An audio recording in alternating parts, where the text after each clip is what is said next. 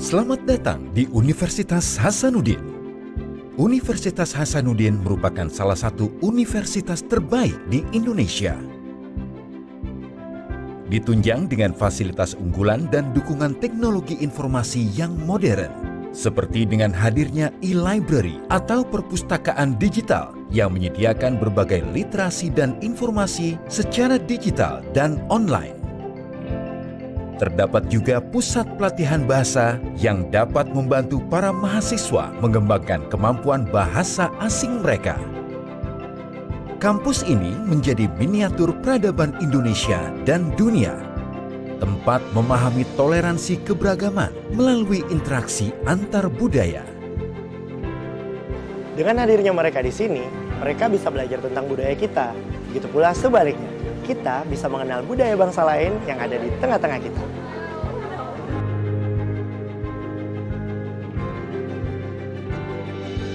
Tidak hanya itu, Universitas Hasanuddin menyediakan fasilitas olahraga, seni, dan budaya yang diperuntukkan bagi mahasiswa dan juga masyarakat.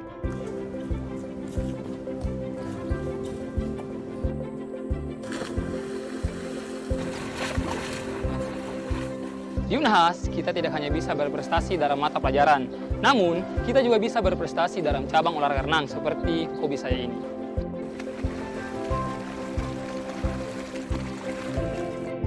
Dengan ini dinyatakan dibuka dan terbuka untuk umum. Hadirkan terdakwa.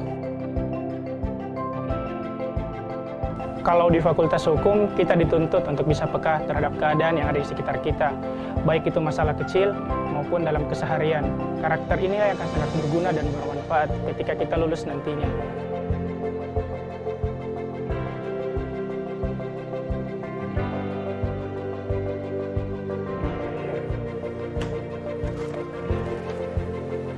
Sampai ketemu besok. Di sini kita dibiasakan praktek, sehingga nantinya kita nggak canggung lagi kalau langsung kerja di rumah sakit. Unhas pun punya rumah sakit sendiri loh, nggak sedikit alumni yang udah lulus kerja di sana.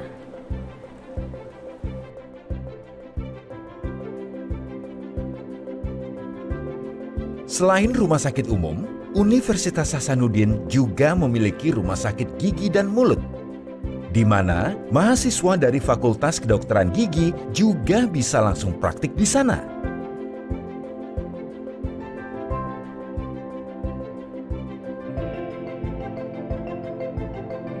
Dengan hadirnya Yusuf Kala Center of Technology, Fakultas Teknik kini dapat memusatkan konsentrasi pembelajaran dengan peralatan terbaik.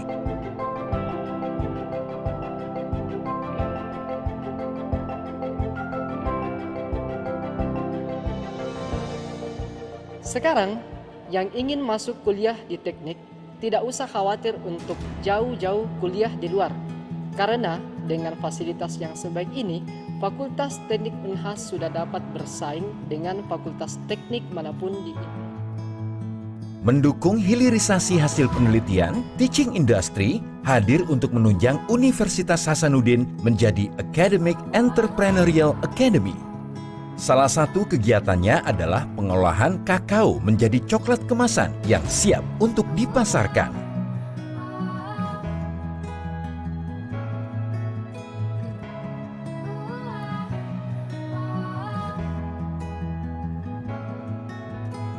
Center of Excellence terdapat di setiap fakultas sebagai wujud peran Universitas Hasanuddin untuk kemaslahatan bangsa melalui inovasi. Maiwa Breeding Center merupakan bagian dari program tersebut. Kegiatannya terdiri atas industri pembibitan sapi, produksi sapi straw Bali, industri penggemukan sapi, industri pemotongan sapi bersertifikat halal dari LPPOM MUI, industri bakso, dan industri pakan.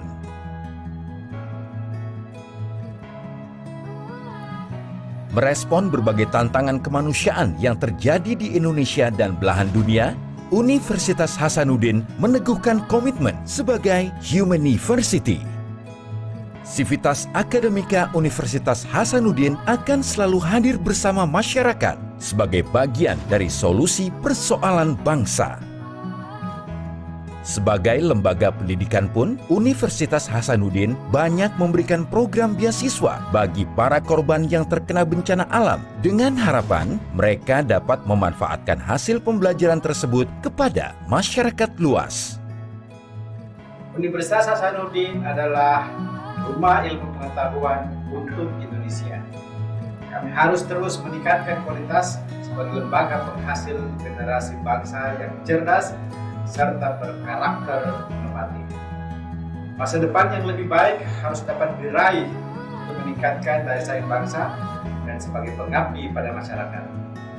Unhas harus terus melahirkan generasi-generasi cemerlang yang mampu bersaing dalam kancah nasional dan global. Unhasku bersatu, Unhasku kuat. Universitas Hasanuddin akan terus berpartisipasi dalam melahirkan generasi-generasi mendatang yang mampu bersaing, berprestasi, dan bermartabat. Bersama Universitas Hasanuddin, semua bisa meraih cita-cita.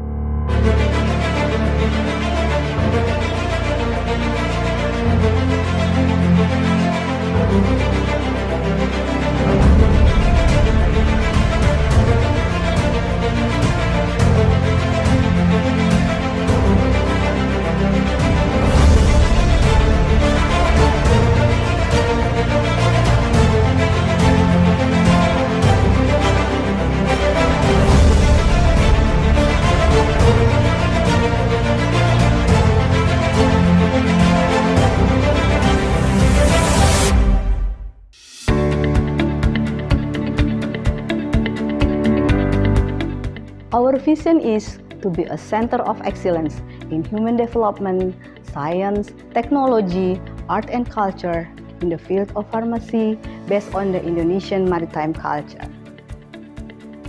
Our mission in the Faculty of Pharmacy is developing science, technology, art and culture in the field of pharmacy through excellent research to produce innovative products and ideas. Providing facilities and infrastructure to support a representative learning process to create a conducive academic atmosphere so as to produce ethical, proactive, and innovative learners. Implementing and disseminating science, technology, art and culture in the field of pharmacy for the benefit and welfare of the community. Credible, transparent, accountable, responsible, and fair governance system. In line with the faculty mission to support high standard of education in pharmacy and pharmaceutical sciences and technology, Faculty of Pharmacy, Hasanuddin University conducts bachelor program, magister program, doctoral program, and a professional apothecary program to support effective teaching, creative learning, and dynamic research environment. Faculty of Pharmacy, Hasanuddin University commits to give the best experience for the students in terms of learning process, facilities, and service. With the competence-based curriculum, our lecturers engage students on discussion, fieldwork collaboration, cooperative learning, problem-based learning, and other student-centered learning methods. Hasanuddin University also provides a learning management system called Sekolah, Sistem Kelola Pembelajaran. This platform facilitates online learning as well as enables lecturers and students to interact through numerous features available, using affordable and user-friendly features like direct chat and online group discussion to help the process of transferring and receiving knowledge to be more efficient. Faculty of Pharmacy, Hasanuddin University also prepares students to be leaders in addressing and solving any challenges in the pharmacy issues with high understanding on ethical and social implications of their knowledge as pharmacists to bring prosperity and a good life for patients and community. Faculty of Pharmacy, Hasanuddin University provides a number of learning laboratories which allow students to learn and practice laboratory skills and procedures in simulated setting. There are 8 learning laboratories or research groups at the Faculty of Pharmacy, Hasanuddin University, namely Pharmaceutics and Technology Pharmacy, Pharmaceutical Microbiology, Clinical Pharmacy, Pharmaceutical Chemistry, Pharmacognosy, Phytochemistry, Biopharmacy, and Pharmacology and Toxicology Laboratory. Faculty of Pharmacy also has an integrated research laboratory equipped with cutting-edge technology instruments called Biopharmaca. This lab was launched on 2012 by the Minister of Education and Culture at that time, Professor Dr. Insinyur Muhammad Nuh DEA. Aside from providing variety of tests on clinical and pharmaceutical research purposes, Biopharmaca also offers a wide variety of training for those who need knowledge and skills in controlling the quality of natural and synthetic-based drug candidates, foods, and cosmetics.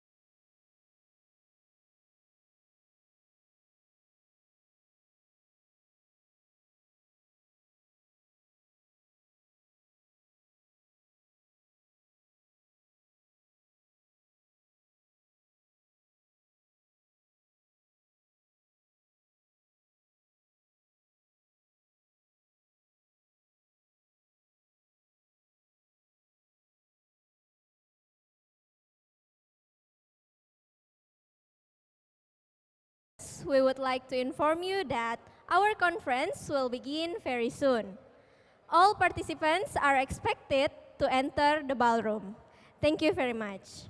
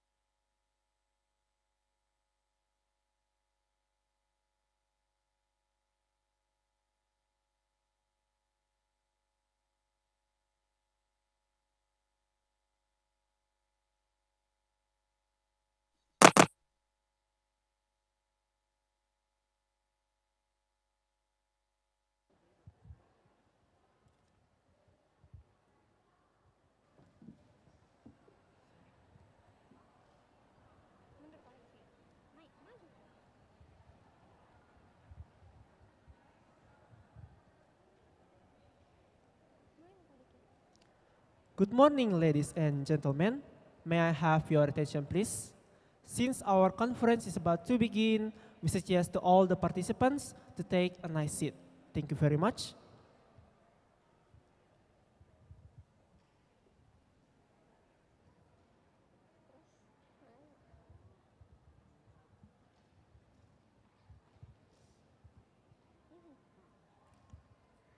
Assalamualaikum warahmatullahi wabarakatuh.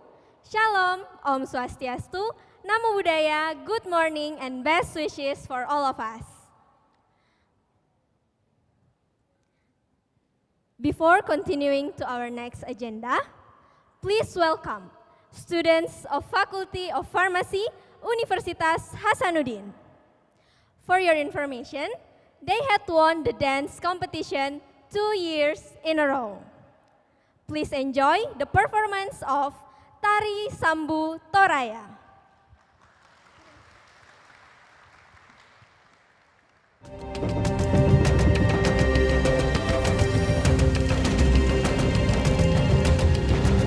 And beyond Toraja, in Sulawesi, there is a myriad of marvels.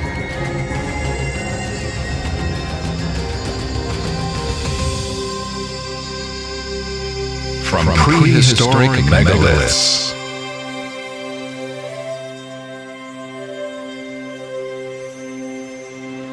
to the race of a lifetime, a feast of the senses, endless stream of excitement, a never-ending adventure in Sulawesi. Wonderful Indonesia.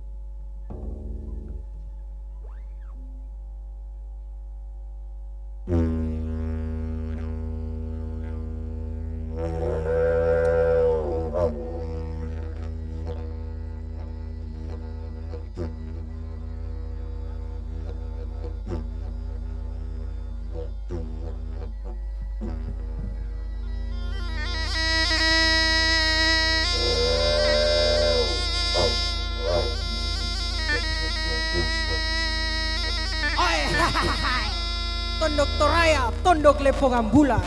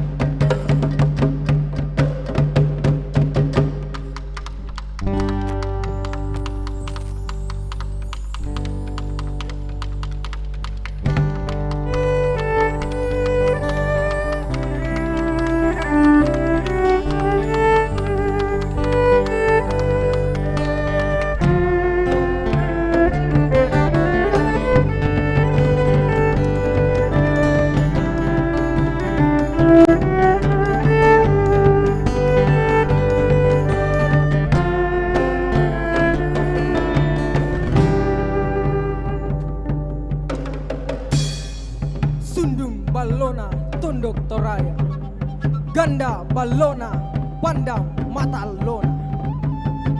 Besari kula kurandan lagi, panden lakurambena batara. Pasundrun rongkona, nupati bae, tojengi malabina. Bitu rongko, sipusinde, amai solana, marinding pada-pada, kure sumanga.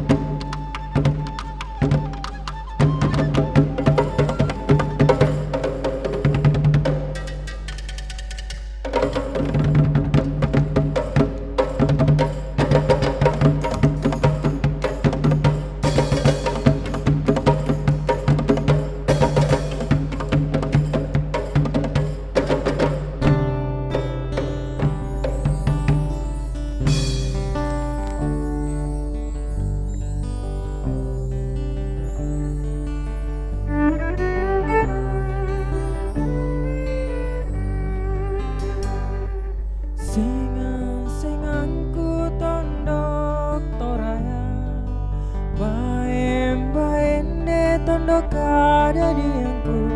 Sinai tondok lepo ngambula, sinai tondok matahari alo, toraya tondok tae susina.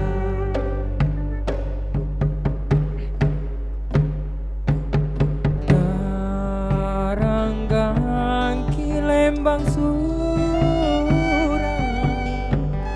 lopi di maya-maya, la tanah isola dua umpami sapenawa basimba toraya, suling na to palopo, la tanah isola dua basia omi.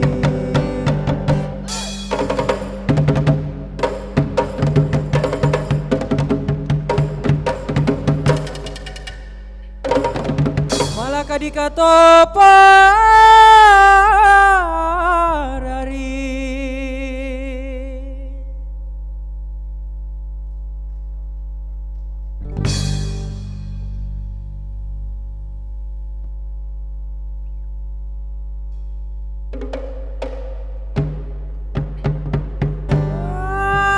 alekan kami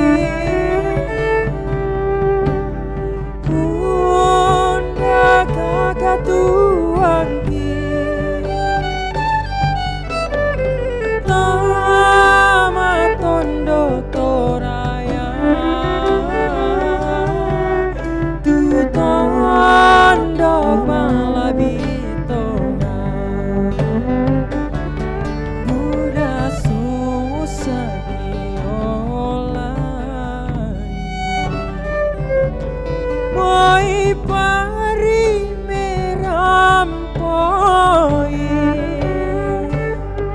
apa kuasa napua, tontong urin dimpal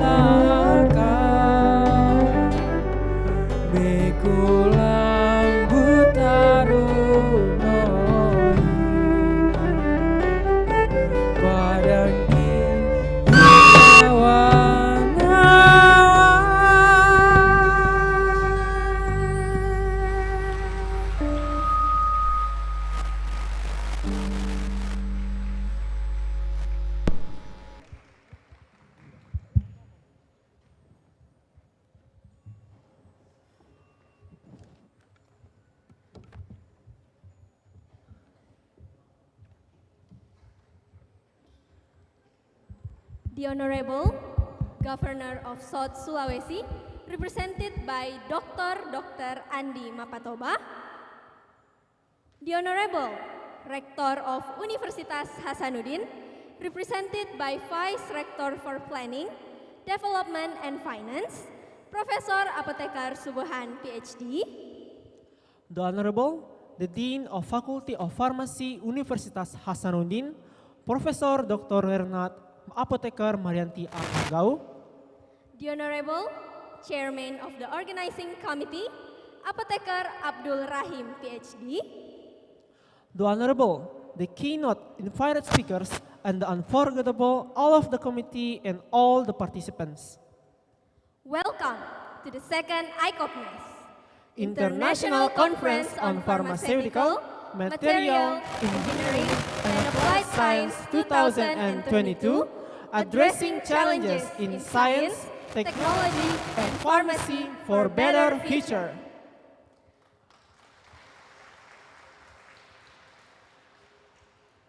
I am Cindy Kristina Enggi. And I'm Mesakdin Saputra.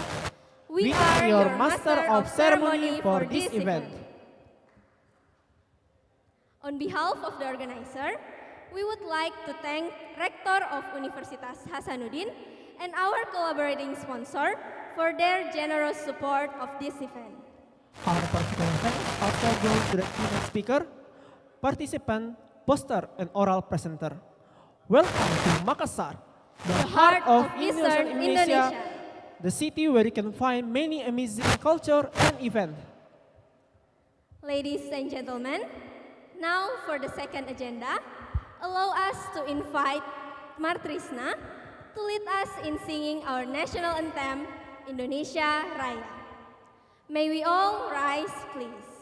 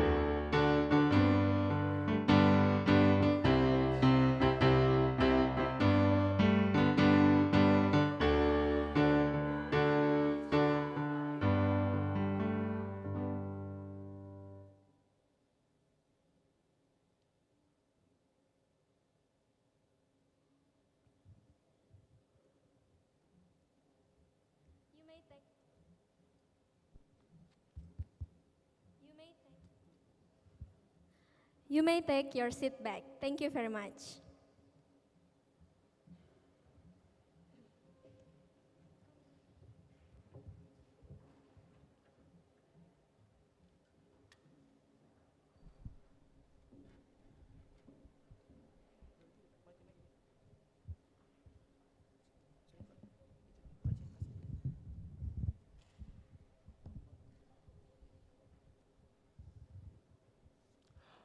Prior to our next agenda, let's take a few minutes to listen prayer that will be delivered by Apotheker Usmar, Master of Science.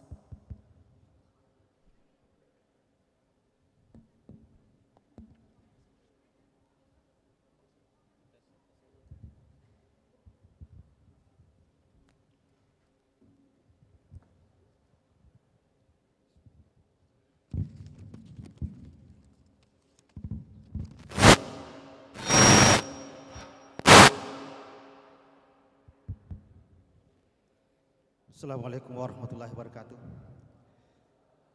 Hadirin sekalian, marilah kita bersama-sama menundukkan kepala sejenak untuk memohon petunjuk kepada Tuhan Yang Maha Esa, Allah Subhanahu wa taala. Ladies and gentlemen, let us bow our heads together for a moment to ask for guidance from the Almighty God. Perkenankan saya memandu doa dengan cara Islam, dan saudara-saudara yang beragama selain Islam mohon menyesuaikan dengan kebiasaan. Let me guide this prayer recitation according to Islamic faith, and to my brothers and sisters who have faiths other than Islam, please conform to your own respective faiths. Bismillahirrahmanirrahim. Alhamdulillahirabbil alamin. Hamda yuwafi ni'amahu wa yukafi mazidah. Ya Rabbana lakal hamdu kama yanbaghi li jalali wajhika kami wa azimi sultanik. Allahumma salli wa sallim ala sayyidina Muhammadin wa ala alihi wa ashabihi ajmain. Allahumma arinal haqqa haqqa warzuqna ittiba'ahu wa arinal batila batila warzuqna tinabah. Rabbi zidna ilma warzuqna fahma. Allahumma inna na'udzubika min ilmin la yanfa' wa qalbin la yakhsha' wa amalin la yarfa' wa du'ain la yusma'. Rabbana atina fid dunya hasanah wa fil akhirati hasanatan wa qina azabannar. Wa sallallahu ala sayyidina Muhammadin wa ala alihi wa sahbihi ajmain. Subhana rabbika rabbil izzati amma yasifun, salamun alal mursalin, walhamdulillahi rabbil alamin. Assalamualaikum warahmatullahi wabarakatuh.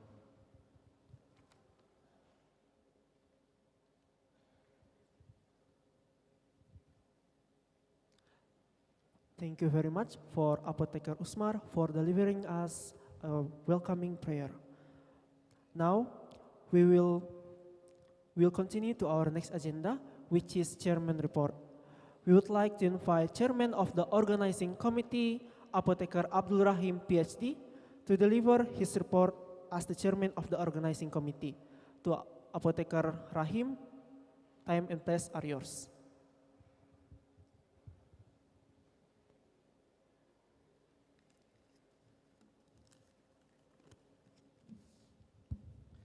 Assalamualaikum warahmatullahi wabarakatuh.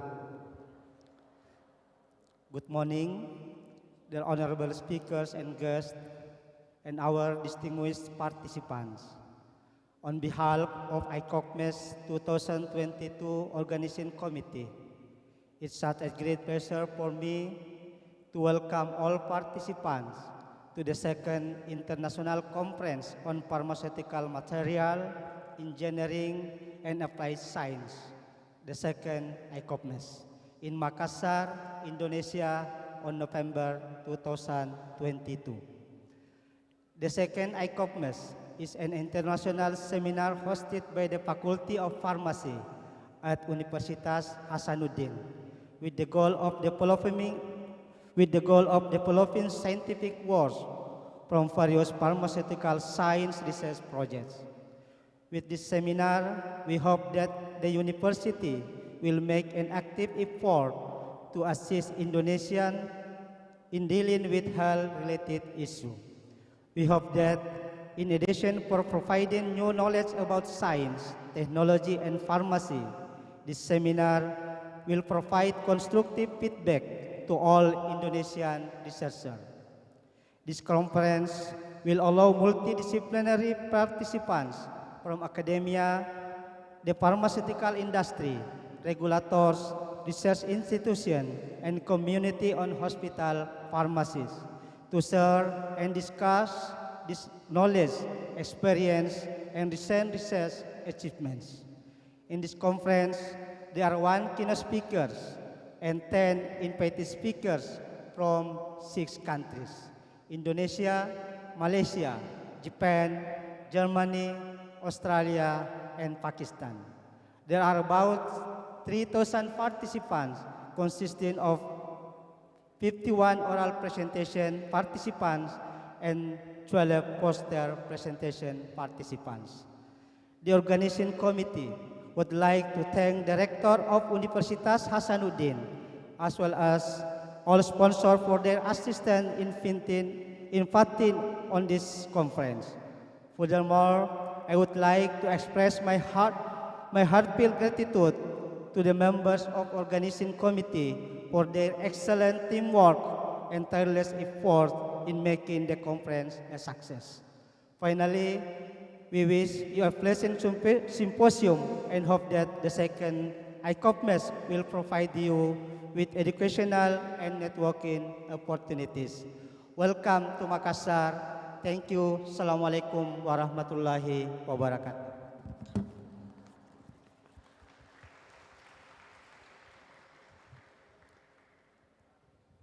Thank you very much for Apotheker Rahim for the report and dedication for making this wonderful event. Now, let us welcome the Dean of Faculty of Pharmacy, Universitas Hasanuddin, Professor Dr. Renat Apotheker Marianti Amanggau, to deliver her speech. To Professor Marianti, time and place are yours.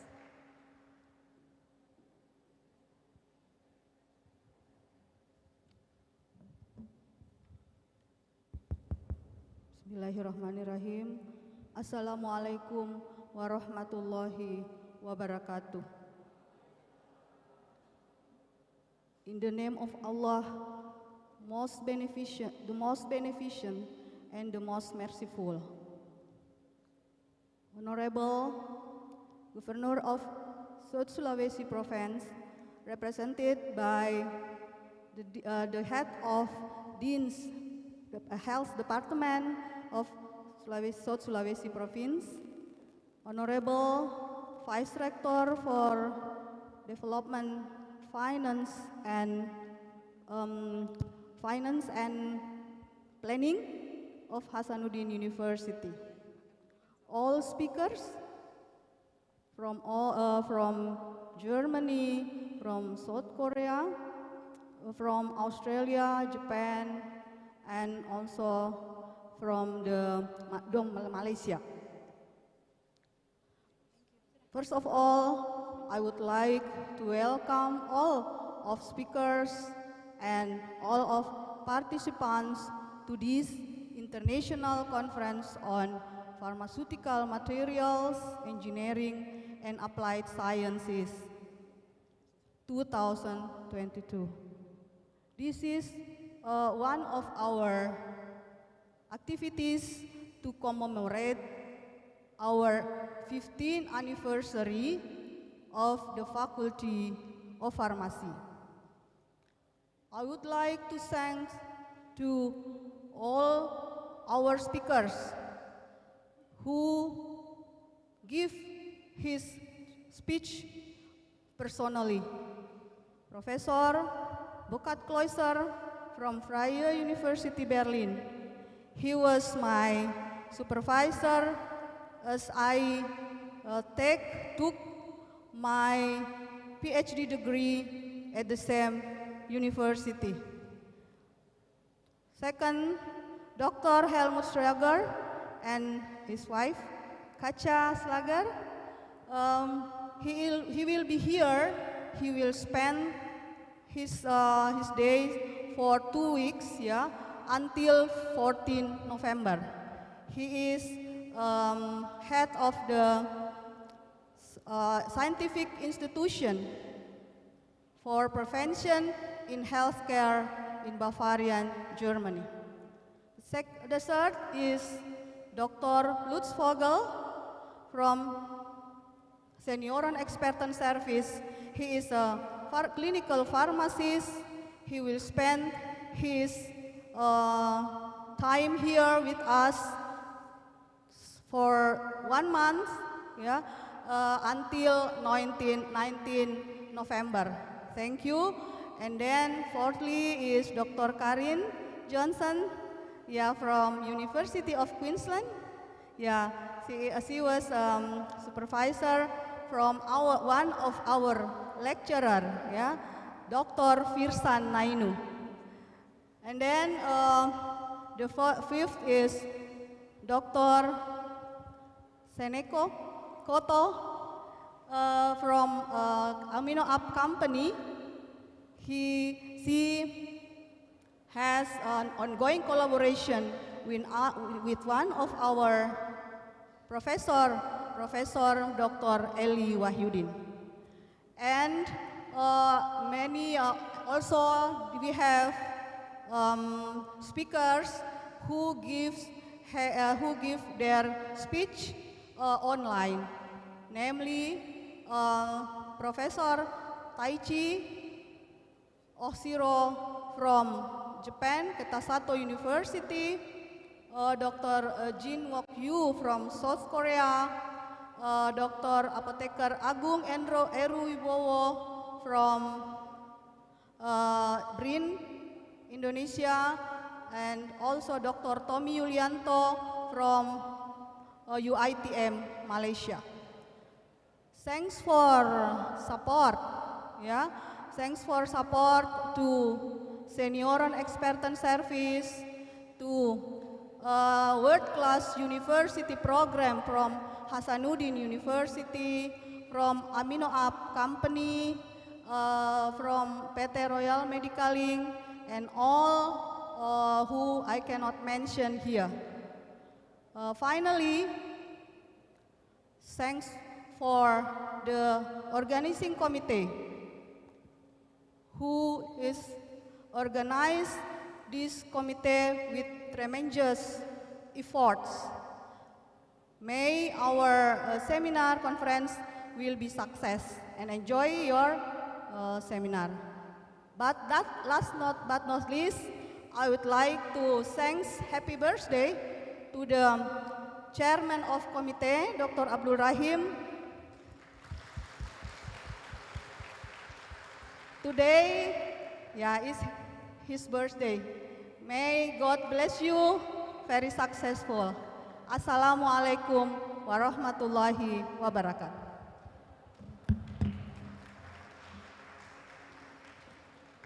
Thank you, Professor Marianti, for your remarkable speech. For the next welcoming speech, we would like to invite Rector of Universitas Hasanuddin, represented by the Vice Rector for Planning, Development and Finance, Professor Apoteker Subhan, PhD. To Professor Subhan, time and place are yours.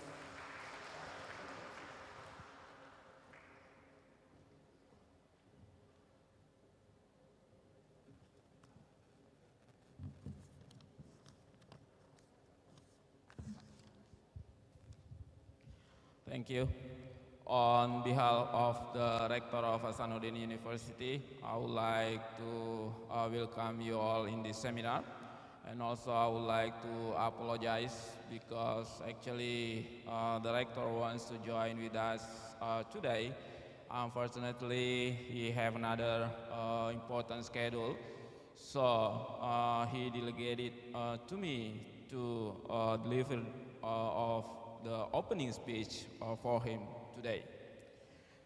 The Honorable Deans, especially Faculty of Pharmacy, Honorable Governor of Provinsi Sulawesi Selatan, represented, and then Honorable all of my colleagues, professor, lecturer, researcher, ladies and gentlemen, good morning.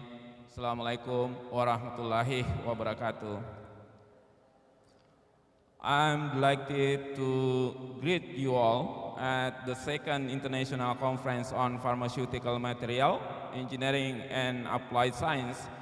This is one of the international conference hosted by Hasanuddin University with the goal of broadly disseminating, sharing, and discussing emerging innovation in the field of pharmaceutical science.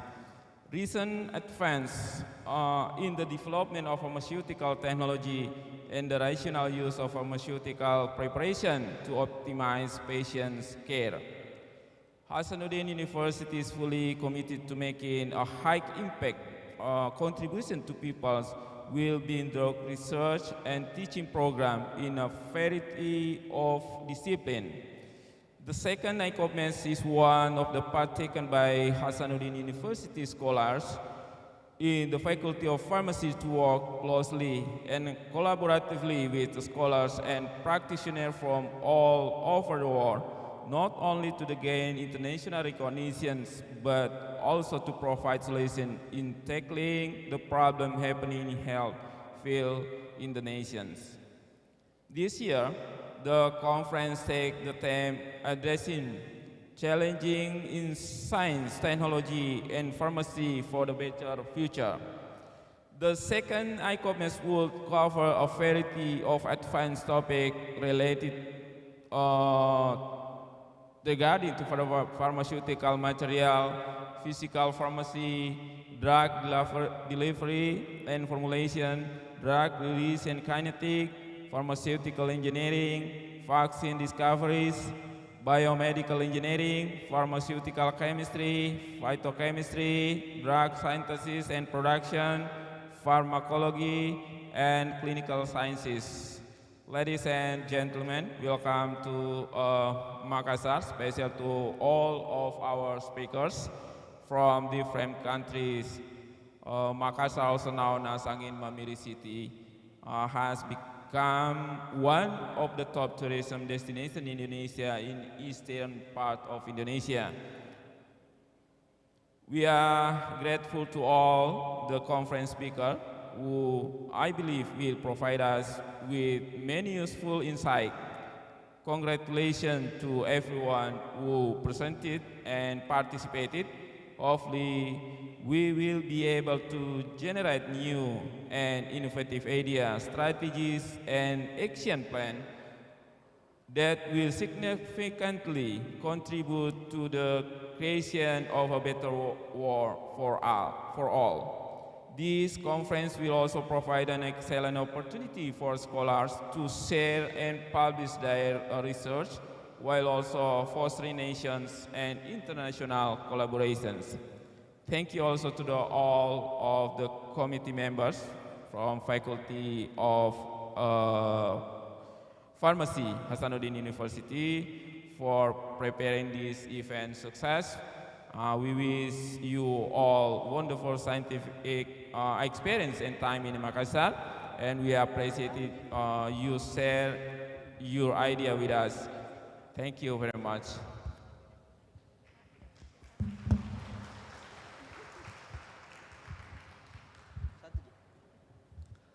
Thank you very much for Professor Subhan for the great speech.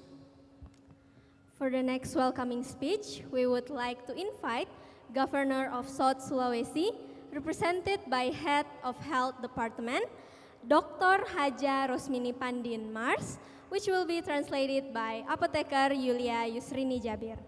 To Dr. Haja Rosmini Pandin, time is yours.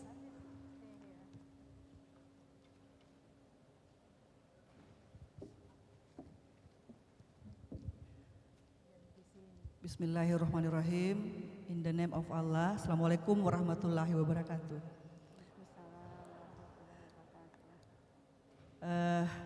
Sebelum saya membacakan sambutan Bapak Gubernur Provinsi Sulawesi Selatan, saya ingin menyampaikan titipan salam hangat dan permohonan maaf dari Bapak Gubernur karena pada saat ini beliau menghadiri agenda yang tidak dapat diwakilkan. Harapan beliau semoga acara ini dapat berjalan lancar.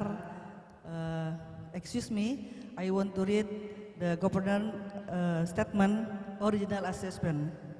Thank you. Bismillahirrahmanirrahim. Assalamualaikum warahmatullahi wabarakatuh. Selamat pagi, salam sejahtera untuk kita semua.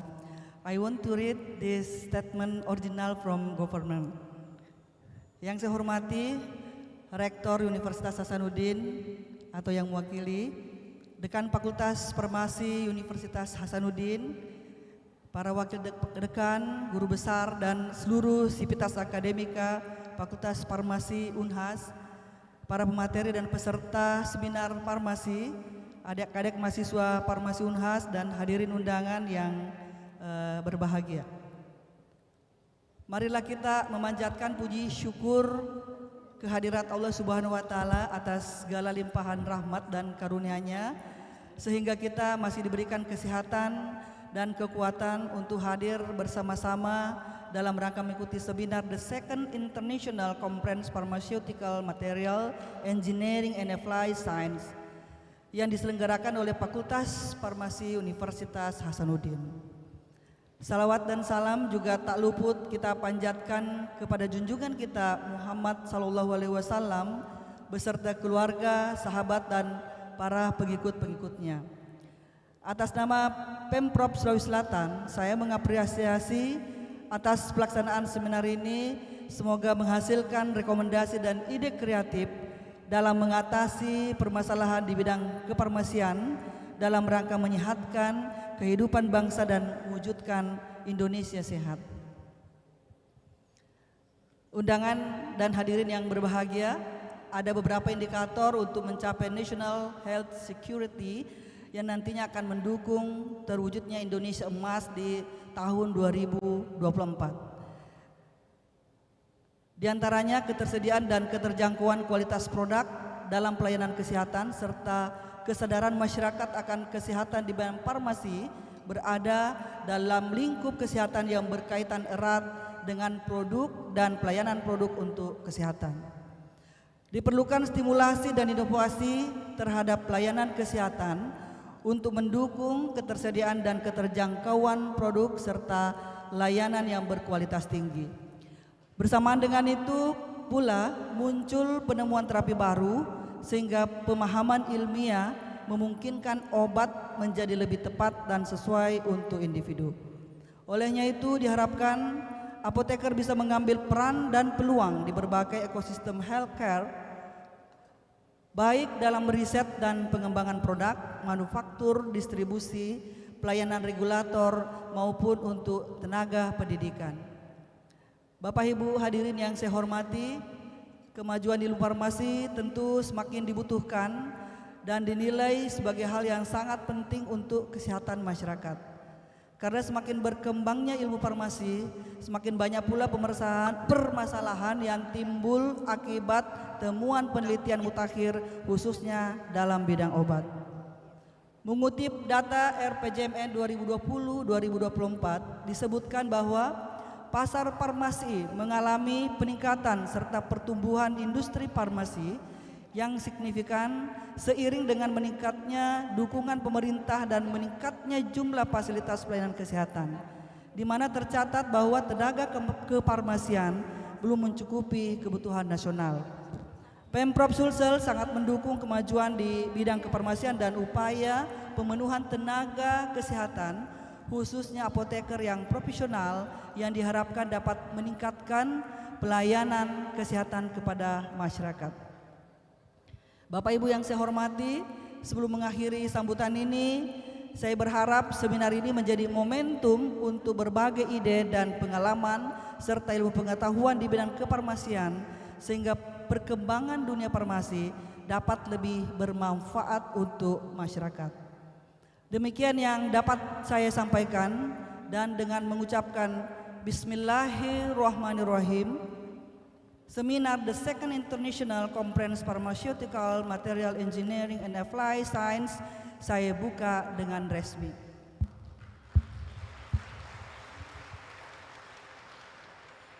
Semoga Allah Subhanahu wa taala senantiasa membimbing dan meridhoi setiap daya dan upaya kita dalam membangun bangsa dan daerah yang kita cinta ini. Sekian dan terima kasih. Wassalamualaikum warahmatullahi wabarakatuh. Selamat kita pada salama Gubernur Sulawesi Selatan Andi Sudirman Sulaiman. Thanks very much. Thank you very much to Dr. Haja Rosmini Pandin. We would like to ask you to stay a little bit on the stage.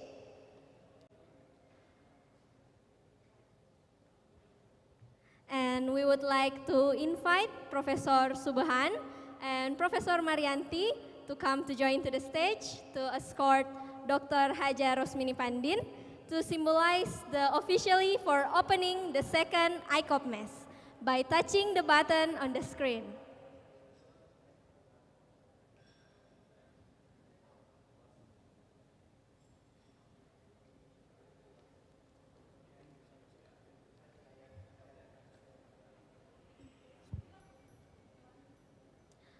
Okay, ready? 1, 2, 3.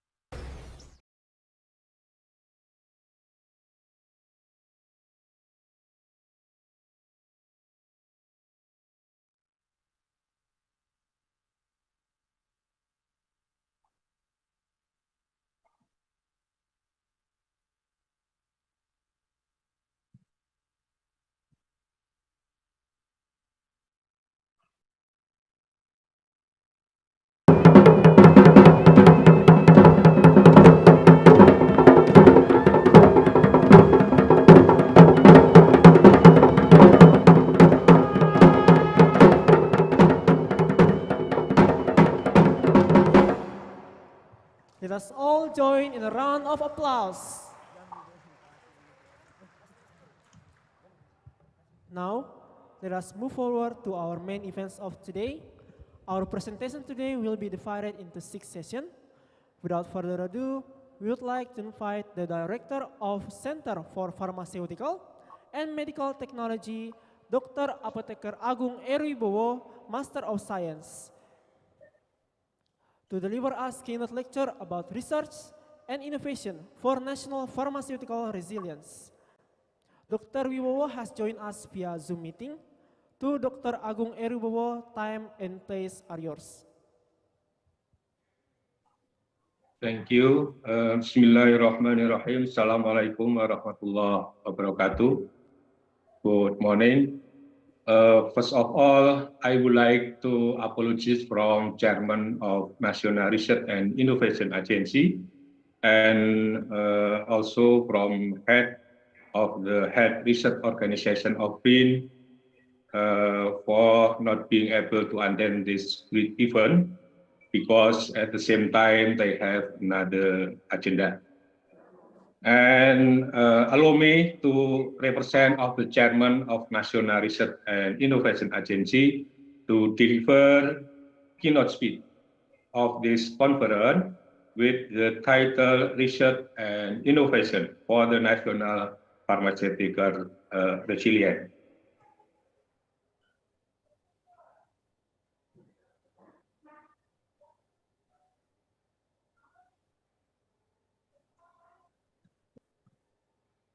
So, yeah. Bismillahirrahmanirrahim.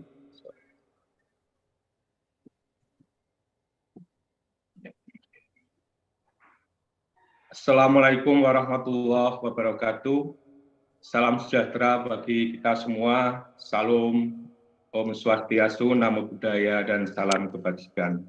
Good morning, the Honorable Governor of South Sulawesi Province or Representative, the Honorable Rector of Hasanuddin University, represented by Vice Rector Professor Subhan Apotheker, the Honorable Dean of Faculty of Pharmacy, Hasanuddin University, Professor Marianti Amanggo Apotheker, the Honorable invited speakers, the Honorable Organizing Committee of the Second International Conference on Pharmaceutical Material, Engineering and Applied Science 2020-22, all of participants, distinguished guests, ladies and gentlemen.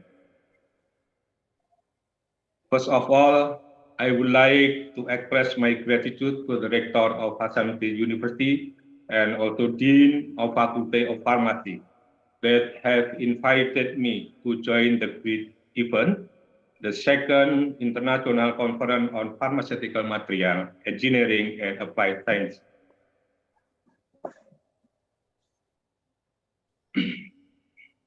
Ladies and gentlemen, as part of the community, Indonesia is very concerned about the change the core of the health sector.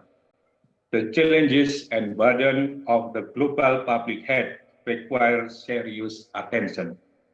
In addition to the strengthening of the threat of infectious and zoonotic diseases, case of a non-communicable diseases still show the significant increase, triggered by the epidemiological transition and also demographic transition, where the number of the elderly of the people is increased. It is estimated that currently the world population is 60 years and over 60 years is about 1.4 billion and will increase to reach 2.1 billion in 2050. The COVID-19 pandemic has proven that the threat of the spread of the infectious diseases by pathogen is very high. It reminds the world community that it is necessary to strengthen readiness and resilience to overcome them.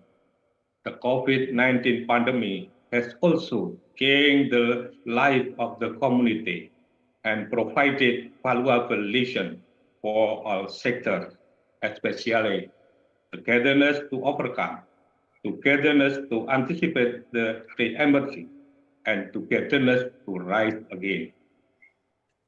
The restructuring of the global health architecture is the common reference to the carry-out agreement and togetherness in building the world public health in the future. The three main elements of the restructuring are: the first one is building the resilience of the global health system, and the second, aligning global health protocol standard, and the third, developing in global manufacturing and knowledge hub for pandemic prevention, preparedness, and also response. Ladies and gentlemen, pharmacy is part of the health sector that has very important role, especially in providing medicinal products for use in health services, both preventive and also curative.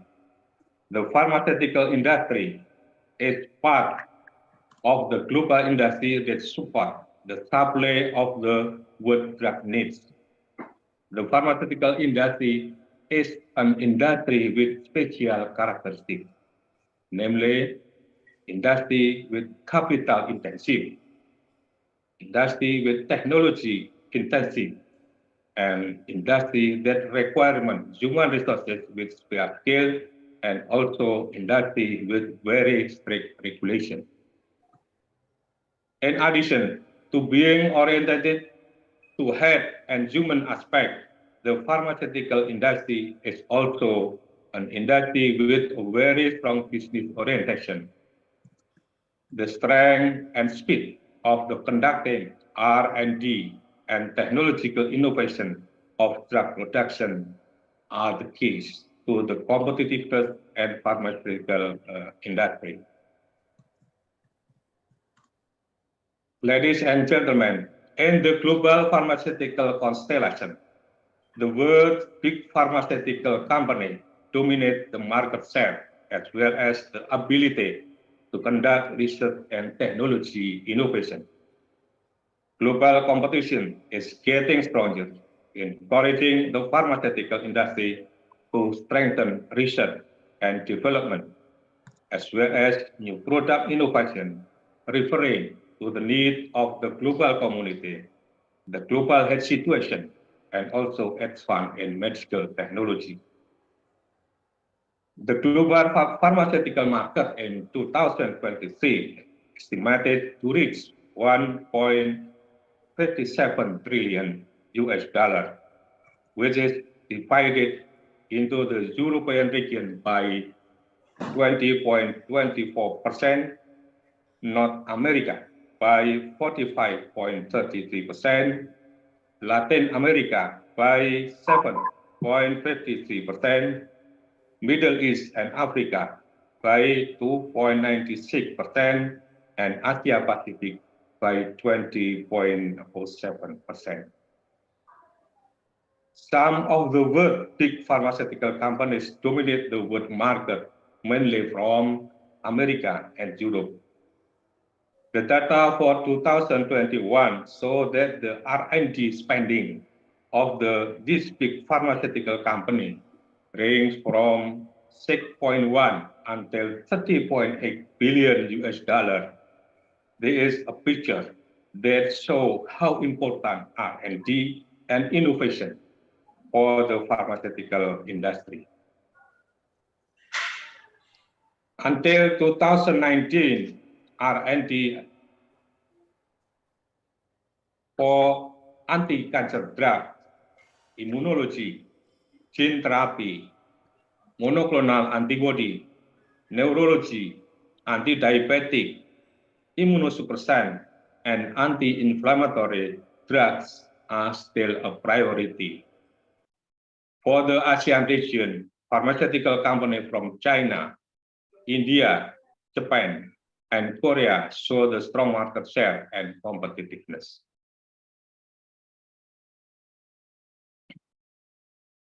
Like other sectors, the pharmaceutical sector has also been badly affected by COVID-19 pandemic, especially the disruption of the supply chain of raw material and finished product. The demand for the availability of biopharmaceutical products as the main product for handling infectious diseases as well as degenerative diseases is getting stronger. In line with this and the need for the Pharma 4.0, it complements effort to accelerate digital transformation in the pharmaceutical sector. Utilization of digital transformation that has begun in the pharmaceutical sector and include improving drug development, interaction and patient care, R&D activities, product distribution, cost efficiency analysis, and also supply chain. Distinguished ladies and gentlemen, what about our national pharmacy? The national pharmaceutical industry is the main support for the supply of drug needs in the country. About 90% of national needs are met by the perform of the national pharmaceutical industry.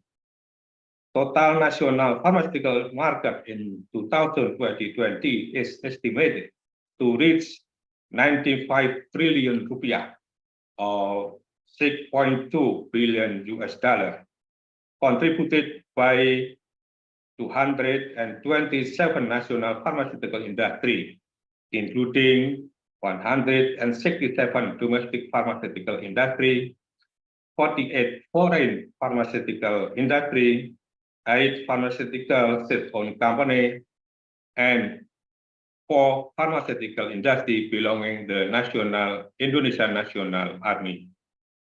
Of the entire pharmaceutical industry, about 200 in the company are manufacturing industry that produce chemical finished product.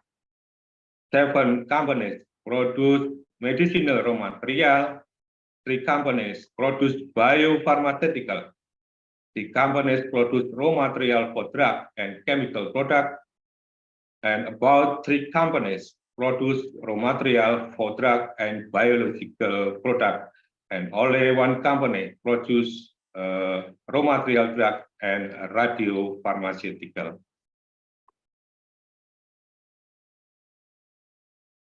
In accordance with the national health profile, which show that the number of cases of non-communicable diseases, including metabolic and degenerative disorders, continues to increase in line with the demographic transition, where the number of the elderly population continues to grow.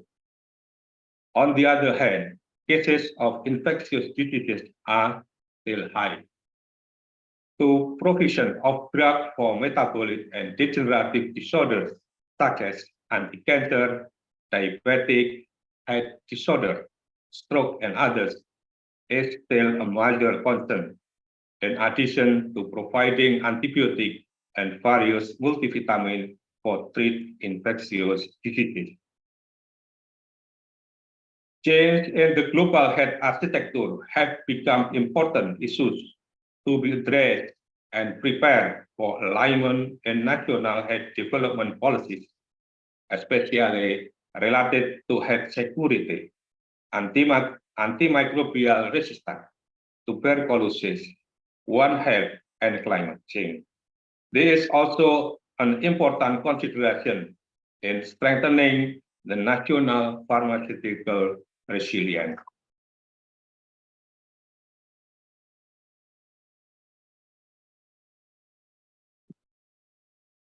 Distinguished ladies and gentlemen, regarding effort to promote and strengthen national pharmaceutical capacity, the government has given commitment and support in various forms. The first one, the pharmaceutical industry has been included as the leading industry group in the National Industrial Development Master Plan. A leading industry is an industry that is considered to have a strong potential for leveraging the national economy. The second, the President of Republic Indonesia has issued the President Instruction Number 6, 2016, concerning the acceleration of the development of the pharmaceutical and medical devices industry. Various other regulations and policies to stimulate accelerated growth and competitiveness of the national pharmaceutical industry have also been issued. And then the Minister of Health has prepared steps for the transformation of national health. And one of the important steps to be taken is to prepare health resilience, namely the resilience of pharmaceutical and medical devices.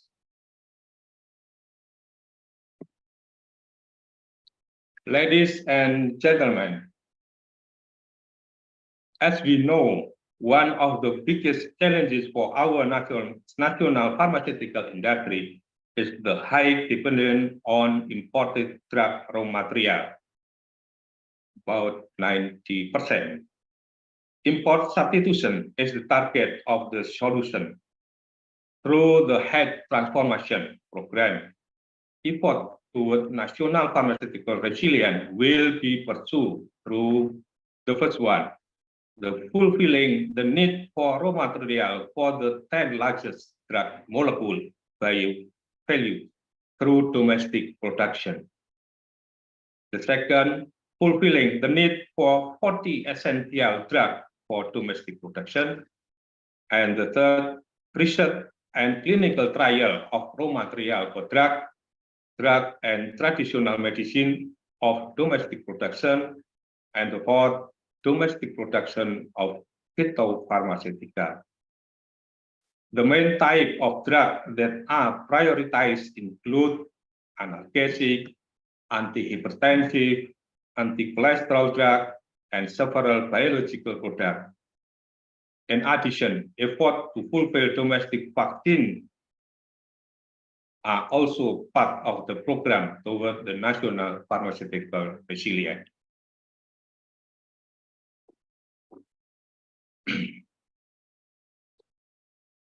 National pharmaceutical resilience is strongly influenced by readiness and competitiveness of the national pharmaceutical industry.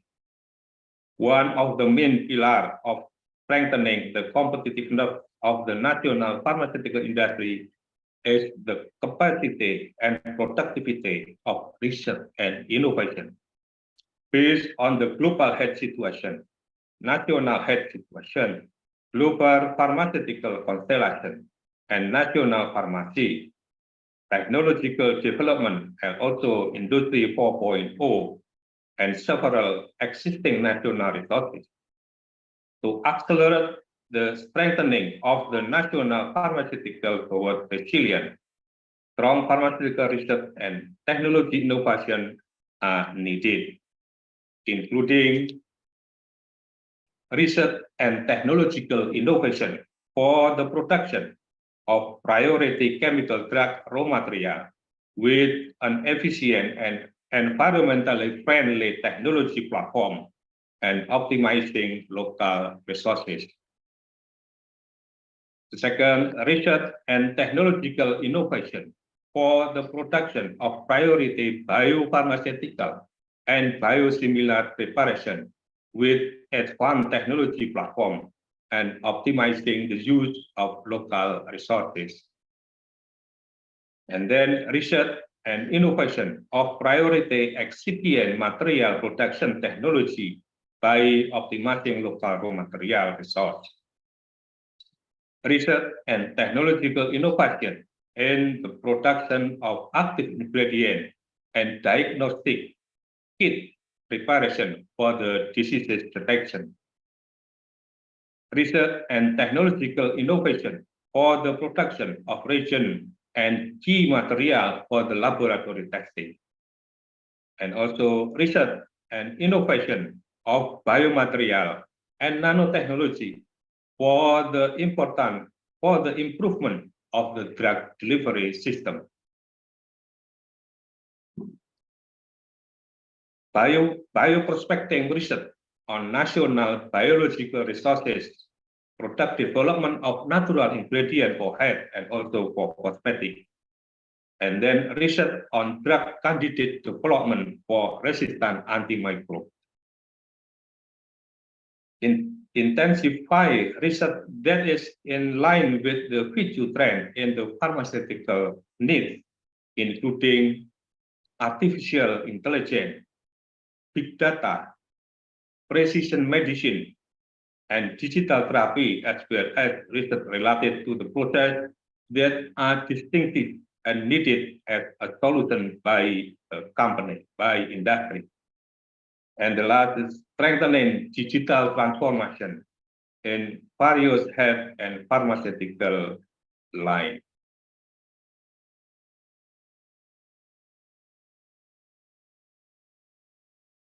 Distinguished ladies and gentlemen, GREEN, the National Research and Innovation Agency, is the government agency that is under and responsible to the President and start with conducting research, development, assessment, and application of technology, as well as technological invention and innovation. in relation to the research and innovation in the field of health and pharmaceutical. BRIN already has the following tool and infrastructure. The first one, BRIN has a health research organization, which is BRIN functional organ in charge of the carrying out research and innovation in the field of health and pharmaceutical. This research organization consists of 7 research centers with the support of competent human resources and sufficient research facilities, namely Research Center for Biomedical, Research Center for Public Health and Nutrition, Research Center for Clinical and Preclinical Health, Research Center for Drug and Vaccine, Research Center for Pharmaceutical Ingredient and Traditional Medicine, Research Center for Veterinary Health Sciences, and also Research Center for Molecular Biology.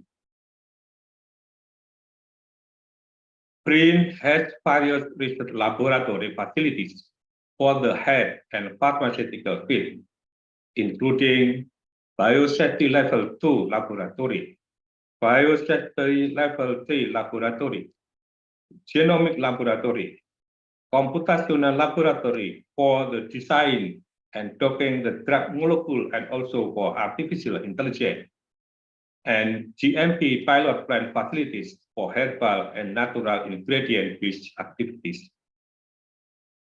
BRIN has prepared various research funding programs that can be used to strengthen research activities in the health and pharmaceutical sector, including RIM program, Research for Research and Innovation for Indonesia, and National Priority Research, COVID-19 Handling Research, Health Innovation Product Testing, Expedition and Exploration Funding, and Research Collaboration Center, and also funding for the research-based startup. And also BRIN has prepared various talent management programs that can be used to strengthen the activities and competence of the student and researcher, namely research assistant program, postdoctoral program, and also visiting researcher program.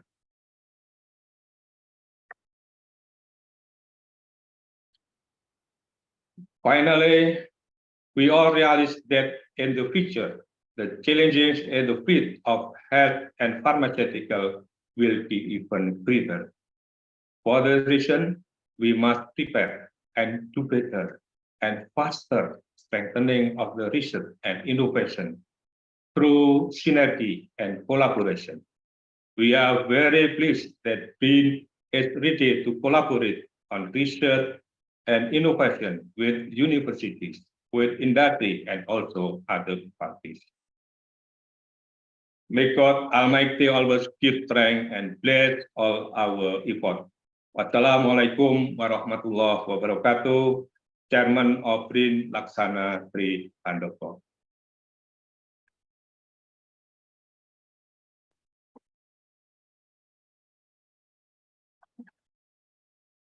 This is the keynote speech from the chairman of BRIN, and hopefully it can enrich information and open up space for communication between us to collaborate to strengthen research and technology innovation, especially on health and pharmaceutical field. Thank you very much. Wassalamualaikum warahmatullahi wabarakatuh.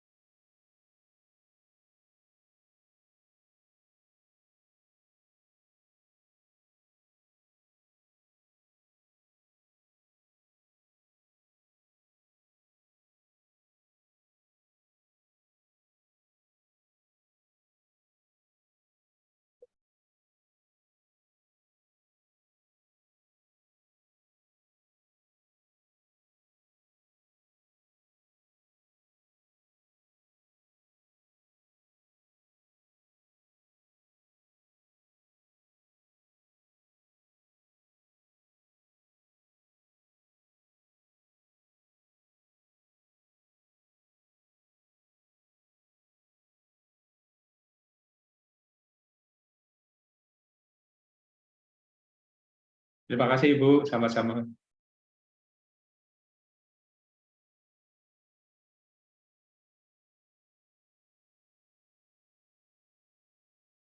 Terima kasih. Salam dari Bapak Pimpinan dan seluruh Sitas Green untuk Ustaz Hasanuddin.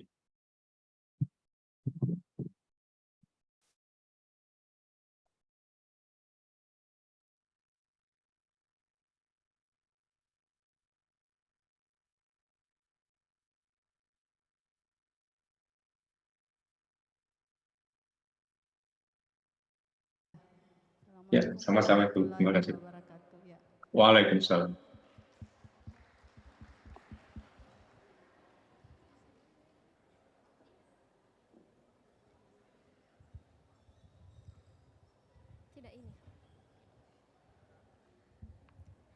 Okay, next, our next invited speaker is Professor Dr. Burkhard Kleuser from Freie Universität Berlin, Germany. This session will be moderated by Apotheker Rina Agustina, PhD. Please welcome our moderator, Apotheker Rina Agustina, PhD. So, Apotheker Rina Agustina is a lecturer in Faculty of Pharmacy, Hasanuddin University, and she gained her bachelor degree in Universitas Hasanuddin and continue her study for master program from University of Toyama in 2014 and gained her PhD degree from Kanazawa University, Japan, 2022. To Apotheker Rina Agustina, PhD, please.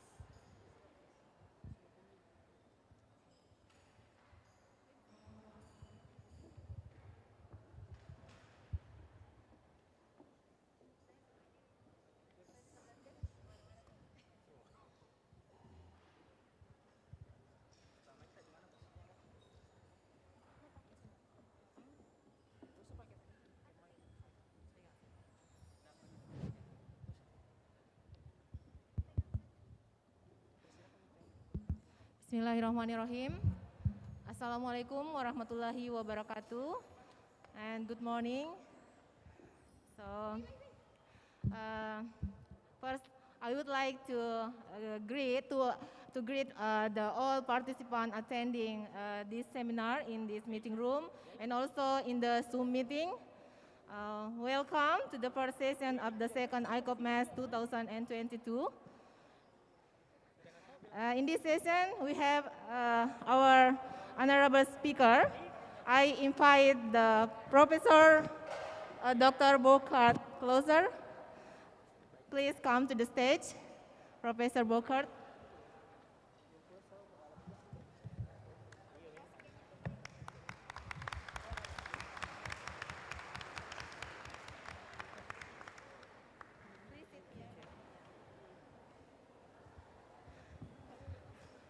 Did I pronounce your name correctly?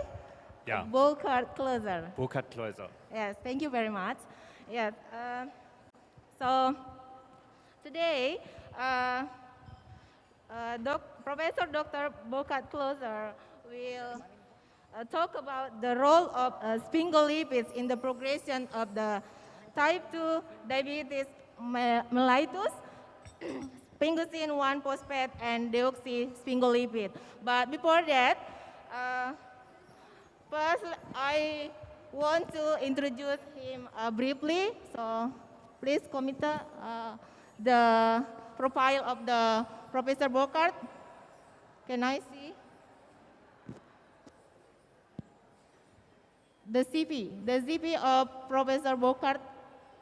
Can we see?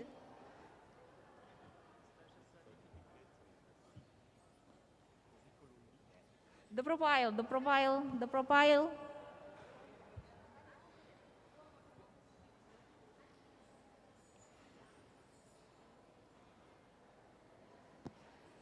profile, please. Yes, thank you very much, the organizing committee. So Professor Dr. Burkhard Kleuser is the professor and chair of the pharmacology and toxicology Institute of Pharmacy, Freie Universität Berlin. So since 2022. And here we can see that Professor Burkhardt held many positions since 2006. And Professor Burkhardt conducted study of food chemistry and biochemistry at the University of Wuppertal, Germany, and also conducted practical training at the Institute of Veterinary and Food Chemistry at the Federal State Schleswig-Holstein, Germany, and also study of biochemistry and molecular biology at the University of Hamburg, Germany.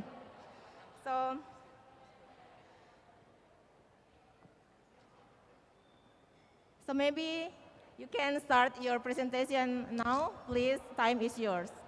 Thank you very much for this very kind introduction, Rita.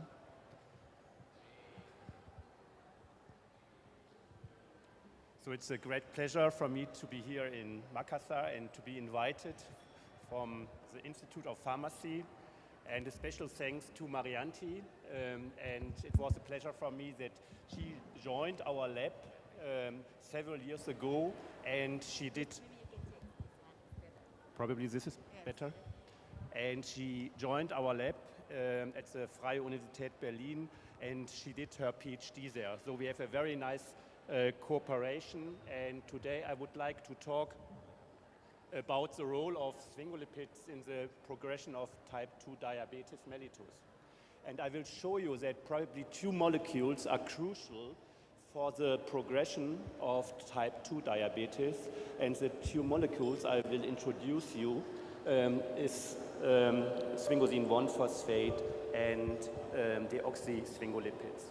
So I'm very happy that I'm here, and as you can see, this is University of Hassanuddin, and this is the Freie Universität Berlin, and I think there are some similarities between both the universities. I think University Hassanuddin is one of the top-ranked universities in Indonesia, and for the Freie Universität Berlin is also an excellent university in Germany. So I'm very happy. Next, please. So,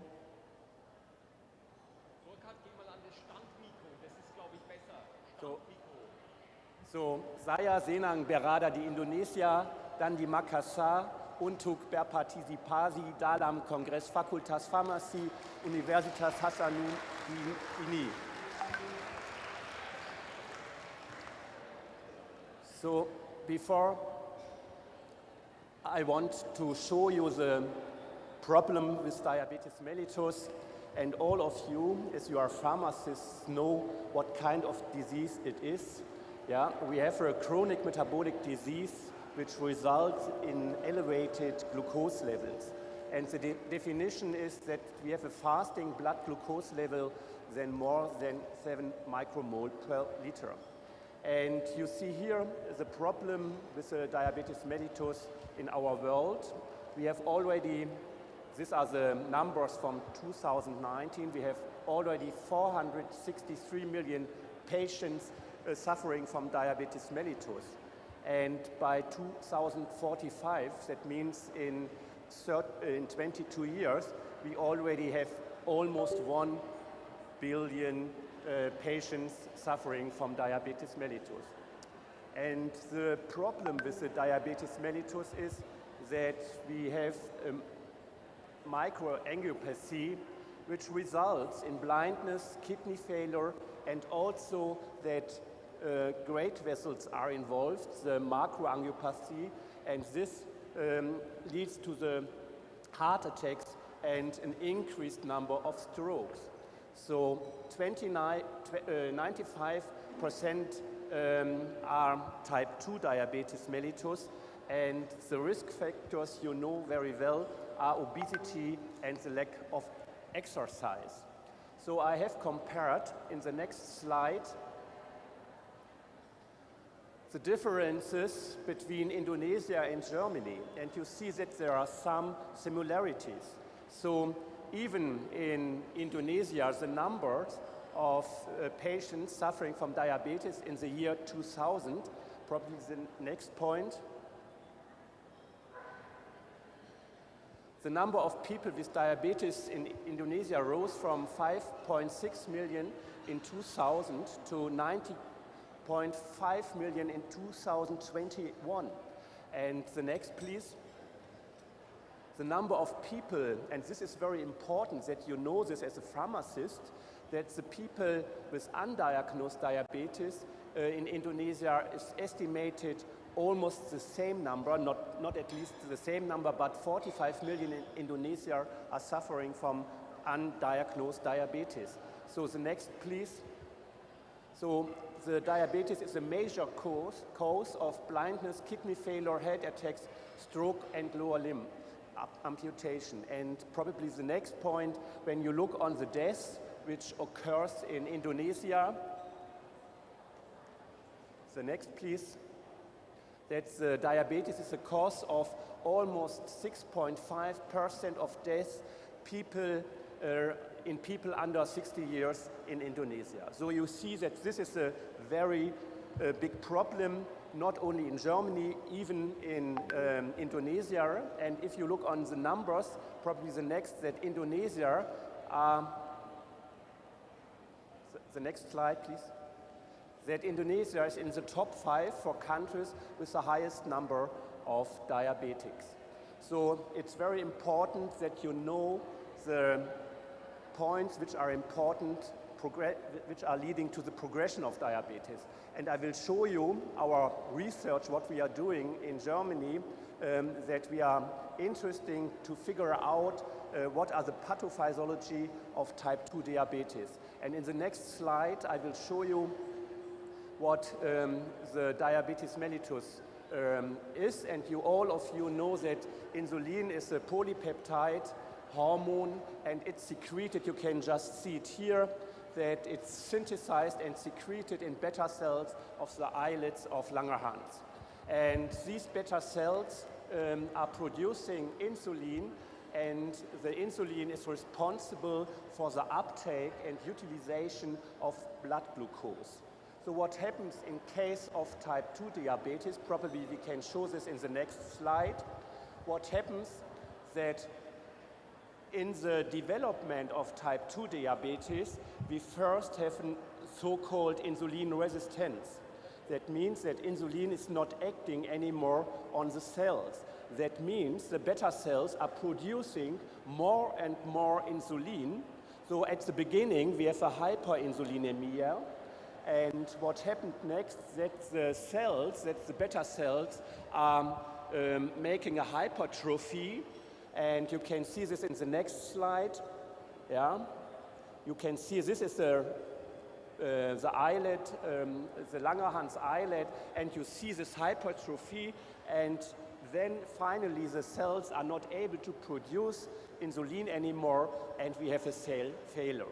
So that means at the end we have a hyperinsulinemia, and then the cells are not responding anymore, and they are going into apoptosis, and then we have the beta cell failure and the diabetes mellitus type 2, which you can see here is enhanced glucose levels. And in the next slide I will show you what happened with the insulin signaling.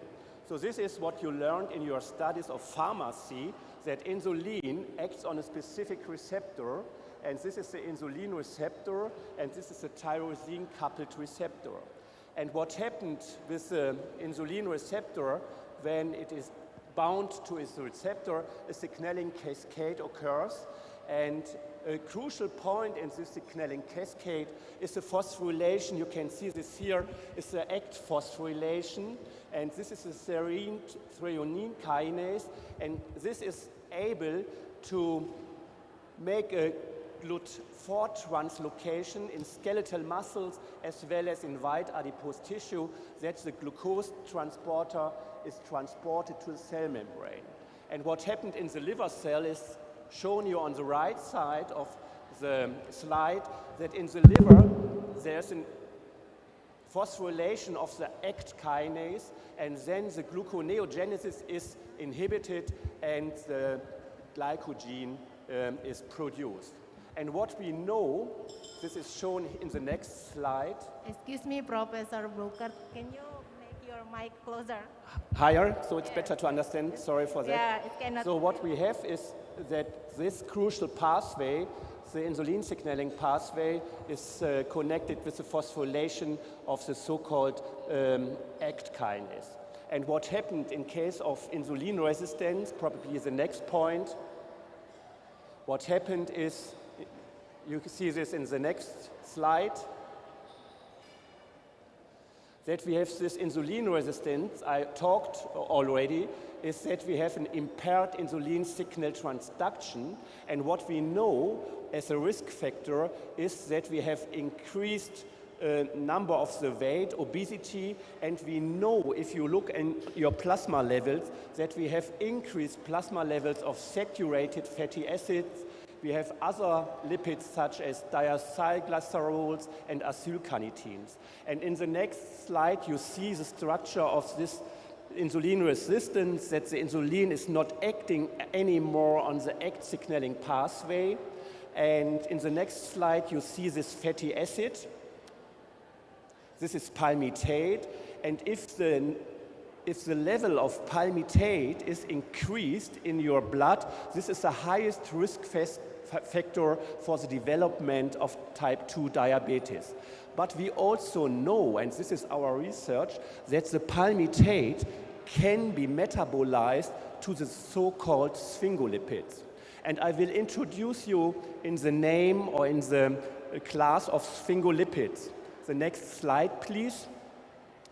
What we know about the sphingolipids, you see this person here. This is Johann Ludwig Tudikum. He is a German physician, and he figured out that there is a new lipid class in the brain. He isolated the lipids from the brain, and he tried to figure out the structure of this new lipid class. And he was not able to figure out the configuration of this new lipid class. So this reminds him to a story from the Greek mythology.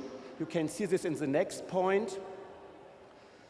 Yeah, so that he named it according to the Greek Sphinx, because the Sphinx gave everybody an enigma when he was asking or she was asking, and when you were not able to answer this, this was the so-called Sphinx. You see this here.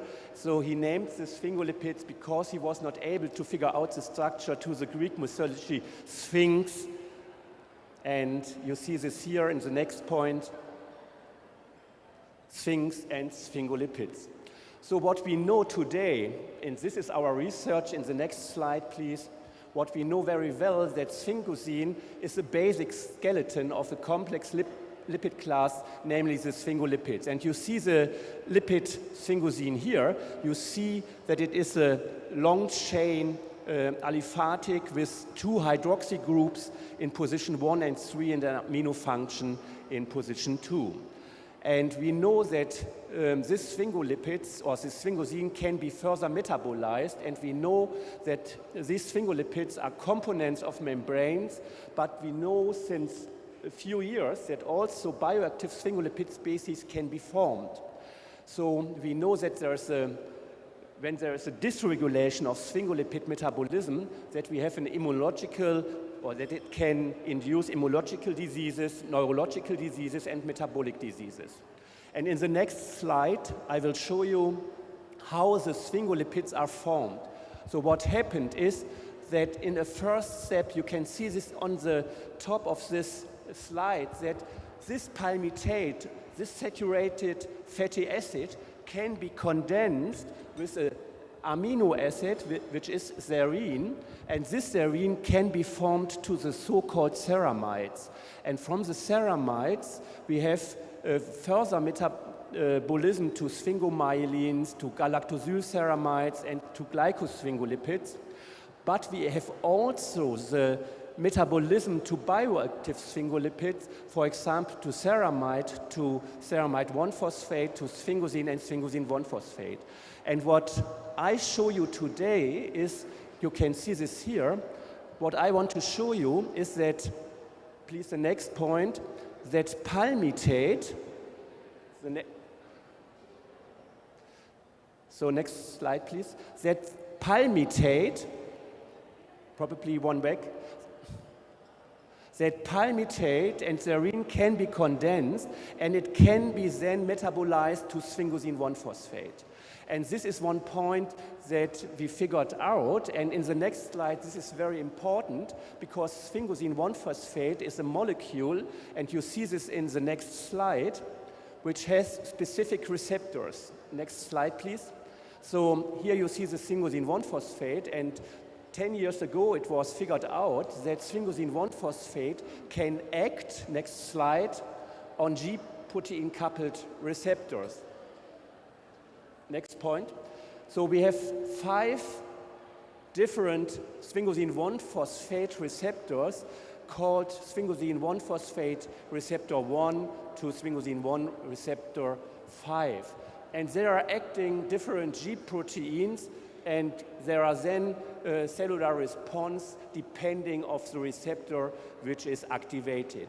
And in the next slide, we have shown, or we are interested in, that we know the de novo pathway. I told you already that palmitate can be condensed or condensated with serine, and then sphingosine 1-phosphate is formed. And as you know, as I mentioned, that palmitate is the most important risk factor for the development of type 2 diabetes. And it is known that sphingosine 1-phosphate is increased in patients with type 2 diabetes. We had the following question. Is sphingosine 1-phosphate, next point please, is sphingosine 1-phosphate involved in the development of type 2 diabetes? And this is what we have measured, and probably in the next slide you can see what we have done. We have used primary human hepatocytes and red hepatocytes, and we have stimulated the cells with palmitate. And we were able to use deuterated palmitate so that we can monitor the metabolism of palmitate directly in the primary cells, the hepatocytes from human and rats. And we were able to identify then all the lipid molecules which are accumulated after stimulation the cells with palmitate. And in the next slide, indeed, you can see what happened, that indeed when we stimulate the cells, the hepatocytes with palmitate, then we have an increase. In the upper part, you see the increase of the sphingosine 1-phosphate after stimulation with palmitate. And you can see that there is a transient formation of sphingosine phosphate after stimulation with palmitate within the cells. And the reason that there is a transient formation, that the sphingosine 1-phosphate, and you can see this in the lower part of the slide, is transported from the cells to the outside into the extracellular environment. So we have figured out that indeed palmitate induces the formation of sphingosine 1-phosphate. And the next point, it was of interest whether the sphingosine 1-phosphate is able to inhibit the insulin signaling pathway. So probably no other way. One back. So in the next slide, you can directly see that we now stimulated the hepatocytes with sphingosine 1-phosphate. And what we figured out that indeed, you can see this here, when we stimulate the cells with insulin, we have the increased formation of glycogen synthesis. And we have also, I showed you that this is the important signaling pathway, the phosphorylation of ACT is increased after stimulation with insulin. But in the presence of sphingosine 1-phosphate, insulin lost its ability to stimulate the glycogen synthesis and the phosphorylation of ACT. So what happened is that indeed sphingosine 1-phosphate inhibits the insulin-mediated ACT activation. So what we have figured out that palmitate is formed to sphingosine 1-phosphate, and sphingosine 1-phosphate inhibits the insulin signaling pathway. And now it is of interest, and I show this in the next slide, that we figured out if there is a specific receptor, because I told you that there exist 5 receptors for sphingosine 1-phosphate. Is there a specific receptor involved in the inhibition of insulin signaling? So is a specific receptor responsible for the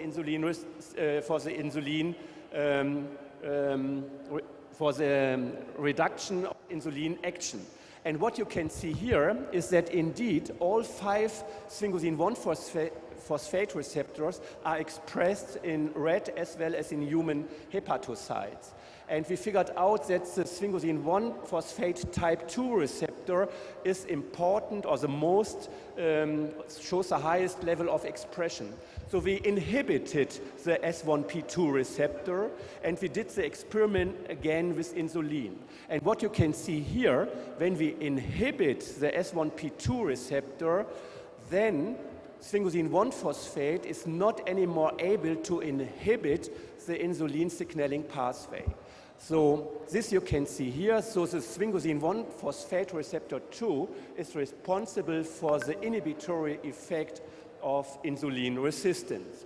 And this we figured out in human and rat hepatocytes. And in the next slide, you can see that we now did an animal experiment, that we used a diabetic model of type 2 diabetes. This is a high-fat diet in New Zealand obese mice. And when you fed these mice with a high-fat diet, they develop diabetes type 2. And you can see what we have done. Please, one back.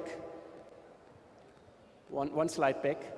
So what we have done, one slide back, please. So what we have done, that we started to inject the S1P2 receptor antagonist starting at day 19. You see this on the red arrow. And what happened is that then we measured the blood glucose levels, and we measured the sphingosine 1-phosphate levels. The sphingosine 1-phosphate levels were not discrete, but when we used the S1P2 receptor antagonist, you see that we were able to restore the effect of the high-fat diet. That means that even in the animal model, now the inhibition of the S1P2 receptor works to inhibit the insulin resistance. So you see this very impressive figure in the next slide. So this is the islet of this mice, and you see on the left, these are the normal islet, Langerhans islet, with healthy mice, with a standard diet, and with a high-fat diet, you see that we have the hypertrophy of the islet, and that they are not able anymore to produce insulin. But when we use the S1P2 receptor, we were able to restore the effect. So what I want to show you, and what is the first conclusion of my talk, in the next slide, please, what we figured out, next slide, please. What happened is that palmitate, the most important risk factor for type 2 diabetes, is metabolized to sphingosine 1-phosphate, then secreted outside to the cell, acting on the S1P2 receptor, and when you stimulate the S1P2 receptor, we are able to inhibit the insulin signaling pathway.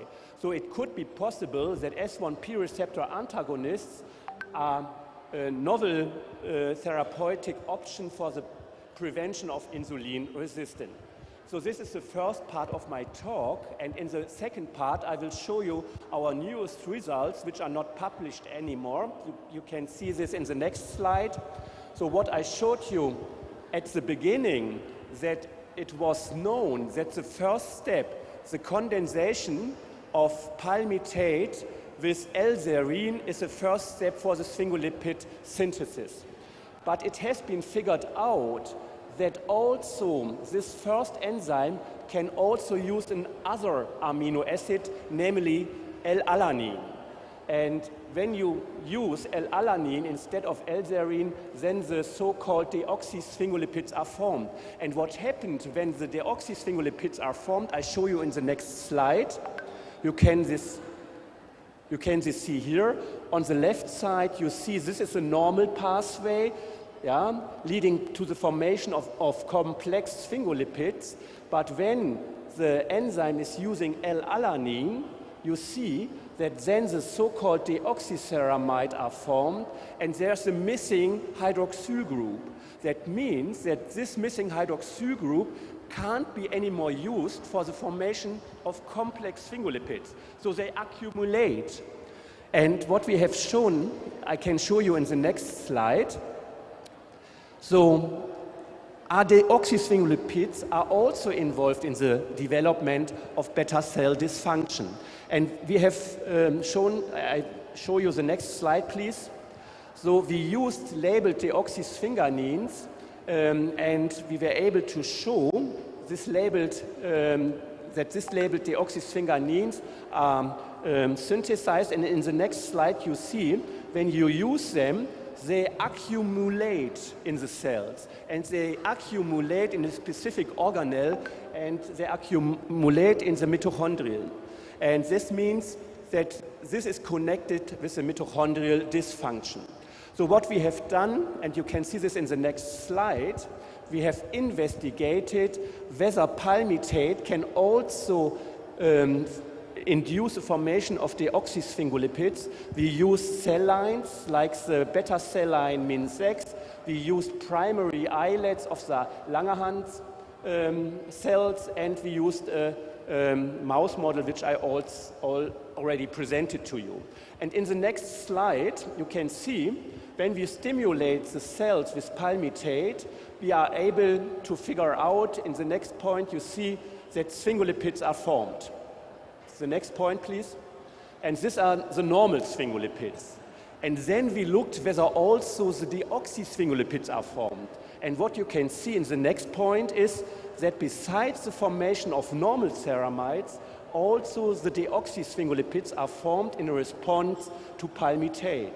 So you see that they are not further metabolized, so that they accumulate within the cell. And this we figured out, and then we did the same experiment in beta cells of the Langerhans islet, you see in the next slide. So what we did, we stimulate the beta cells of Langerhans islet with palmitate, and we used different concentration of serine and alanine. And in the next slide, I will show you how we did it. Yeah, you can see that we isolated the pancreas of the mice, and when we isolated the pancreas, we used a specific collagenase that we were able to isolate the islet from the pancreas, from the other tissue, and then we used different purification steps that at the end we had the beta cells of the islets of the mouse.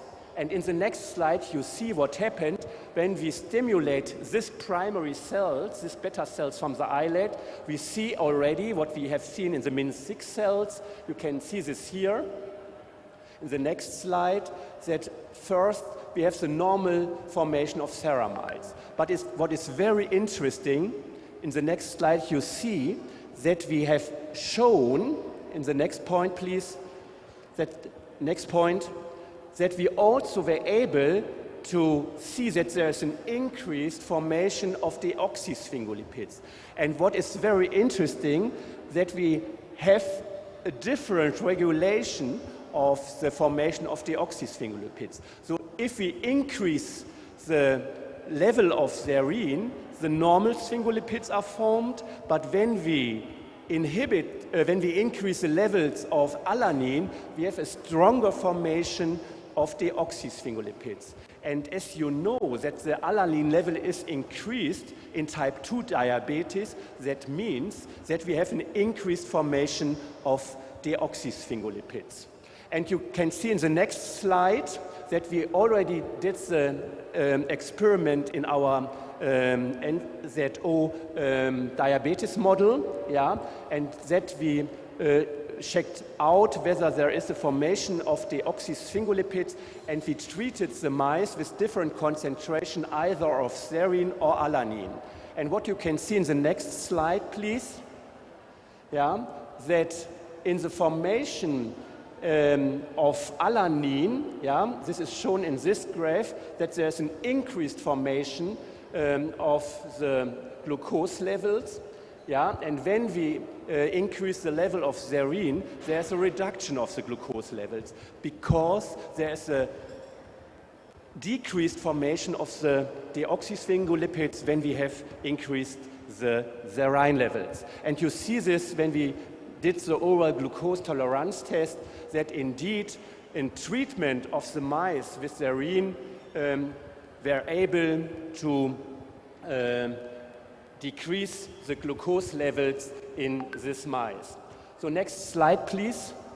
So you see that we figured out that there is a formation of ceramides, and when we look on the deoxyceramides in the next point, you see that indeed these are the deoxyceramides, the deoxysphingolipids, and the red graph you see, this is the high formation in the presence of alanine, and we can reduce it in the presence of serine, because in the first step we have this competition between alanine and serine, and when we have high concentrations of serine, less deoxysphingolipids are formed, and that means less mitochondrial dysfunction.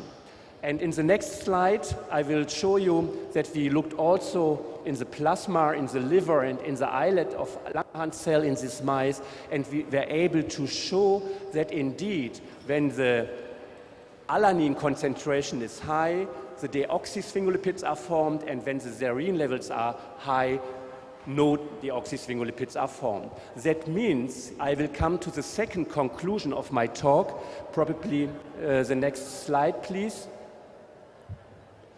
What we have figured out that also deoxysphingolipids are formed in beta cells, and that you can regulate the formation of the deoxy levels dependent whether you treat with serine or alanine. So we figured out that in the presence, next point please, that in the presence of L-alanine there's a high concentration of deoxysphingolipids, which leads to the beta cell dysfunction. And when we increase, the next point please, when we increase the serine levels, we decrease the deoxysphingolipids because normal sphingolipids are formed, and this means that this is good for our insulin resistance.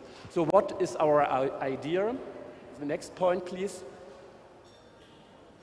That probably a treatment with L-serine will reduce the formation of deoxysphingolipids, and this is probably good for the development or to inhibit the progression of beta cell dysfunction. So this is what I have shown you in the first part, a molecule which is sphingosine 1-phosphate, and in the second part that the deoxysphingolipids play a very crucial role. So with this I would like to end my talk, and you can see in the next slide these are the universities again, and how it looks like in Berlin. You can see in the next slide. This is Berlin, and this is the center of Berlin, and Terry Makassi, I'm very happy that I'm here. Thank you very much for your nice presentation. Please have a seat. Yes, it's very interesting to know that two phospholipid intermediate, namely sphingosine 1-phosphate and deoxysphingolipid, is contribute to the progression of the type 2 diabetes mellitus. And furthermore, modulation of the enzyme can be considered as a new therapeutic option for the insulin resistant and also type 2 diabetes mellitus. So maybe next we are going to the Q&A session. So for all participants who want to give a question to our speaker, please, maybe you can mention your name, also your institution, please. Is there anyone who wants to give question to our speaker?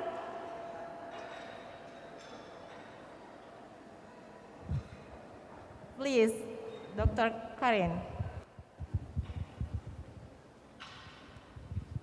Thank you, Burkhard. That's a lovely talk. I was interested to see with the sphingolipids that the things they are regulating are things like ERK and JNK. So it's very difficult to understand yes, you. we cannot clearly Is get that the better point. there? Perfect. Sorry. I was interested to see if the sphingolipids were regulating things like ERK and JNK, which are also involved in the immune system and immune response. Yeah, you are right. I only showed you that phosphorylation because I don't want to show all the results. We also see a regulation of the Jun kinase. Do you know anything about the overlap with the sphingolipids and the immune system responses and how that relates to diabetes? This is a very interesting point, whether also the immune system is regulated. And indeed, the sphingosine 1-phosphate is very important for the immune system because it's important for the regulation of the T cell recruitment from the lymph node to the blood. So if you inhibit the S1P1 receptor, you can inhibit the T cell regulation also. So it would be probably, and there are even drugs on the market which inhibit the S1P1 receptors because this is for the regulation of the T cells. So these are immune suppressive drugs. So our idea is if you can both inhibit the S1P1 receptor and the S1P2 receptor, this would be beneficial for the treatment of type 2 diabetes. Yeah, very interesting question. Thank you. Thank you very much. Okay, for the next participant who wants to give a question. Yes, a question. Dr. Pisan, please. Thank you. Thank you, Burkhard, for the really great presentation.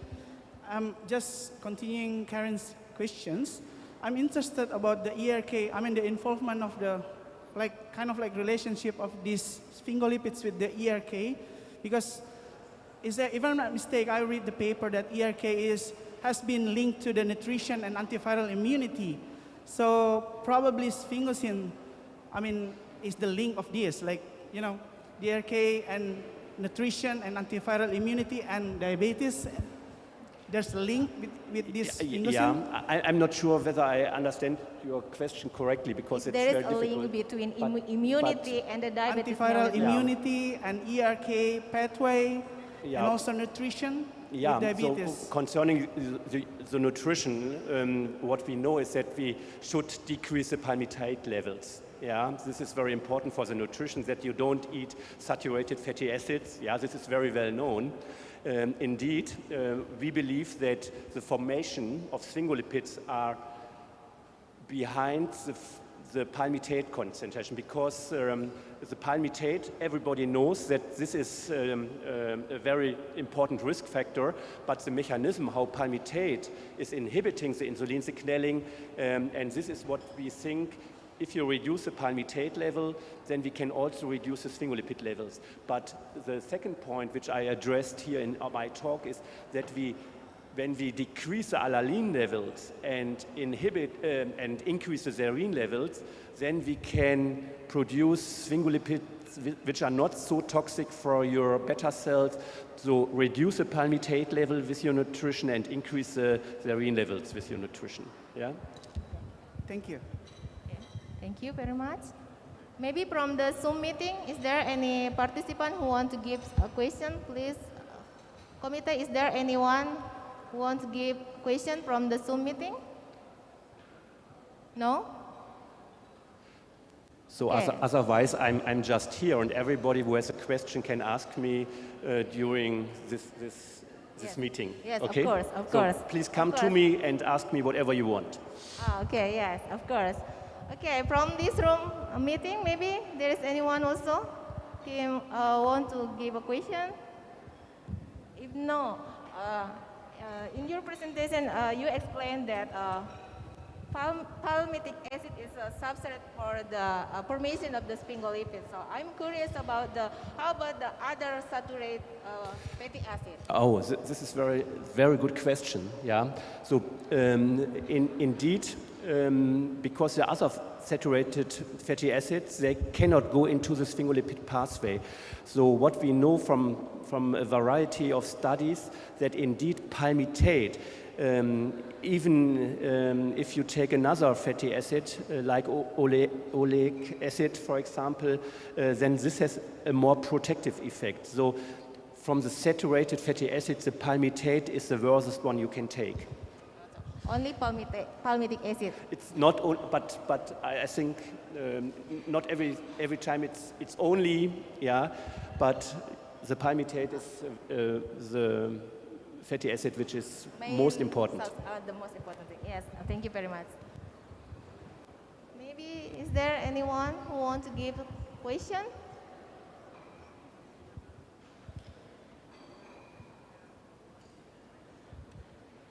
No one? And about the saturated fatty acid, for the association between saturated fatty acid and the metabolism of the cholesterol, for example, I heard that it's related to the long chain of the saturated fatty acid. But how about the in this topic? Is it also association to the long chain or yeah, you are right. So this is another topic, also the cholesterol metabolism, and but I didn't mention it. We know that there's also a connection between cholesterol metabolism and sphingolipid metabolism, and indeed this also contributes then to the development of type 2 diabetes. Yeah, you are right that we only look at one aspect, but we have to look on several aspects. Yeah, also the cholesterol pathway is important. Yeah.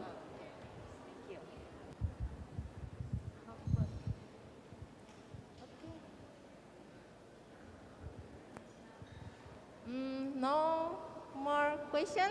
If no more question, maybe we will close this session soon.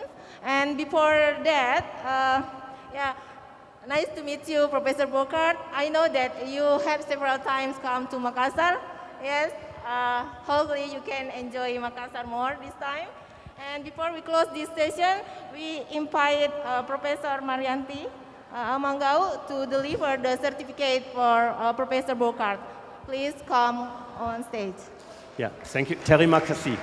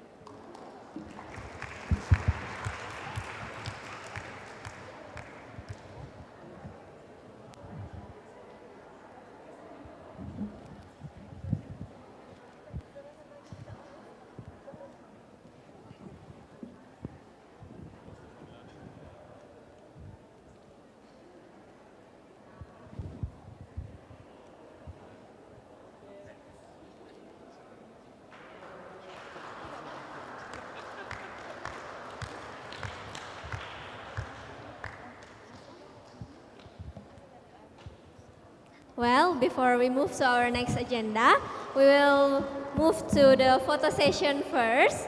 So we would like to invite all the invited speakers, Dr. Matt Lutzvoyel, Helmut Slager, and then Karen Johnson, Dr. Koto Sekino Sensei, please come to the stage for photo session. And also,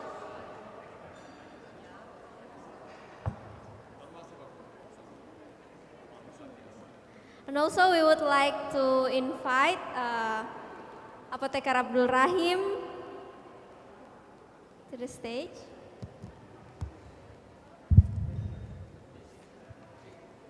And all the Vice Dean of Faculty of Pharmacy, you may come join the stage right now.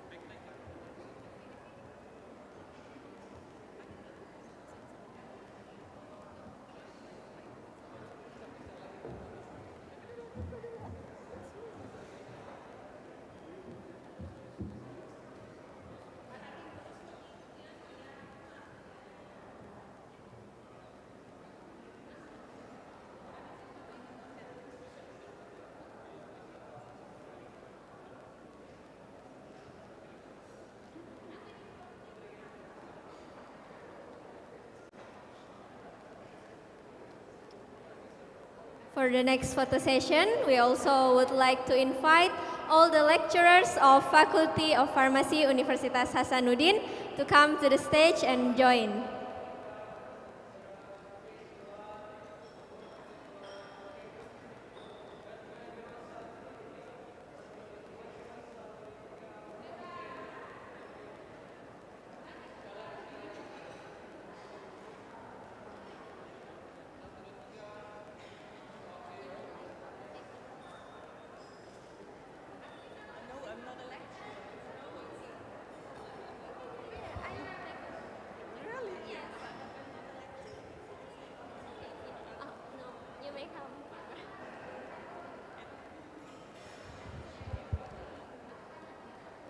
To all the committee and the lecturer of the Faculty of Pharmacy, we invite you to join in the stage for the photo session.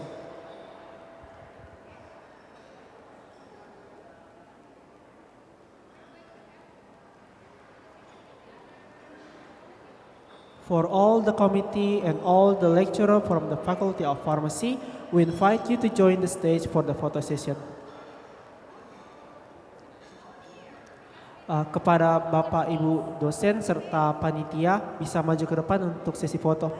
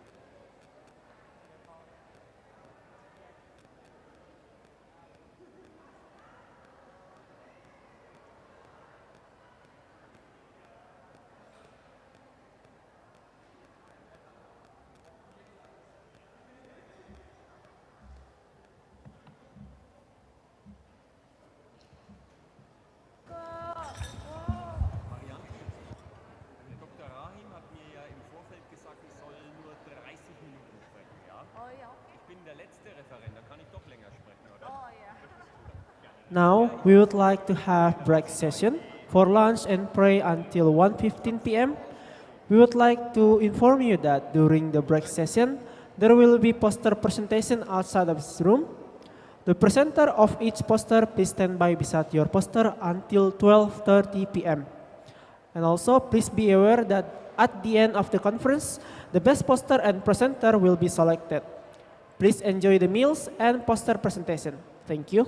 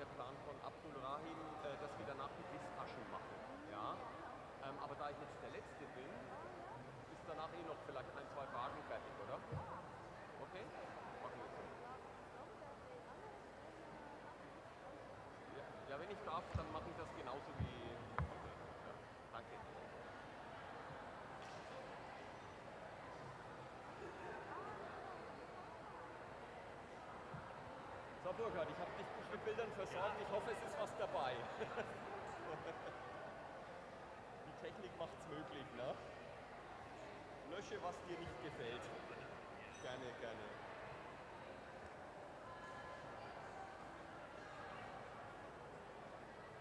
Also wenn keiner Fragen gestellt hätte, dann hätte ich dir tatsächlich die Frage gestellt.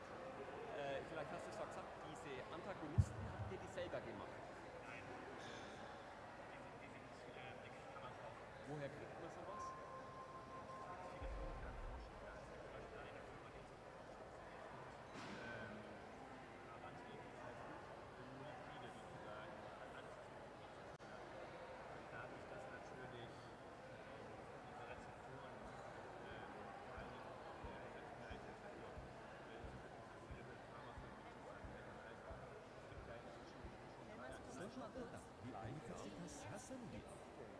Universitas Hasanuddin merupakan salah satu universitas terbaik di Indonesia.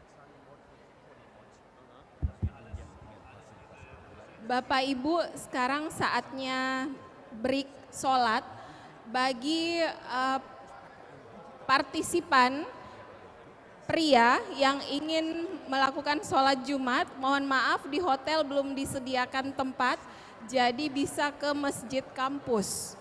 Sedangkan untuk partisipan wanita, kami akan menyelenggarakan dengan sponsor Kimia Farma, akan ada beauty class pada sesi break sholat. Jadi dipersilakan untuk tetap berada di ruangan, karena setelah ini akan ada beauty class dari Kimia Farma. Bagi Bapak Ibu yang ingin di make up, kami mencari satu orang yang bersedia menjadi, dipersilakan dulu yang lain, cadangan itu. Bapak Ibu ada yang bersedia untuk di make up oleh Kimia Farma? Raise your hand, laki-laki enggak diperbolehkan. Bagi partisipan perempuan yang ingin di make up, oke, kalau begitu kami akan memilih yang bersedia dari area depan. Terima kasih.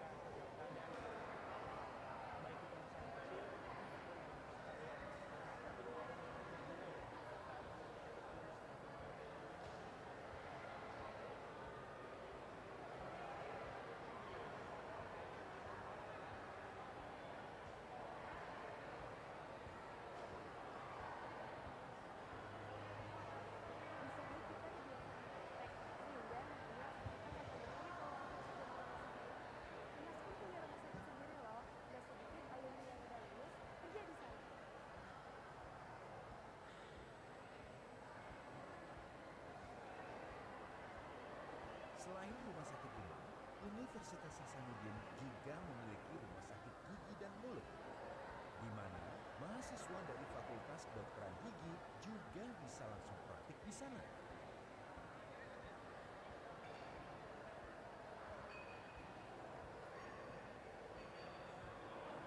Dengan hadirnya Yusuf Kala Center of Technology, Fakultas Teknik kini dapat memusatkan konsentrasi pembelajaran dengan peralatan terbaik.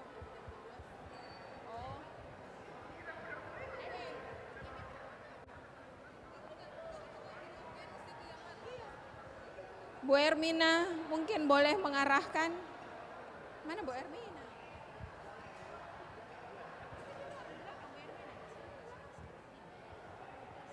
Panggilkan Bu Ermina, bilang mana nih kimia farmanya di depan.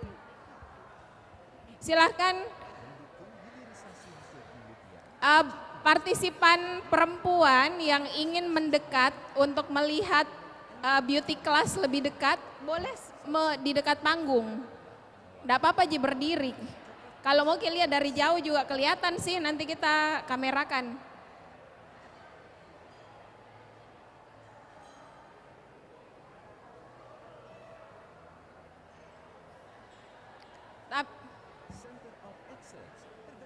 Tapi enggak mau di atas enggak apa-apa Ji. Di atas meki. Ada kursi. Maiwa Breeding Center merupakan bagian dari program tersebut. Kegiatannya terdiri atas industri pembibitan sapi, produksi sapi strobali, industri pengemukan sapi, industri pemotongan sapi bersertifikat halal dari LPPOM MUI, industri bakso, dan industri pakan.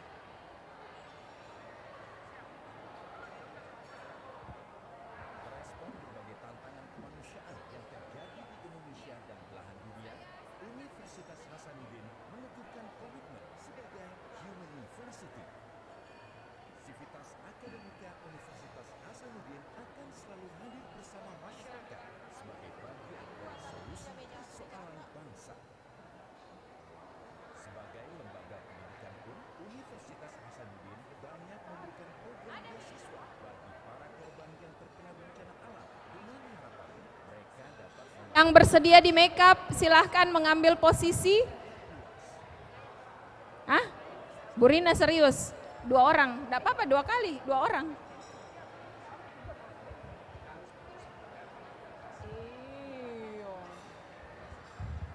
Tes.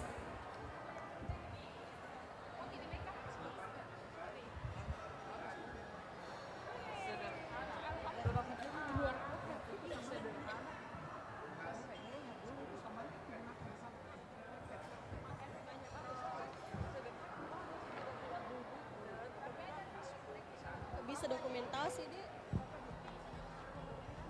Enggak masuk ke Universitas Hasanuddin akan berpartisipasi dalam melahirkan generasi-generasi mendatang yang mampu bersaing dan prestasi. Ada anggota tak yang bisa ambil dokumentasi bersama Universitas Hasanuddin. Mau saya laporkan juga di kantor. Cita-cita. Bisa minta barang kita. Iya, ada teman tak yang mereka mau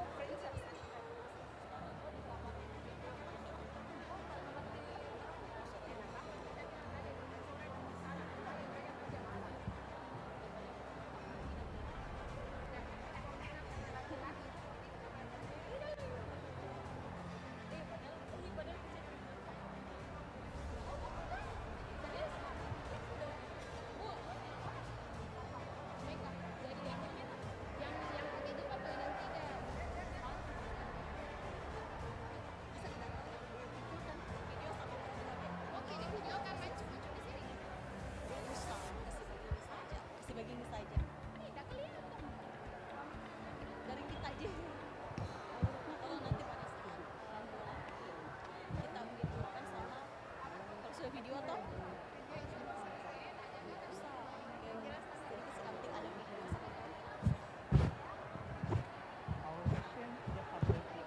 misalkan pada saat video bisa minta tolong perusahaan ambil sampel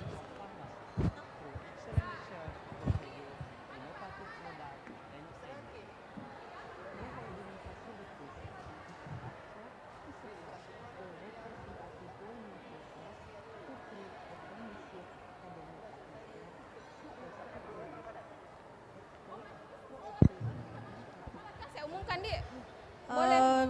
Baik, bismillahirrahmanirrahim. Assalamualaikum warahmatullahi wabarakatuh. Dan selamat siang. Perkenalkan, saya Dewi selaku BA dari Kimia Farma dan partner saya atas nama Nirwana, dia selaku MR. Di sini kita mau sharing tentang demo makeup ya Mbak. Tentang demo makeup ya. Di sini kita hanya sharing. Untuk mempersingkat waktu, saya persilahkan ke Mbak Wana memulai ya.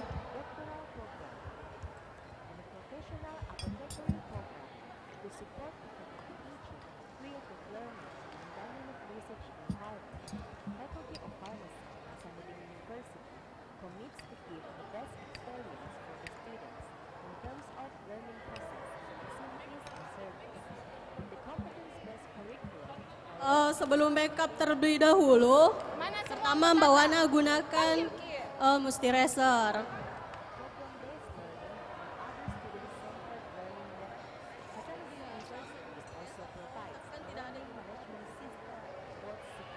Enggak, tempat duduk kok bilang.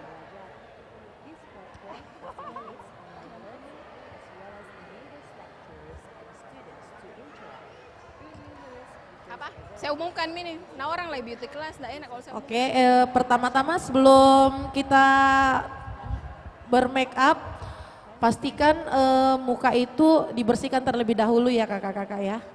Agar noda-noda itu tidak menempel di muka. Jadi kita di sini memakai produk kita dari Venus yaitu cleansing gel oil. Dia bagus untuk mengencangkan muka dan untuk melembabkan kulit muka.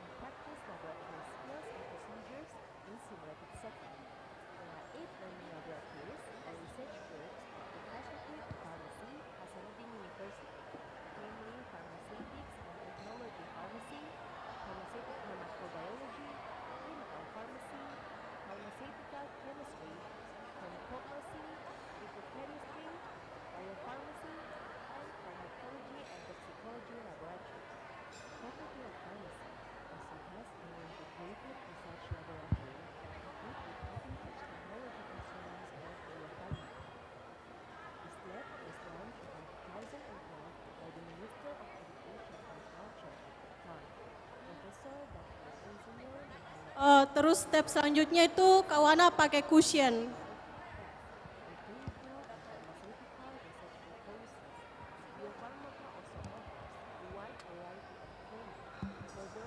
Cushionnya seperti ini. Kandungannya dia sudah ada moisturizernya dan sudah SPF 50 PA+++. Jadi dia aman dipakai sehari-hari kalau untuk ini cushionnya.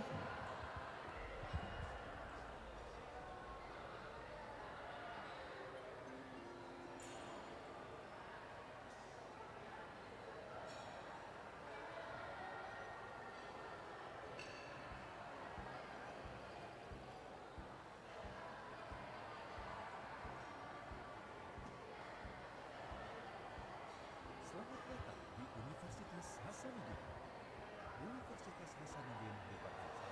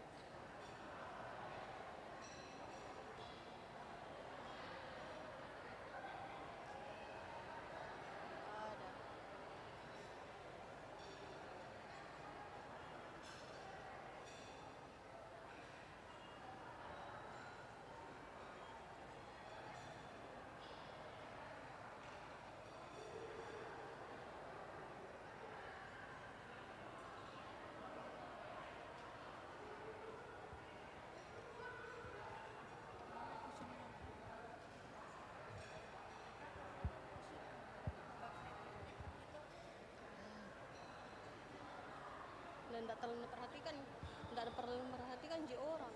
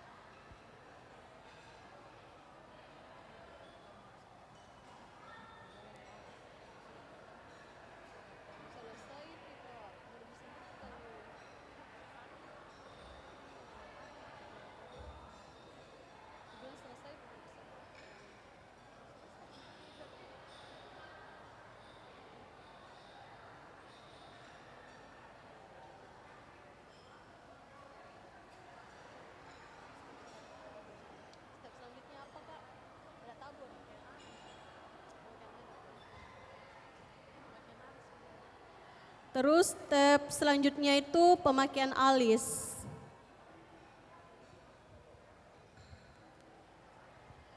Di sini alisnya ada dua warna, hitam dan coklat dia warnanya. Terus alisnya ini dia sudah hasilnya matte. Jadi biar kita cuci muka dia ndak luntur.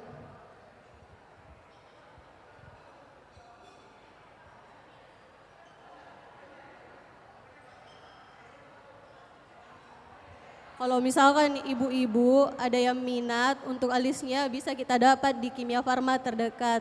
Semua apotek Kimia Farma ada.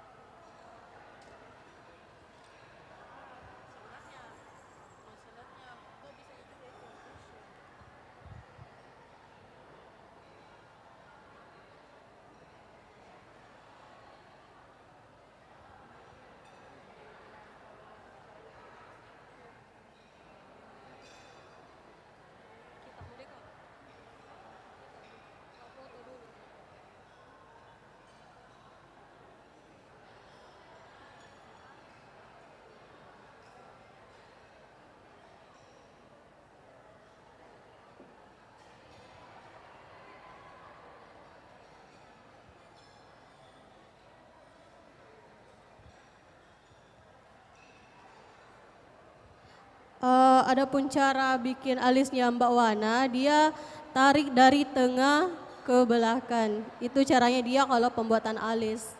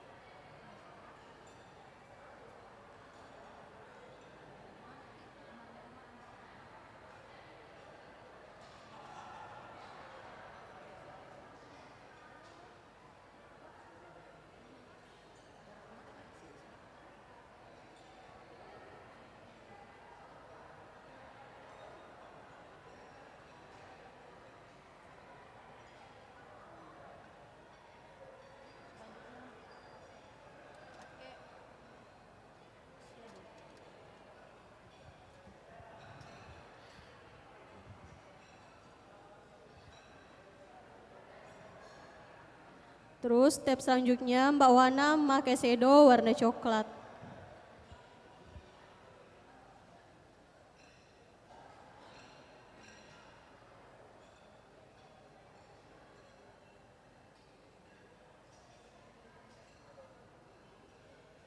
Baru dua.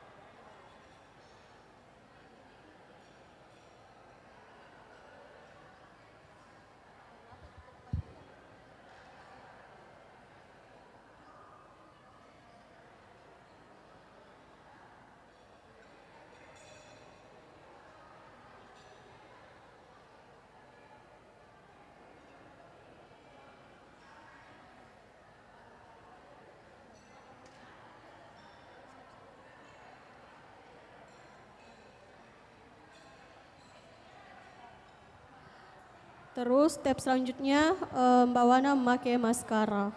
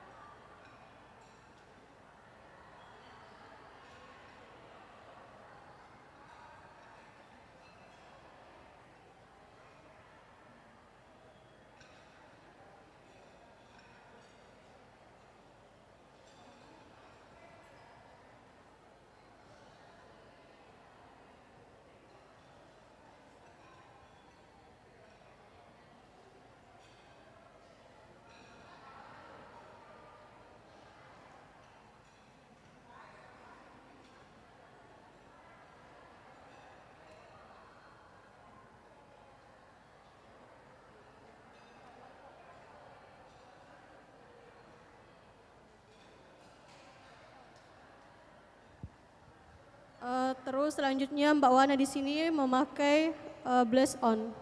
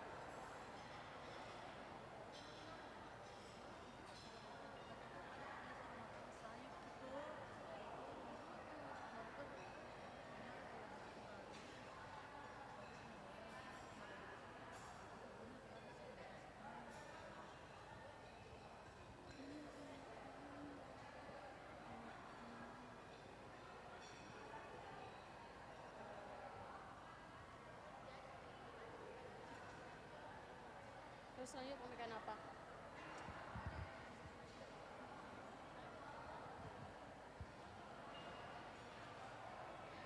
Terus selanjutnya di sini Mbak Wana memakai lip cream warna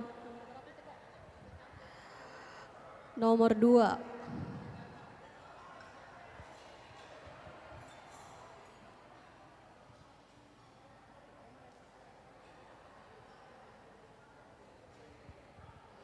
Sedikit informasi juga, kalau di boothnya kami yang di belakang itu lagi promo.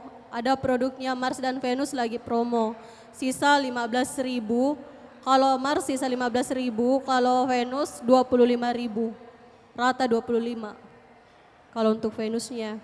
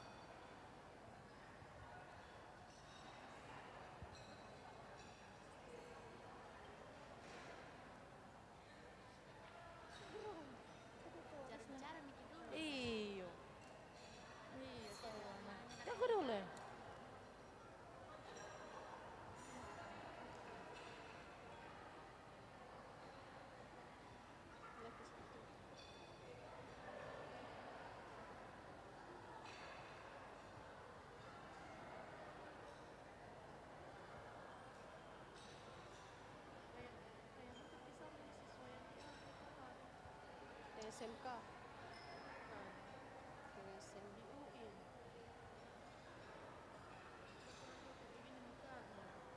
Makanya bilang, ya deh. Langsung gitu.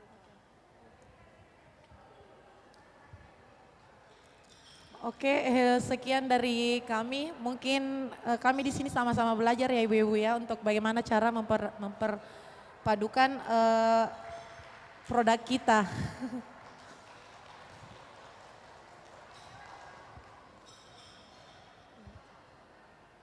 Oke, terima kasih Ibu-ibu sebelumnya. Assalamualaikum warahmatullahi wabarakatuh.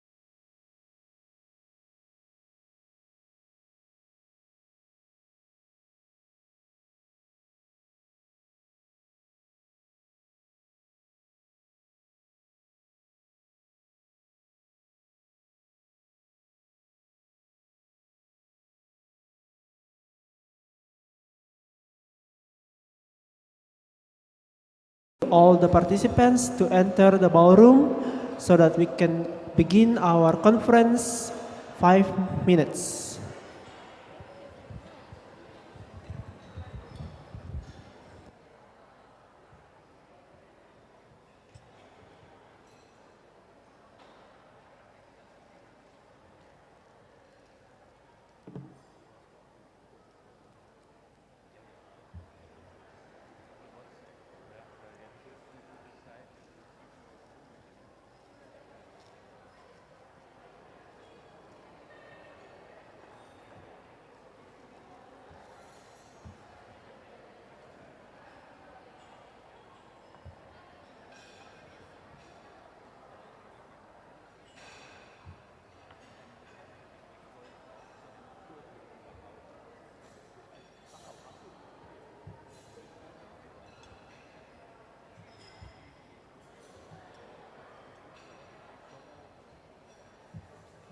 Guten Wein, ne? Genau.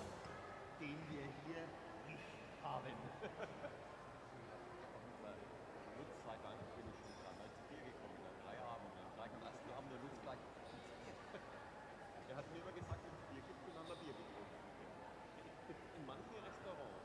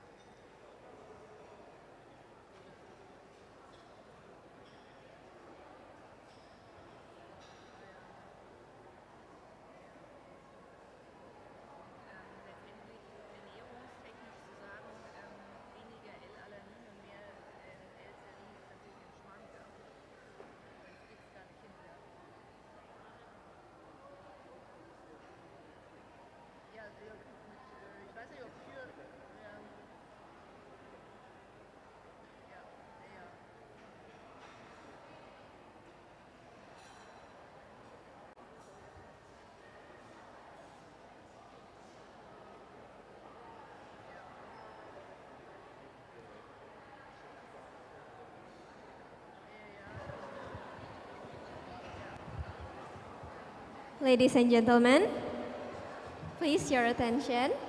We will now continue our conference in this noon session. Thank you.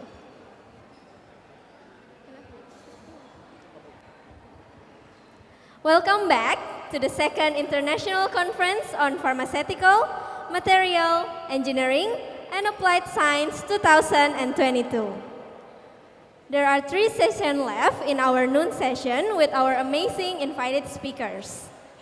This session will be moderated by Apotheker Firsan Nainu, PhD. Without further ado, let's invite Apotheker Firsan Nainu, PhD to the stage.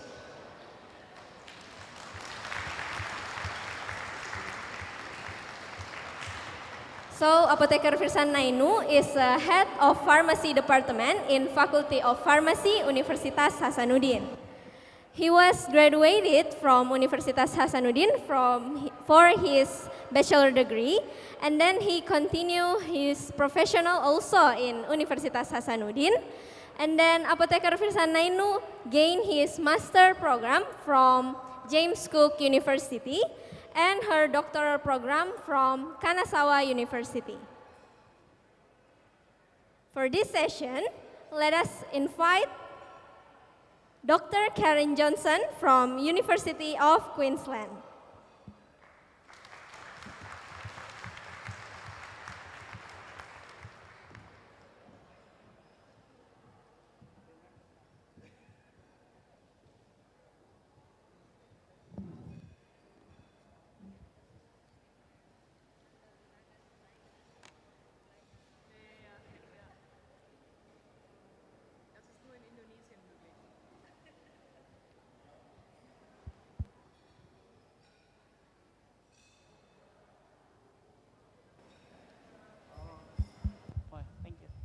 Okay, ladies and gentlemen, thank you very much. Okay, my name is Firsan Nainu, and I will serve as the moderator in this session. And in this session, we will have 3 presenters. Before we move to the presenters, which is Karen and Johnson from UQ Australia, I will first read the names of all presenters. 1 presenter will live in here, which is Karen.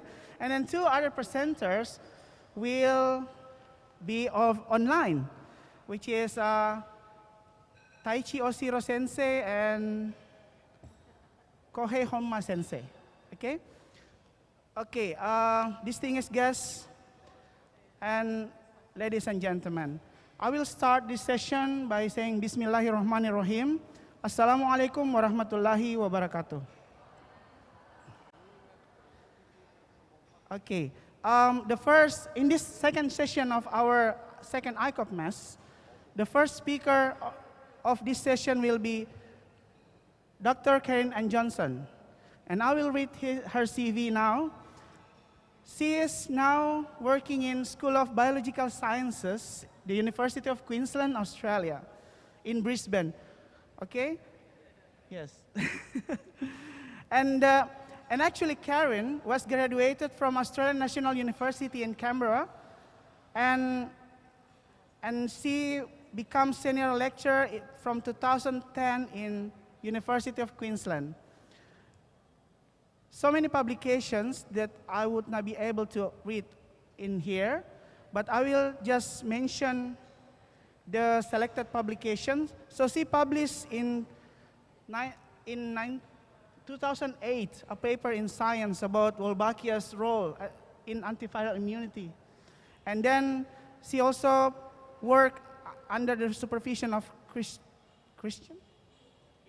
P.D. Christian in United States, Alabama. And she also have wonderful students that published several papers with her, working with Drosophila, which is fruit fly. Who doesn't know fruit fly will have in her presentation. And without further ado, I will just leave the speak to Karen, probably. Thank you.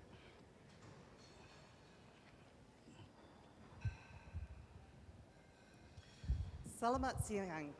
Good afternoon, everybody. First of all, I would like to thank the conference organisers for inviting me to join you here today and to be able to meet many of you lovely people from this university and to see the sorts of research that you are also doing here. Today, I'm going to share with you some of the work that we do in my lab at the University of Queensland in Brisbane, where we focus on understanding how viruses interact with their insect hosts and how host pathogen interactions occur. So today, a lot of the work that I'll be talking to you about is in Drosophila, which, as Fazan said, is a fruit fly, which you may see flying around your fruit bowls at home. But in the laboratory, they've been used for over 100 years to study the genetics of many different things, but including how hosts interact with their pathogens which infect them. Today, I'm going to share two stories with you. The main one will be about Wolbachia, which is a bacterium which we discovered when it's infecting insects, can protect those insects from carrying viruses. And so what I'll tell you about is first the work we did in Drosophila to understand this system, and then how it's being used now in mosquitoes to try and control dengue virus in the wild.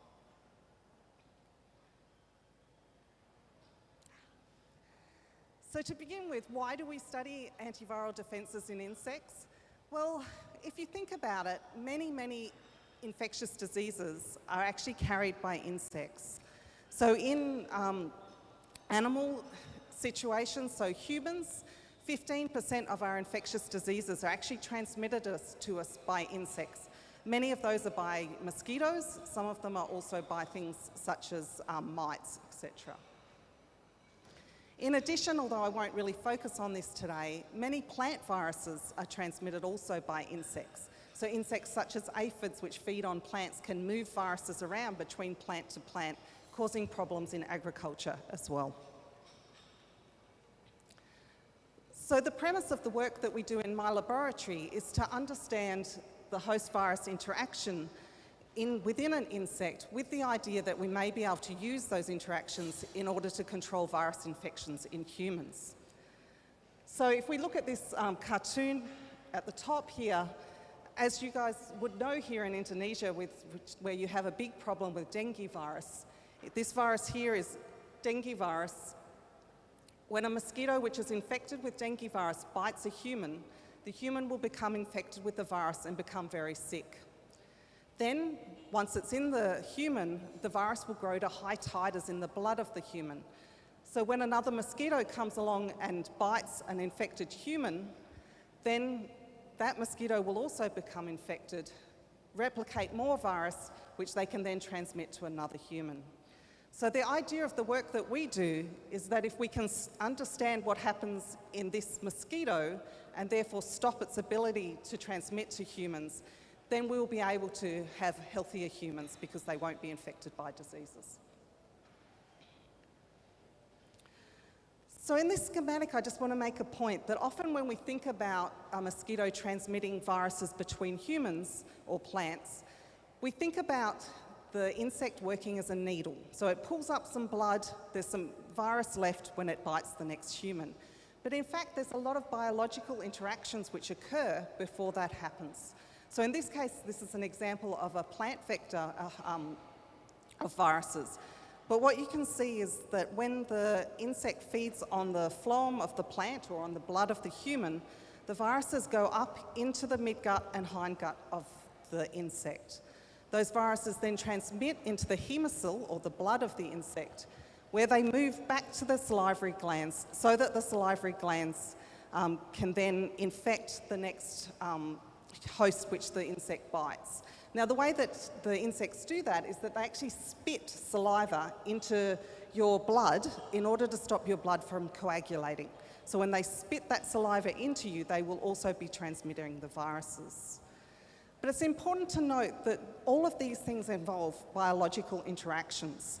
So, for example, as the virus moves from the midgut into the hemosyl, it needs to interact with the cells and with cell receptors.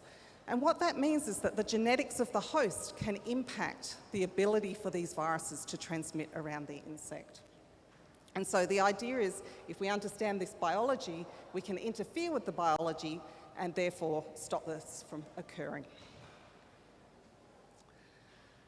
So insect antiviral defences come in a number of different forms. So the first one of them is a physical barrier. So if you think of an insect, the crunchy outside of them, the cuticle, protects them from being infected with many different pathogens, including viruses. However, if the virus gets into the insect, then there's the immune responses within the insect which help to control those virus infections. Within those, RNA interference has been shown to be really important in the insect antiviral response. And so when you look at particularly RNA viruses, this is the mainstay of the immune system in terms of insects.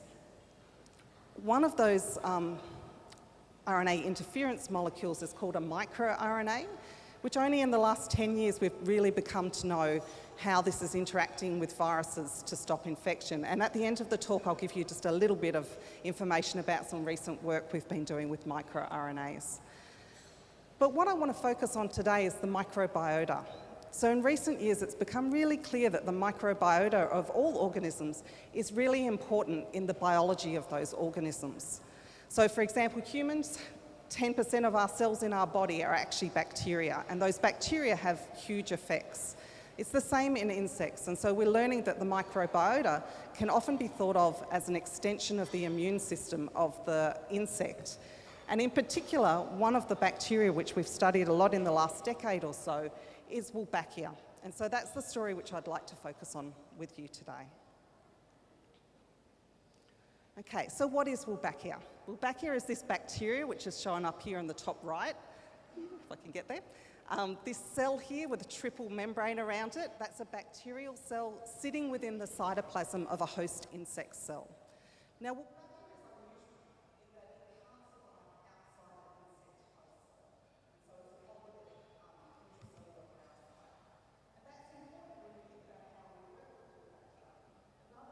unusual is that it's actually transmitted maternally from mother to progeny, so it's inherited, if you like, from generation to generation. And so it's not like other infectious diseases where we think about that an insect becomes infected. They're actually infected as they're born in the gamete of the mother. Wolbachia are also very common, so they're estimated to be found in about 70% of all insect species, so they're found all around us. They do not infect humans, however. They've never been found to infect humans or other higher order animals either. For many years, Wolbachia was best known for its reproductive manipulation. And what I mean by that is Wolbachia has a number of different effects in insects, whereby it changes the sex ratios of the progeny. So for example, only males will be born. There's also another thing called cytoplasmic incompatibility, which I'll come back to later in the talk, because it becomes important in the story about how we can use Wolbachia to control dengue virus. So here's Drosophila, the flies which we work with mainly in my laboratory.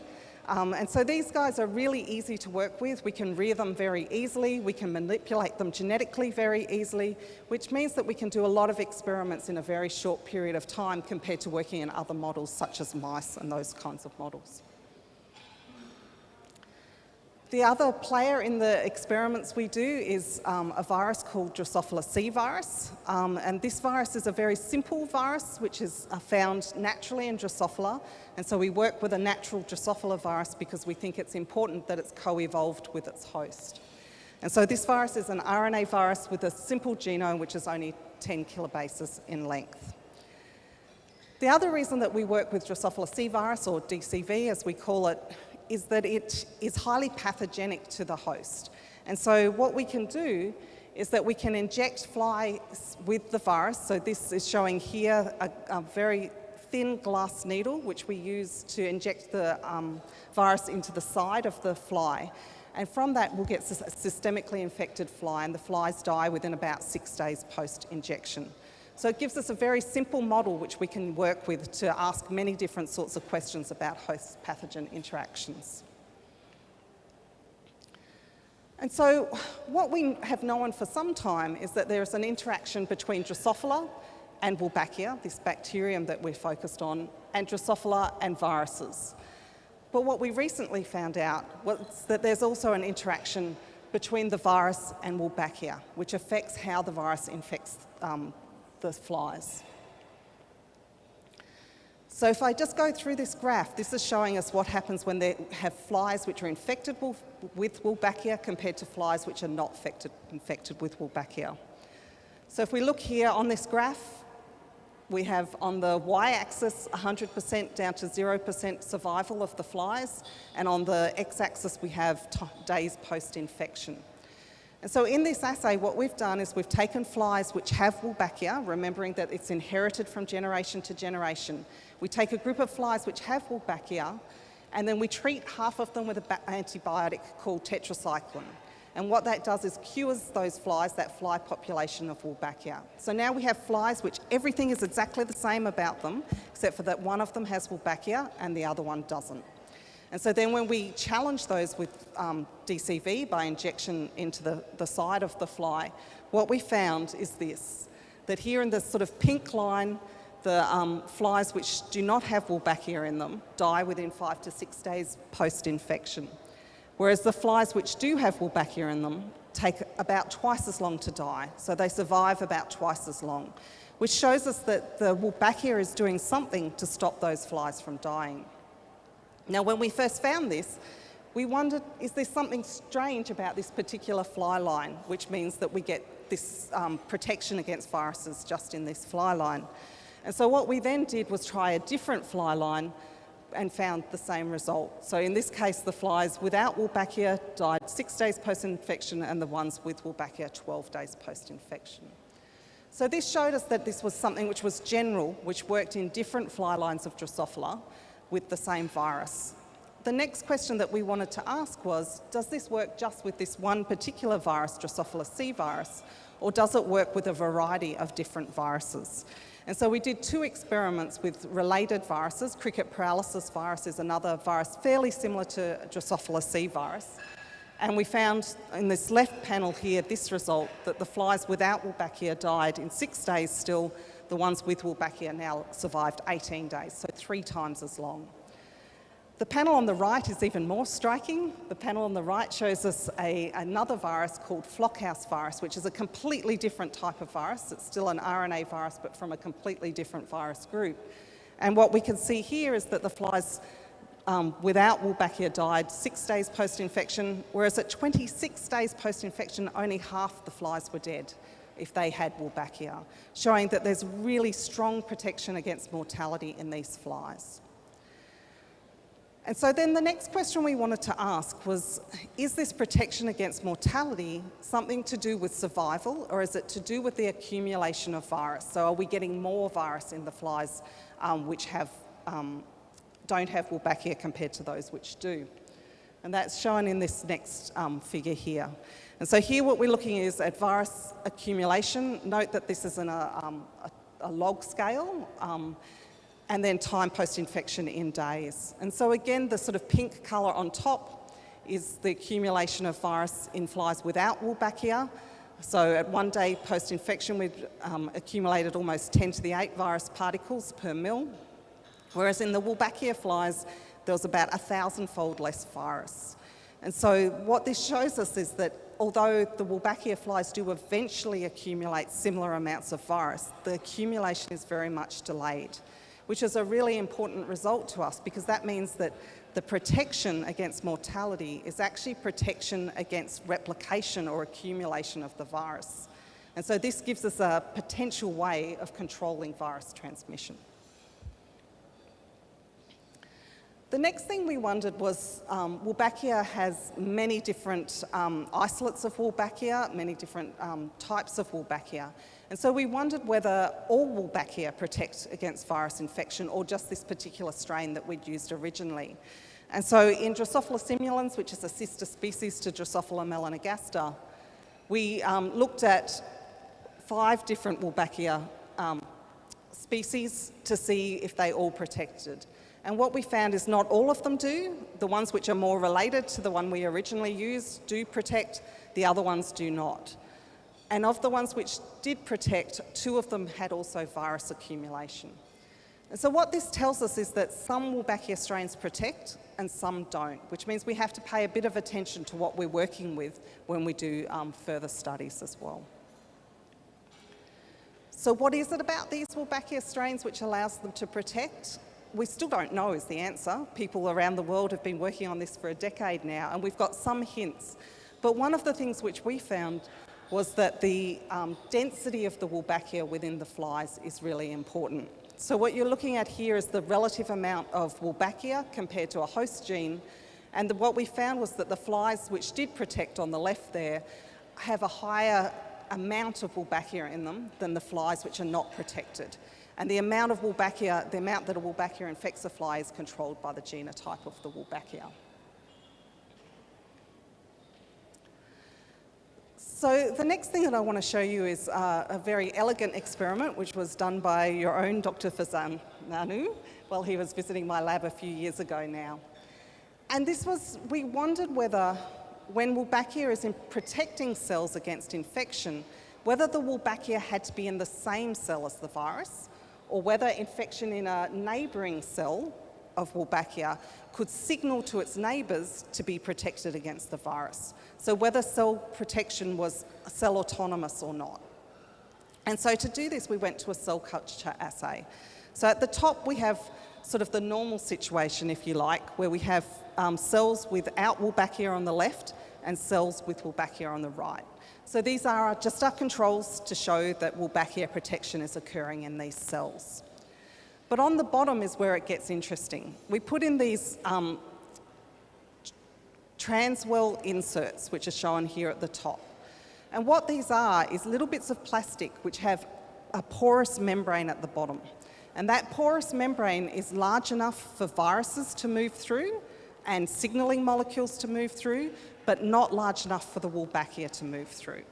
And so what that means is that if we put Wolbachia in that transwell here at the top, then that Wolbachia cannot contact the cells underneath, but it can signal to those cells underneath.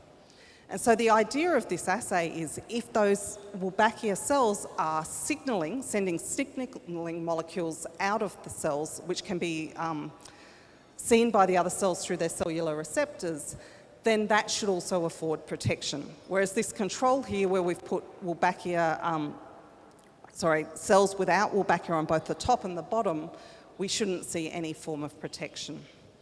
And so the results of this assay are shown here.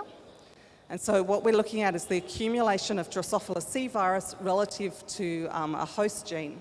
And so in this first column, what we're seeing is the Wolbachia plus cells on the bottom with nothing on the top, and then the Wolbachia minus cells on the bottom with nothing on the top, so our controls. And what you can see is that there is protection there when Wolbachia is present. However, when we come down to our assay down here at the bottom, what you can see is that the Wolbachia cells in the transwell had no effect on whether virus accumulated in the bottom cells. And so this tells us that Wolbachia protection is cell autonomous, which means that the virus has to be in the same cell as Wolbachia in terms for protection to occur. Now, Fazan also followed this up with another experiment with a completely different virus, which is Synbus virus, which many of you may have heard of. Of course, Synbus virus is an arbovirus, a virus which is transmitted from humans by a mosquito vector. And he found the same pattern of result at the bottom here, that the cells, the Wolbachia plus cells did protect against virus accumulation, but not when we put them in the transwell, only when they were directly contacted by the virus.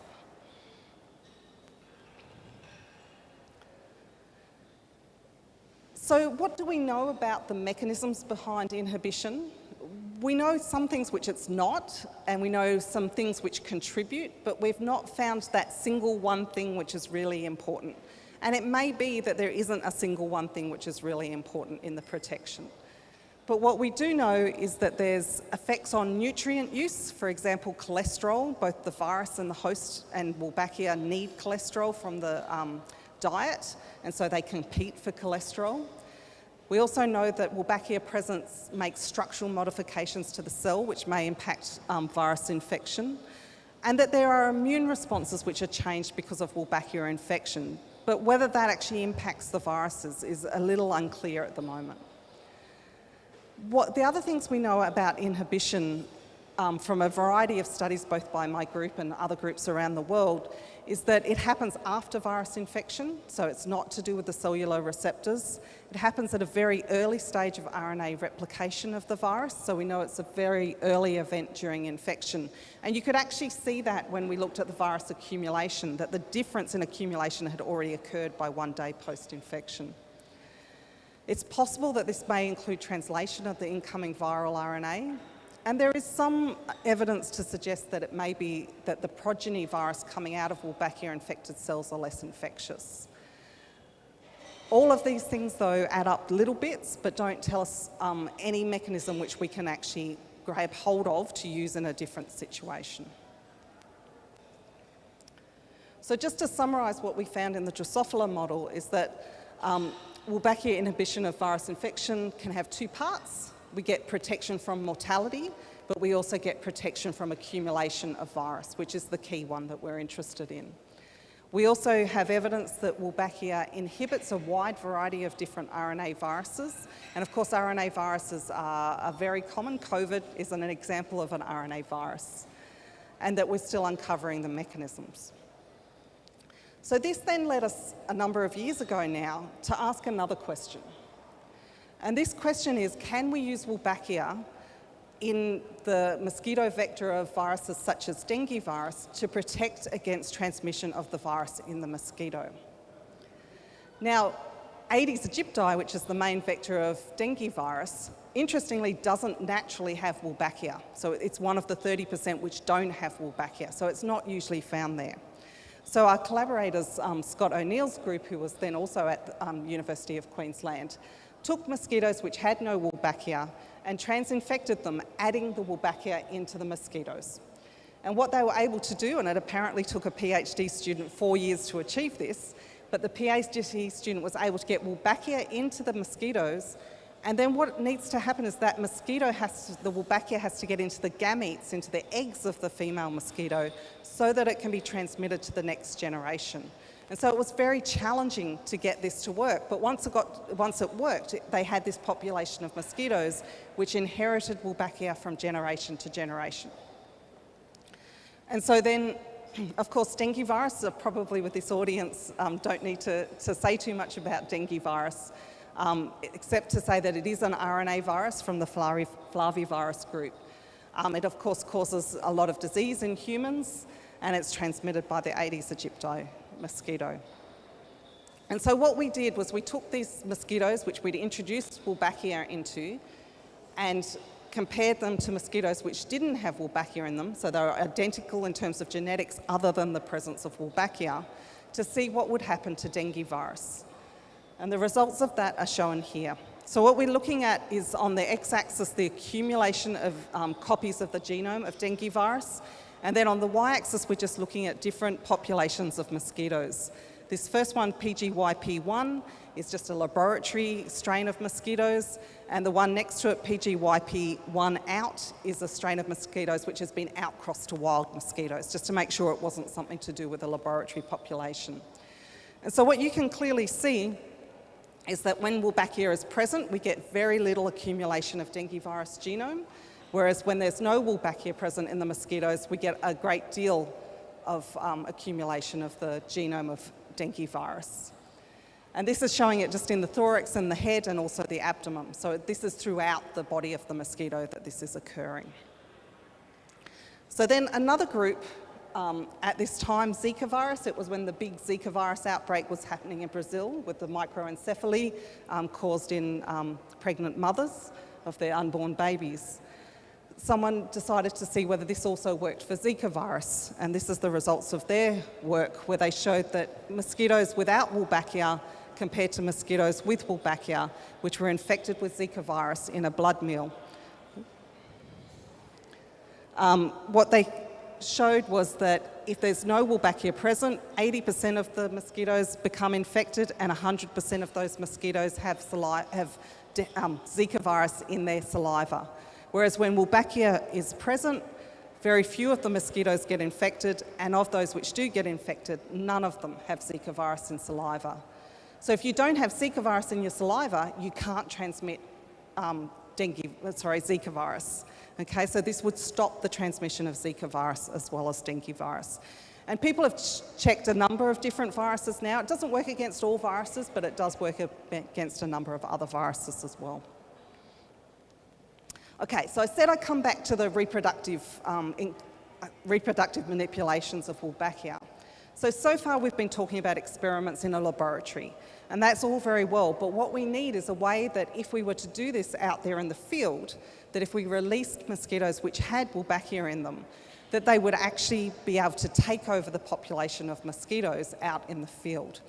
And so the way that we do this is using a genetic drive called cytoplasmic incompatibility. So what we're looking at here is crosses between mosquitoes or flies, which either have Wolbachia or don't have Wolbachia. So Wolbachia infected in red, non-infected in blue. If we cross a male and a female, which both have Wolbachia, then we get progeny, and those progeny are infected with Wolbachia. Of course, if we cross a male and female which don't have Wolbachia, the progeny don't have Wolbachia because there's none there to be had. The next cross is the Wolbachia-infected female with an uninfected male. Now, Wolbachia is inherited through the mother, not through the father, and so it's only in the gametes of the mother. But what happens with this cross is that all the progeny will have Wolbachia because they are getting the egg from the mother, which has Wolbachia in it. Where it gets really interesting is this last cross, where we have a female which has no Wolbachia with a male which does have Wolbachia. Now, these mosquitoes or flies shouldn't have Wolbachia because the males don't pass it on. But what actually happens is the Wolbachia have done something to the gametes of the males so that there are no progeny produced. So none of the progeny from this cross actually live. And so what that does is cut out a group of the insects which should have no Wolbachia at each generation. And so the outcome of that is that if you take a population of mosquitoes shown in black here which don't have Wolbachia, and start releasing mosquitoes which do have Wolbachia, that they will slowly but surely take over the whole population until all the mosquitoes in the population have Wolbachia. Now, this is again theory and works in a laboratory, but what we needed to know was whether it would actually work out there in the field. And so this is work done by Ari Hoffman's group from the University of Melbourne in Australia. And what they did was to release mosquitoes which had Wolbachia in Cairns in Australia. And so the two graphs are just showing two different regions near Cairns. The top graph, if you look at the grey bars, this is the number of mosquitoes that were released. So every week for a number of weeks, 10 to 20,000 mosquitoes which contained Wolbachia were released. What's interesting though is actually the green graph, which is this Wolbachia frequency on the right-hand y-axis. So what they did, as they were releasing the mosquitoes, they went out in the field each week and collected mosquitoes and tested them to see whether or not they had Wolbachia. So of course, while we're releasing the mosquitoes, the number of mosquitoes with Wolbachia is going up. But what's really interesting is what happened is what we would predict, which once they stopped releasing mosquitoes, the percentage of mosquitoes which had Wolbachia continued to go up and stay fairly stable near 100% because of that cytoplasmic incompatibility phenotype. And so this was done about 10 years ago now, and the researchers went back after 10 years and tested, and there was still a really high prevalence of Wolbachia in the field in those two locations. Now, they picked locations which were fairly geographically separated so that they didn't get a lot of incoming mosquitoes. Now, the problem with doing this in Australia is we don't have a lot of dengue. We have sporadic cases of dengue, but it didn't give us an opportunity to see whether this was actually going to protect humans against dengue virus infection. And to do that, the World Mosquito Program actually came to Indonesia to do that test. And so they set up a trial in Yogyakarta city. And what they did was that they took the city and they split it into 24 regions. And then they randomly assigned each of those 24 regions as either having Wolbachia mosquitoes released or not Wolbachia mosquitoes released.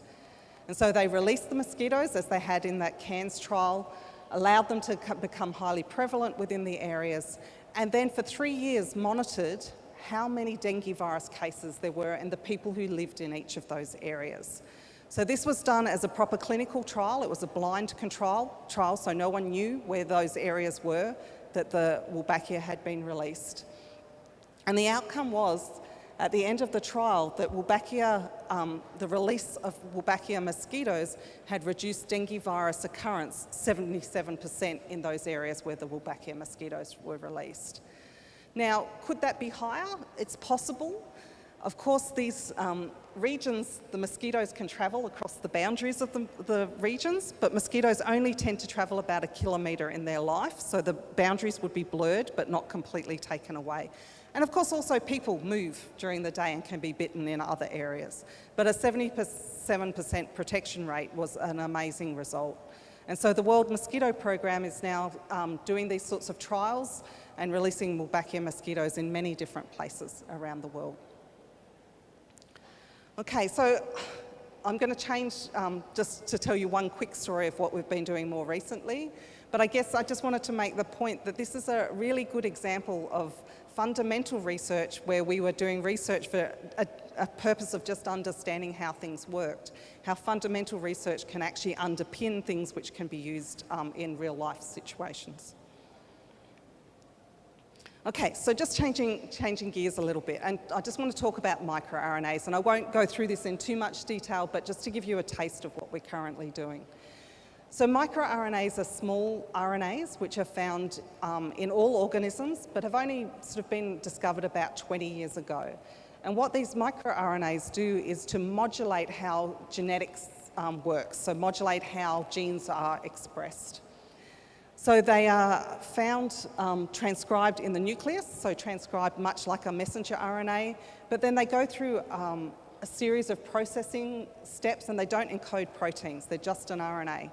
Go through a series of processing steps in order to produce duplex RNAs, which are only about 22 nucleotides in length. Once these RNAs get into the cytoplasm, they associate with a big complex of proteins, which are then called the RISC complex. And then this RISC complex is directed by this microRNA in a sequence-specific manner, so through complementarity of the genetic sequence to a messenger RNA. And what most commonly happens is that messenger RNA is then targeted for degradation, so that we get less production of whatever that gene may be.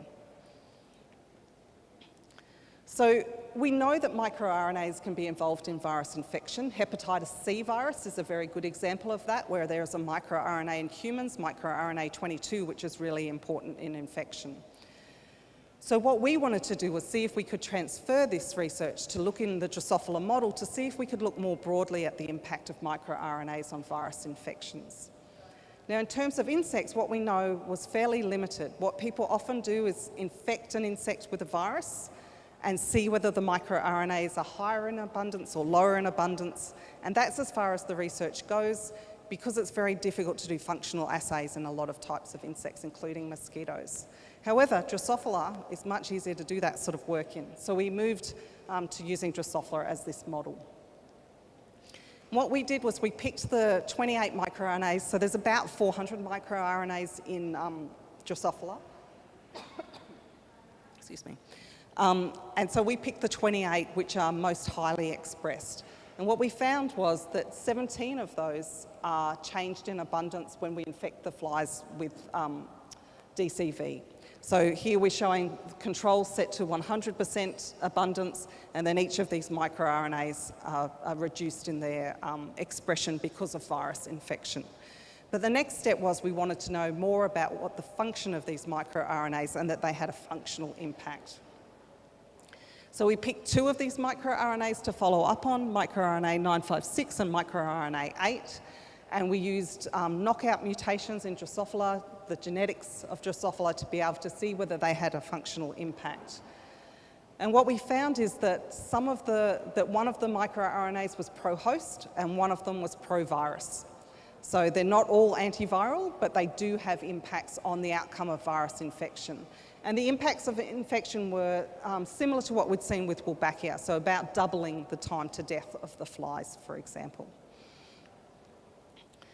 So the next question we wanted to ask, now that we knew that microRNAs definitely did impact viruses, in Drosophila was what proportion of them impact. So out of the 400 microRNAs we find in Drosophila, do we expect many of them to be involved in virus infection or just a few?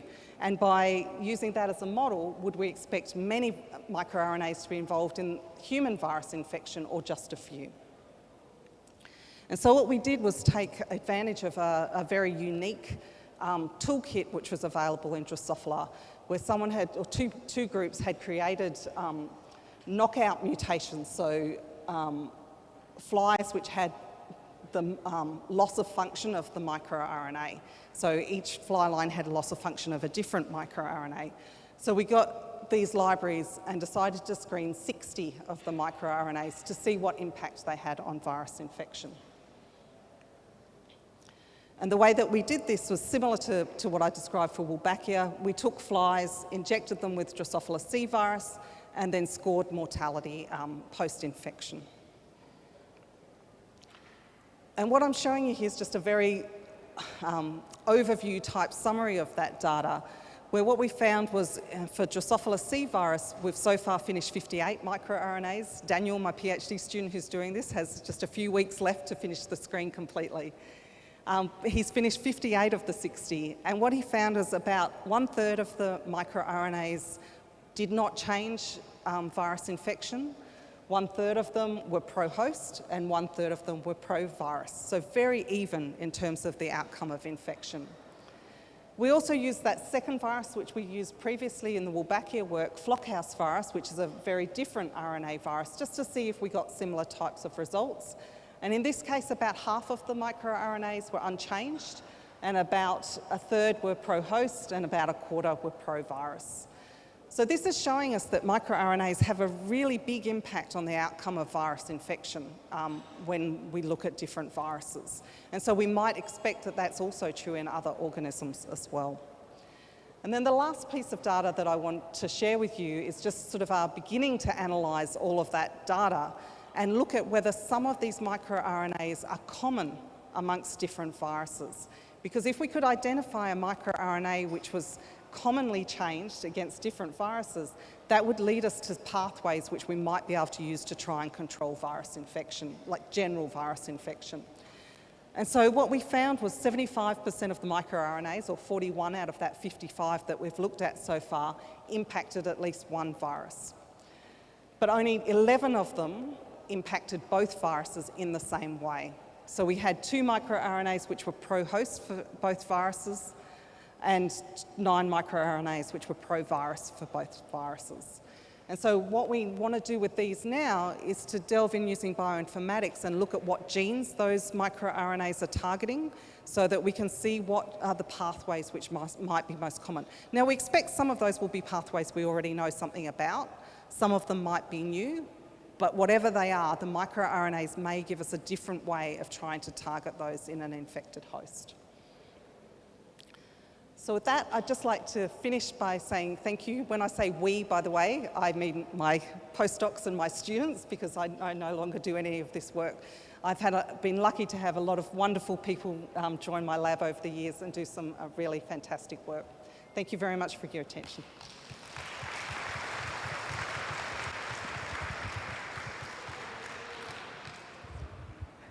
Thank you very much, Karen. Interesting talk, and I hope people get it because most of them are in Indonesian. So I'll try to summarize the talk, which are 3 parts probably. The first is Wolbachia protects flies and mosquitoes from infection, mostly with reduced viral replication. However, the mechanisms remain unclear. And the second one is successful field trials suggested that releasing Wolbachia infected mosquitoes into environment helps to reduce the viral burden. And the third one is microRNA play an antiviral role in insects, but also can be pro-virus. So maybe that's what Karen has just presented. Maybe we will try to have maybe two questions if possible. Are there who wants to? Oh, okay. Nice. The first one. Yes. Um,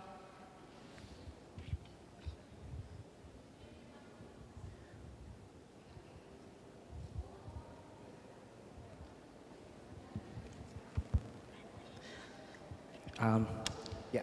Hi. My name is Aryadi. I'm actually from medicine faculty. So, yeah, it was very nice talk from you, Karen. It was very interesting. I have some questions, if you don't mind. My question is, was there any study that see the effect of this Wolbachia on human? Because I'm assuming when you release the mosquito with Wolbachia, accidentally probably the Wolbachia also get transmitted into humans. So is there any study that see if there's any effect on humans?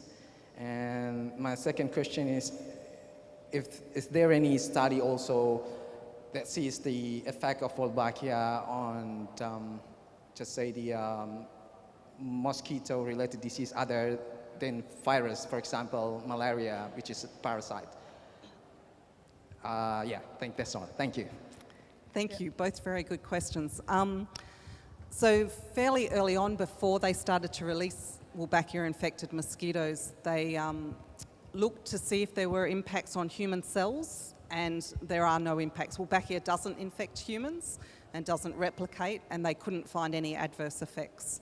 I guess they can't do those direct studies in humans, but it seems to be they did a lot of safety checks using other animals as well. And your second question? Malaria? Malaria, thank you. I've forgotten already. We and others have looked at various different things. So we looked at bacteria and found no effect on the bacteria that we looked at. There is some reports of some very minor impacts on some parasites, but not malaria itself. So it's even DNA viruses, it doesn't seem to have an impact on. So it's something specific about RNA viruses, we think, to this point. Okay, is it clear? Thank you very much, Dr. Aryadi. And, Professor Burkhardt.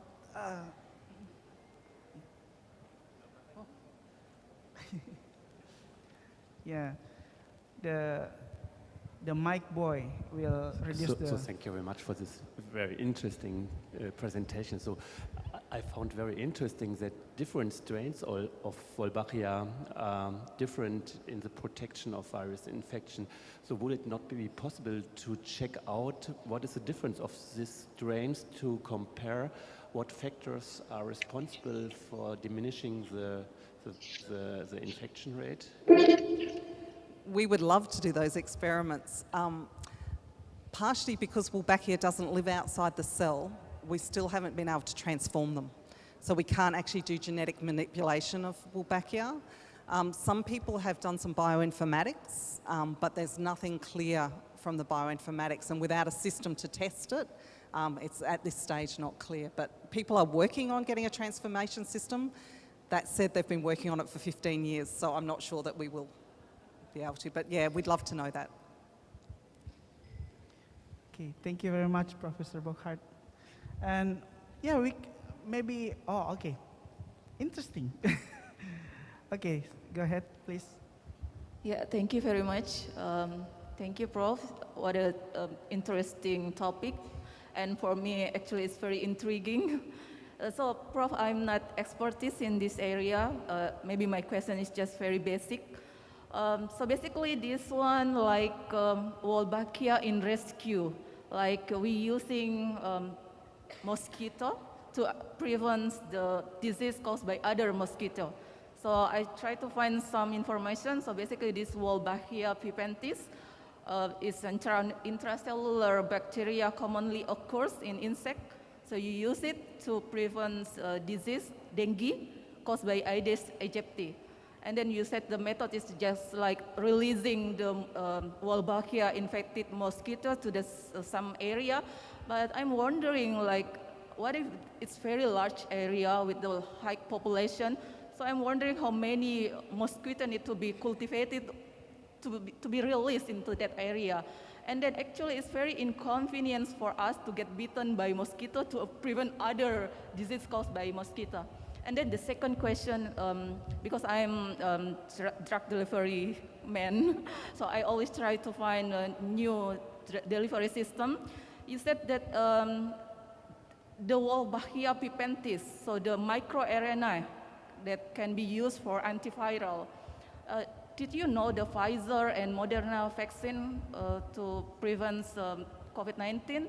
So basically it's mRNA, messenger's RNA from the spike protein. So they put it into the lipid nanoparticle and then make a vaccine. So is it possible that we took the microRNA from the Wolbachia pipentis and then put it into the drug delivery system and then just get vaccine? So we don't need to get bitten by mosquito. So I think like that. Thank you. Thank you for your questions. So the first question about the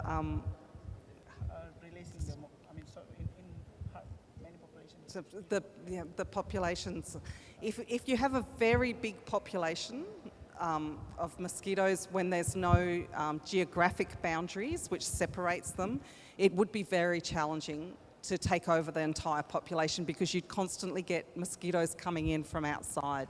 And so this approach works best in small contained areas, but it may be as the technology for growing the mosquitoes gets better. So the way they do it is they give people takeaway boxes which have mosquito eggs in them in a capsule, and then you just add water and put it in your backyard. So the release of the mosquitoes is actually fairly easy. But I do think in sort of large areas it would be very hard to release enough mosquitoes. So it may not be a solution for everywhere, at least not as the technology currently stands, but in the future it may. And the second question... Yeah, the second one is microRNA. MicroRNA, yes. So the technology used for the COVID-19 vaccine to deliver the vaccine, being messenger RNA, similar things could potentially be used for microRNAs, and there are people who are working on microRNA delivery not to do with viruses, but to do with control of other genes involved in diseases. But to be honest, I'm not sure exactly how far that's progressed. It's all about the protection of the RNA to get it to where it needs to be, which is the problem. Thank you. Okay. Yeah, maybe that's all. I think time has up, and we will have the second speaker soon. So maybe we can give applause to Karen for her presentation.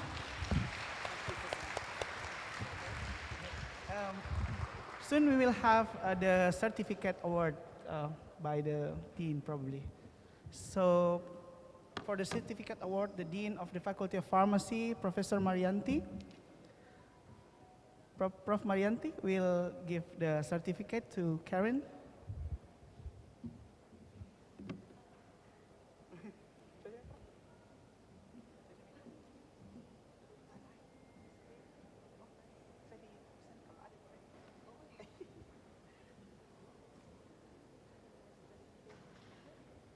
Okay.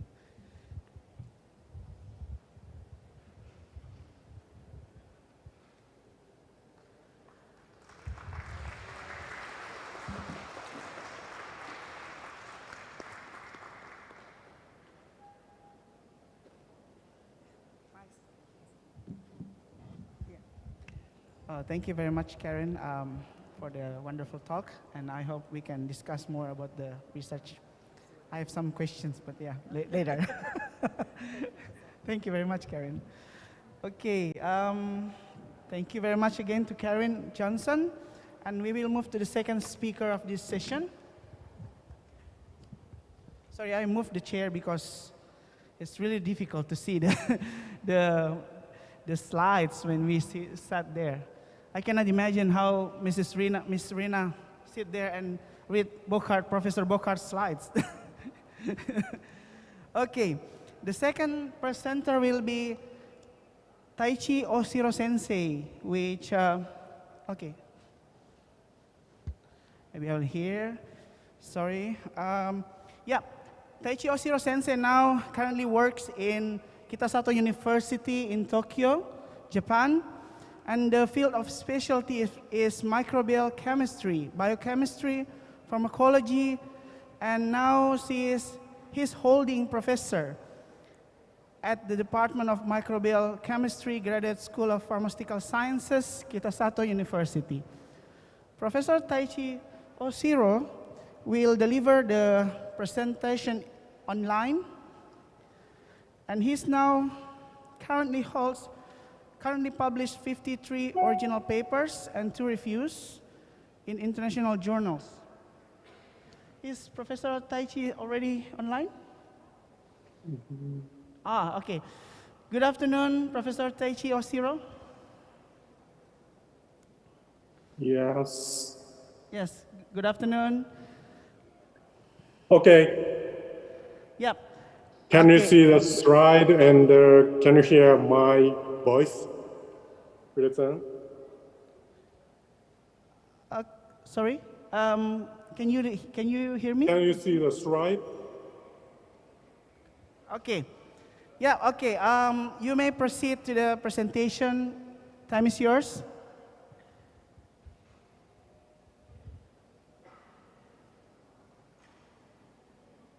Okay. Yes. Yeah, thank you very much for the kind introduction, Firzen.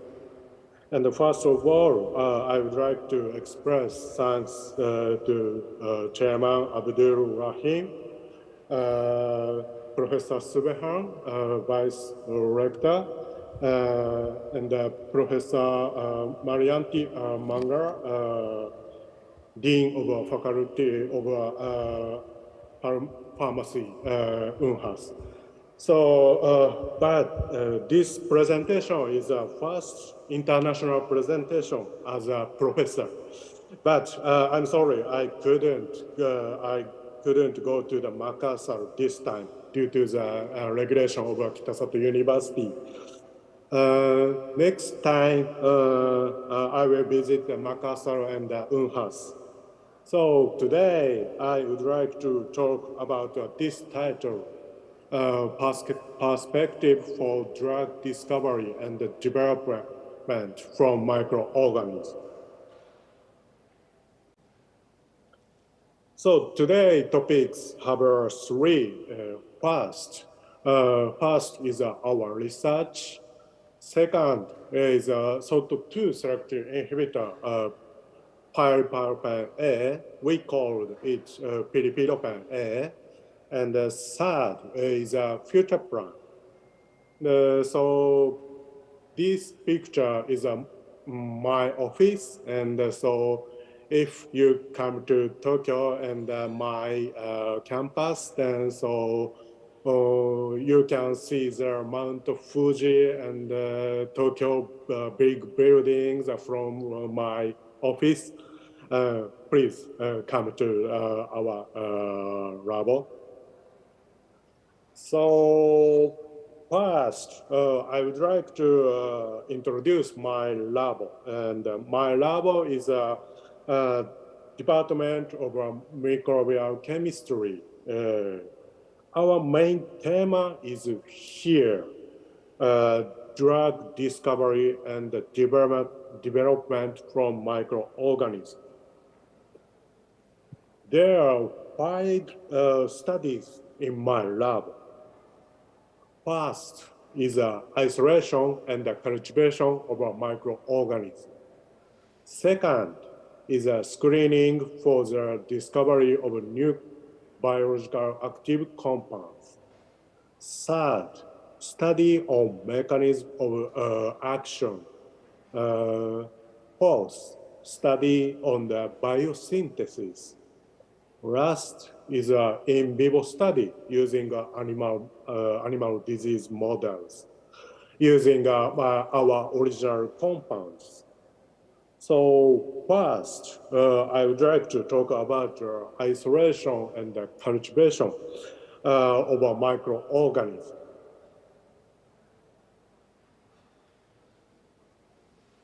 This slide shows the isolation and the cultivation of a microorganism. This scheme is very hard and old style. But Professor Omura, do you know Professor Omura? He discovered ivermectin isolated from actinomycete using this scheme. So I think this is very important. So we collected samples from soil, mud, and the plants, and the various environment. After collection, we made an isolation plate. Next, this plate was cultivated. Then we found many many colonies of bacteria, actinomycete, and fungi. So we isolated the microorganism for the purification. After we made stocks of a strain, we started the main culture. Our collection samples are from various environments. Soil in my hometown island, Okinawa. Okinawa weather is different from Tokyo. So it is similar with Indonesia. Many rain and hot, and there are many small islands at the south of Japan. And in Japan, there are many hot springs. This is a different situation from Indonesia, I think. So we collect the sample from the various many environments. And we collaborate with the UNHAS group. So these pictures are 4 years ago.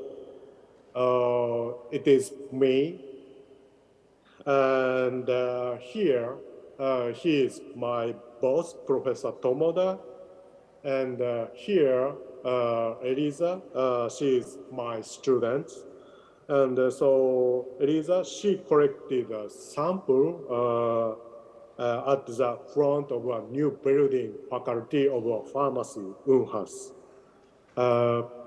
Professor Fujimura and Dr. Ote. Dr. Ote is my staff, and they collected a sample the soil at the project. I think Indonesia has a special diversity about plants and animal and insects. So I think microorganism is also interesting. Here, this slide shows one of our collaboration research with UNHAS.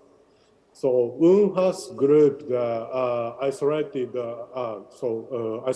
actinomycetes, streptomyces, MRK01PY from plant. So then after UNHAS group isolated this actinomycetes, we discovered active compound. Structure is here. Unfortunately, this compound is a very famous compound, actinomycin D. But so actinomycin D has many biological activities. So we found new findings here. So actinomycin D inhibits the growth of a Mycobacterium abscessus, Mycobacterium avium, and intracellular. So these data indicated so actinomycin D inhibits the growth of tuberculosis. So we collaborate. We would like to continue the collaboration with UNHAS group. So next, next, I would like to talk about screening, second themes, screening for the discovery of a new biological active compound. Here, after a main cultivation, we made a library of a culture broth. So we started screening using this library. We established many screening assay systems here. Now we are focusing on the lifestyle disease and cancer and infectious disease, anti-aging, bone-related disease. So this slide shows our original new compounds from microorganisms. So this compound is a recent data. And so today I would like to talk about this compound. So this slide shows the structure of volhemines and terpendols. So these compounds are new compounds, and so these these compounds were discovered by ELISA, and so I would like to talk about this research.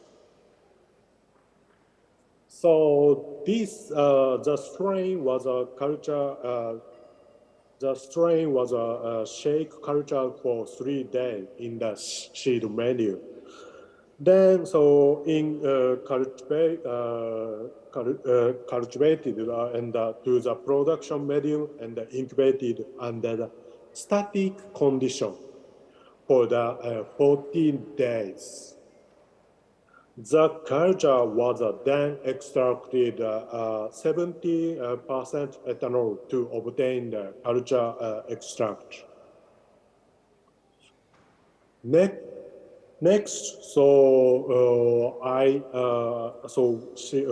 fraction 60% too was subjected to purification by preparative HPLC to give a non-NK12838 compound and new compound terpendol N.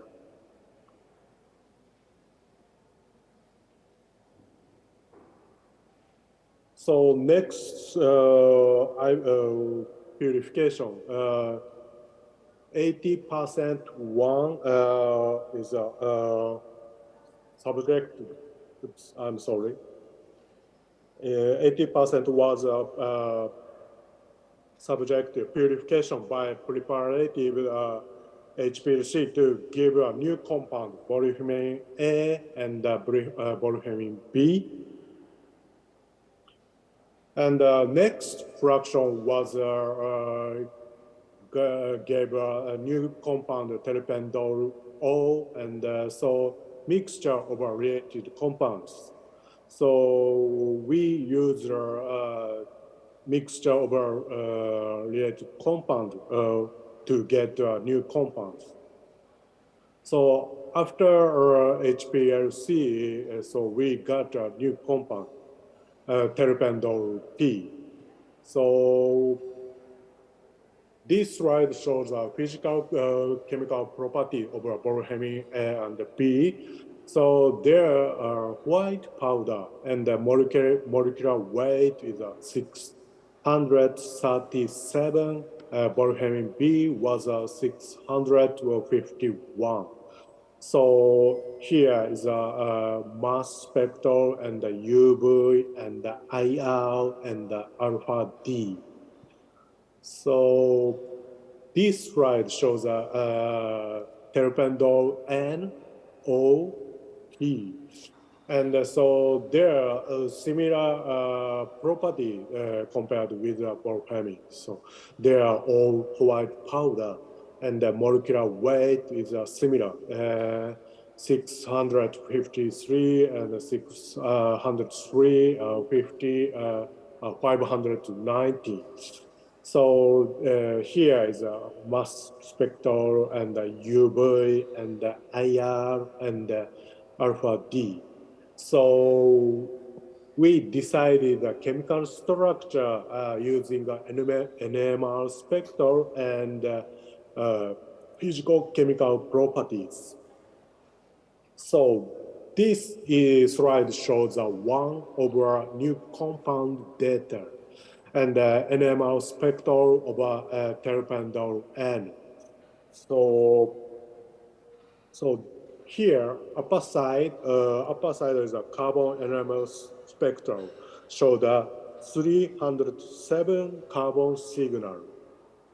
And so here, and the proton NMR spectrum show that one amino, one hydroxy, and the others 47 proton signals. So next is a result of a 2D NMR analysis of terpendol N by HHCOZ analysis here. So we found 6 partial structures shown in this, like this here. And next, HMBC analysis suggested 2 partial structures. One is here, second is here, and the partial structure 1 consists of 5 rings. Here, 1, 2, 3, 4, 5, and so this these rings included indole moiety and a cyclopentane ring A here, and the 2 cyclohexane ring B and C. On the other hand, so partial structure 2 is isopentanyl groups. Then, so long range HMBC collection from the proton 31 to the 10 and 27 were observed. So taking into consideration these carbon chemical shifts, these 2 partial structures were connected by oxygen and formed G-oxygen ring E like this. So HMBC signal from the proton 7 to the carbon 18 to the carbon 7 confirmed the ring D. Then, so presence of a hydroxy group attached to carbon 13 was confirmed by carbon NMR chemical shift and HMG correlation. Finally, the remaining 2 oxygen position was deduced by carbon NMR chemical shift, taking into the consideration of the degree of unsaturation. 2 epoxide moiety was suggested between the carbon 11 and 12, and between the carbon 38 and 39. From these spectral data, the planar structure of terpendol we deduced.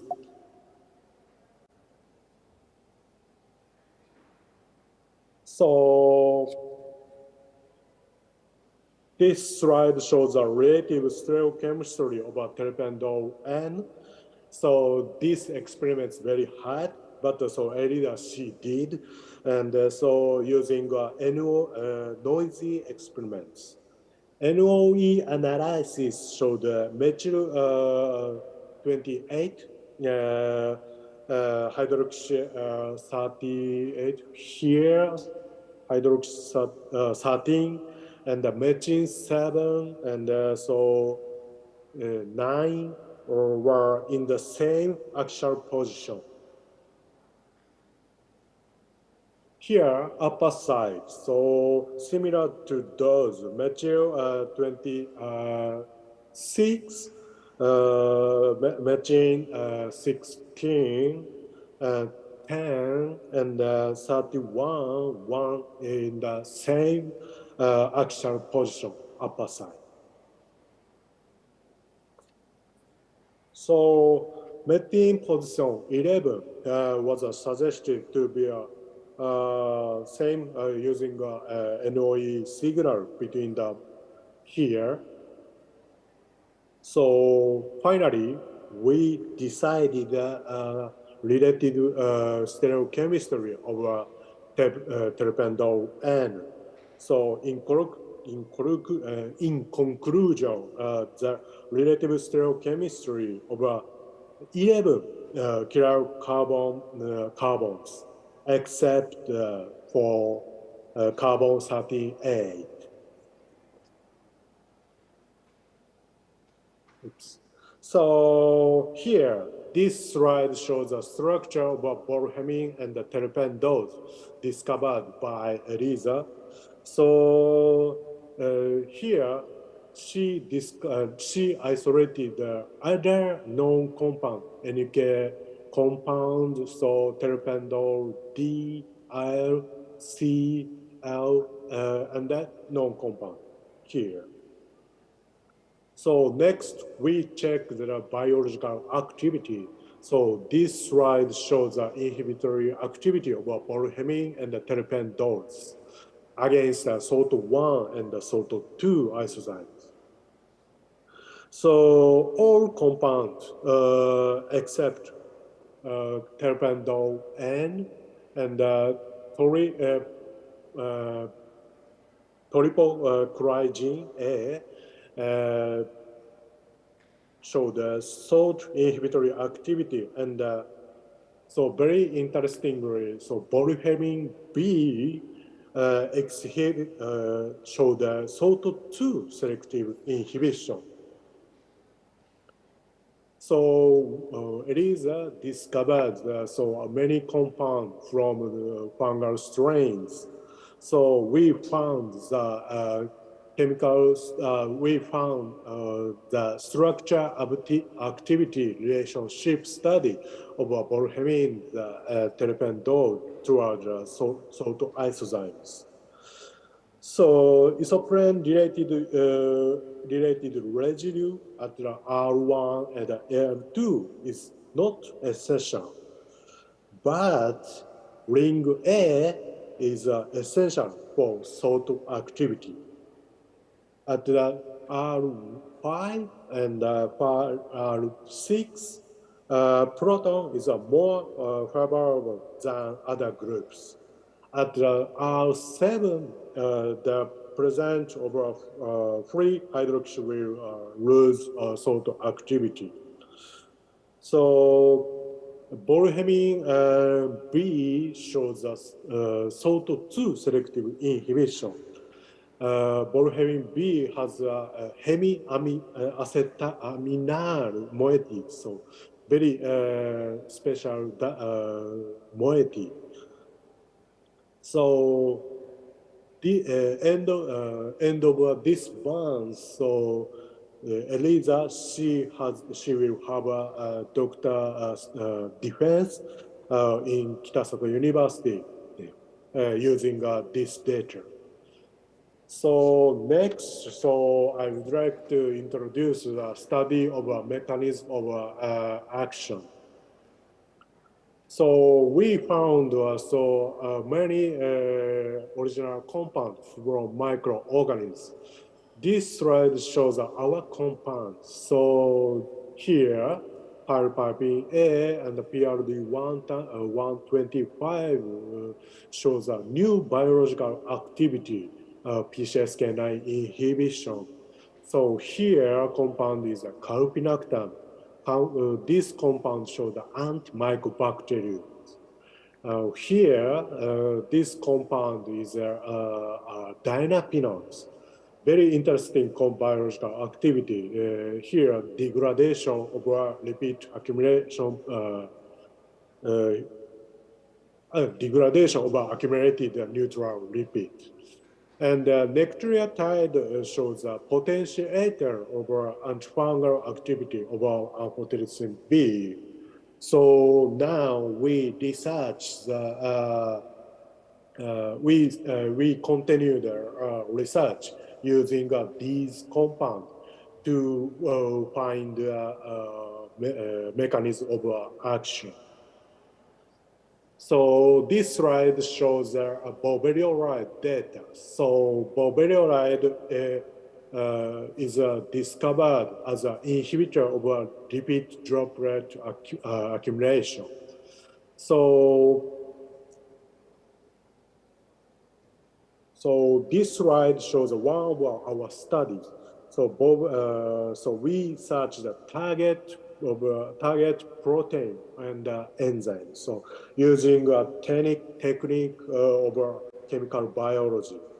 For example, so confocal microscopy analysis and the Western blot analysis. We found the boveolide inhibits the SORT1 enzyme and binds the SORT1 enzymes. Next, so I would like to introduce a study on the biosynthesis. We discovered the dinapinone and the monapinone from fungal strain Taranomyces pinophilus FKI 3864.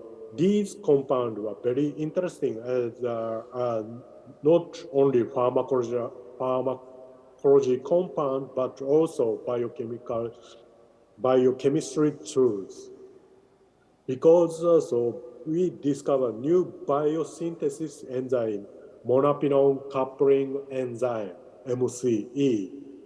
This coupling enzyme is very interesting. So now we continue biosynthesis study using this enzyme. So last one, as our lab tema, it is in vivo study using animal disease models. Do you know the silkworm? And silkworm is a good insect as an animal models. Small, cheap, not biting, like mice.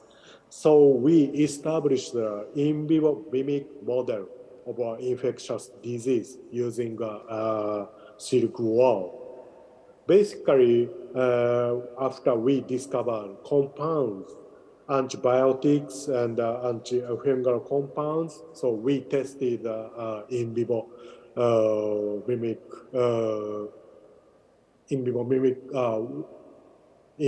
we tested in vivo using silkworm models. So yeah, I talk about my lab tema 5. So next, I would like to talk about our SORT2 selective inhibitor, pyropypin A and the pyropypin derivative. This slide shows a pyripropan A, and so about 10 years ago, we found the SORT2 selective inhibitor, pyropypin A. Pyropypin A is the first and the only high SORT2 selective inhibitor. But also pyropypin A is a very old compound. This compound was discovered in the 1993, about 13 years ago. So, do you know the sterol acetyltransferase, SORT? So this enzyme is a very famous and important role in the cholesterol metabolism. Previously, acyl-CoA cholesterol acetyltransferase ACAT was called. This inhibitor is expected as a post-statin for the treatment of hypercholesterolemia and atherosclerosis. However, it has not been yet in clinical. Then SOT1 and SOT2 were discovered. They have a different function and distribution. SOT1 is expressed in the various tissue and the cells, including a macrophage. On the other hand, SOT2 is only expressed in the intestine and the liver. So, selectivity of a SOT inhibitor is very important for the development of SOT inhibitors. This slide shows SOT1 and SOT2 knockout mice. Here, SOT1 knockout mice shows side effect like toxicity, loss of hair here, loss of hair. And so SOT1 knockout mice show the atherosclerosis lesion increase. On the other hand, SOT2 knockout mouse shows very safety, and so SOT1 knockout mice show the decreased atherosclerotic lesion here. So these data, these SOT1 and SOT2 knockout mice indicated that selectivity of a SOT isozyme is very important for the development of a SOT inhibitor. But so nobody tested SOT selectivity. So we established the assay system using SOT1 expressing CHO cells and SOT2 expressing CHO cells. Here, this slide shows a cell-based assay to measure the SOT1 and the SOT2 activity using SOT1 and the SOT2 CHO cells. So this assay system is very easy. Here, this band is a cholesterol ester. And so we checked this spot. So we compound inhibit the SOT isozyme. Then so this spot will be decreased. So before SOT isozyme was discovered, we discovered, before the SOT isozyme were identified, we discovered many SOT isozyme. SOT isozyme inhibitor, SOT inhibitor from microorganisms. So we did check the SOT inhibition using our established assay system. This slide shows the selectivity of inhibitor toward SOT isozymes. So many inhibitors like this, they show the SOT1 and the SOT2 inhibition, like a dual inhibitor, or some compounds shows the SOT1 selective inhibition. Then we found here pyropyrin A is our original compound. So pyropyrin A inhibits SOT2 selective inhibition. Selectivity index is over 1,000. 1,000. So very interesting. So here we check the. Oops, I'm sorry. So after we establish the assay system, so we continue the screening using salt isozyme to find salt isozyme inhibitor using this system. This slide shows a structure of a new salt inhibitor discovered from the cell-based assay system using the SOT1 and the SOT2 CHO cells here. And so this slide shows selectivity of an inhibitor of salt isozymes. Unfortunately, so some compounds like bacillide or other compound, they show the dual type salt inhibitors. So now pyropyrin A is only SOT2 selective, high selective inhibitor.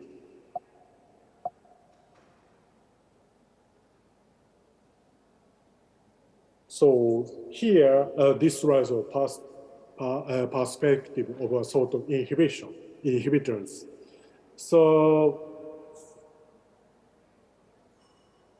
So far, many inhibitors were developed.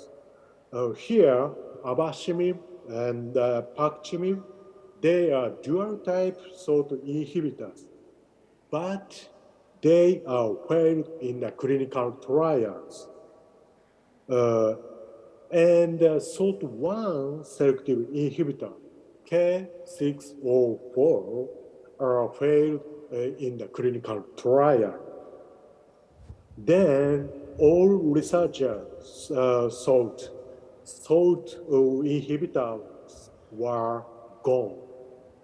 But SOT2 selective inhibitor has not been investigated, because pyropyrin A only we have. So next we tested in vivo efficacy using animal model. This slide shows the scheme of an atherogenic mouse model. We use ApoE knockout mice feeding a Western type diet. So I gave pyropyrin A every day orally, every morning for 12 weeks. After 12 weeks, we collected heart and out, and we checked the aortic lesion. First, this slide shows the total cholesterol level and the lipoprotein level in the plasma of pyropyrin A treated ApoE knockout mice. Here you can find data, and pyropyrin A shows a dose-dependent inhibition, decreased TPC, and VLDL and LDL. HDL was not changed. So this slide shows inhibition of atherogenic region area in the aorta of pyropyrin A treated ApoE knockout mice. Here, red is atherosclerotic region. Yeah, this region is a control. Here is a pyropyrin. Here is a pyropyrin A treated the mice aortic region. You can find easily an aortic region was a decrease. So what we found next, already I talk about the pyrpapin A. Pyrpapin A was discovered in 1993, 13 years ago, very old compound. So next, we synthesize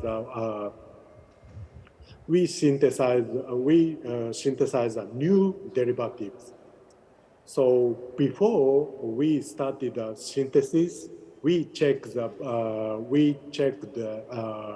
in vitro stability using in vitro metabolism. This slide shows an in vitro metabolism of a pyrpapin A in the mouse liver microsomes. Pyrpapin A is a decrease in the mice liver microsomes. Pyrpapin A metabolite is here. And here is a mice and a rat human liver microsomes data.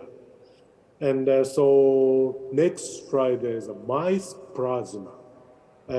Finally, we found also here, this moiety is selectivity very important.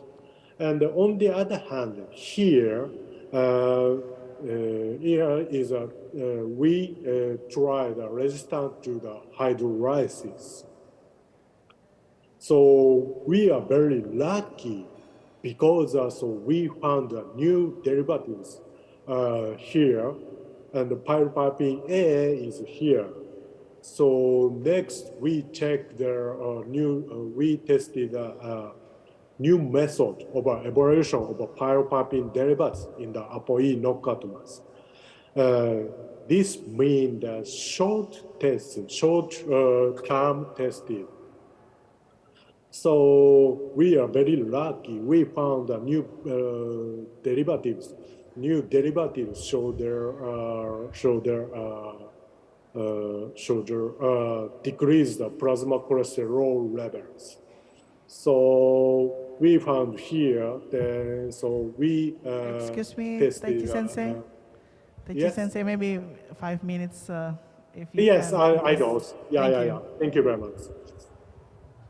Yeah, and so we checked so maybe I speed up. I'm sorry. And sorry. So we selected 3 compounds. So we tested and PRD 070 and 055 and 125. So we tested same scheme. So we use ApoE knockout mice feeding Western type diets for 12 weeks. So this slide shows very TPC, and the dose is 1 milligram per kilogram per day, and these compounds decrease the TPC, and so here PRD compounds decrease the atherosclerotic region here, low dose. Yeah, next we tried treatment. Last slide was PRD derivatives showed prevention over atherosclerotic region. We tried treatment over atherosclerotic region. And here,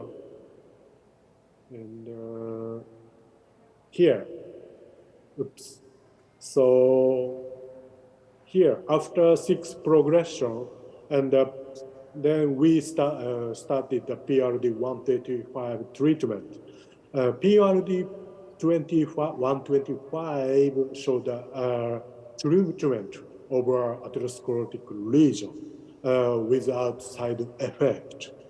So next, we tested we test the in vivo efficacy using rabbit models.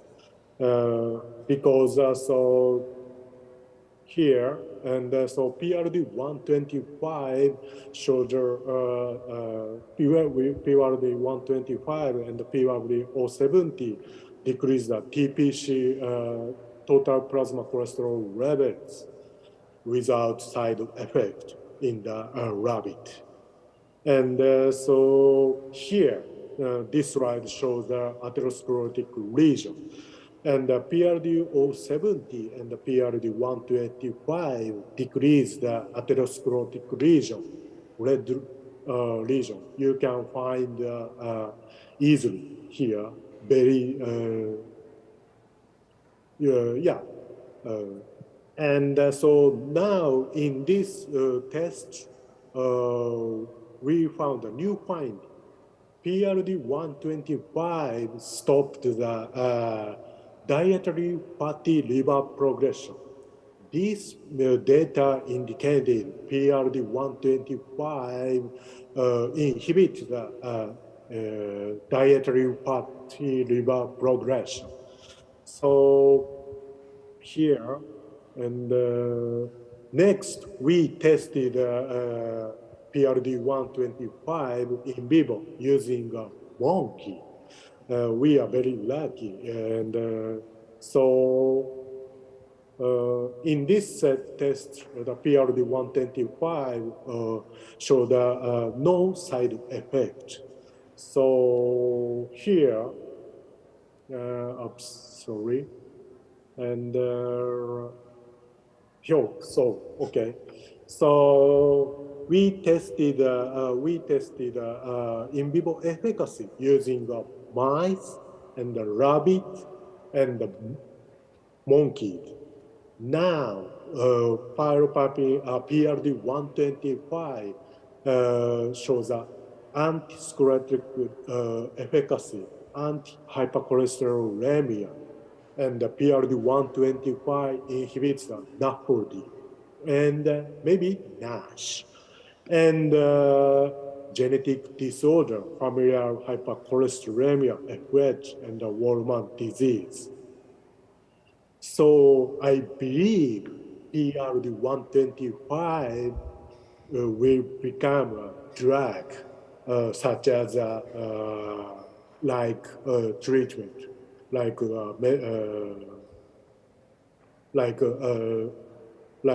such as a disease. So last is a future plan. Future plan is one slide. We last year we became a professor in my lab. Then we continue. I continued drug discovery and development from microorganisms. So we now we continue the 5 themas.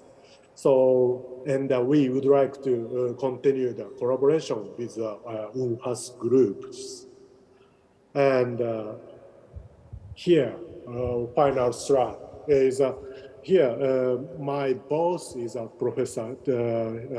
My boss is a Professor Tomoda, and I would like to express thanks to the all collaborator and Elisa. She is very nice researcher, and so here, and so my student and my students, and thank you for your attention. So next time I will go to the Makassar and the UNHAS. Thank you very much. That's all. Thank you very much, Professor Taichi Oshiro. Yeah, I'm really sorry. I need to reduce the time so we can have discussion session. So maybe I will. I'm sorry. Yeah. Invite one questions if possible.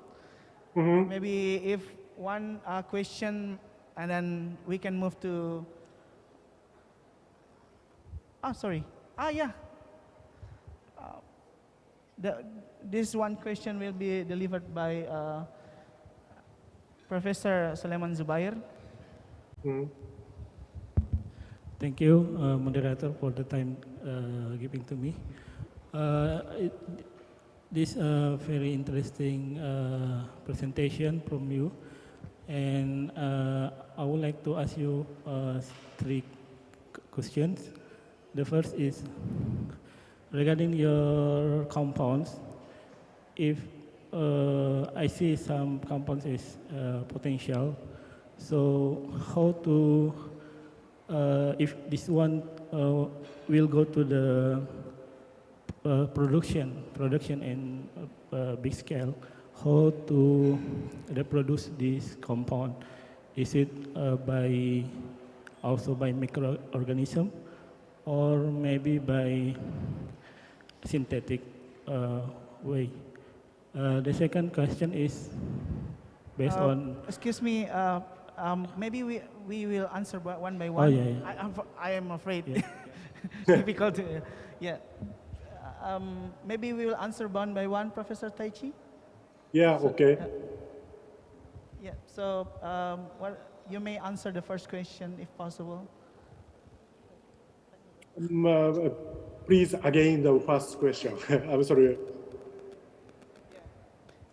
Actually, I couldn't hear well also from that area. Yeah, the sound sounds like.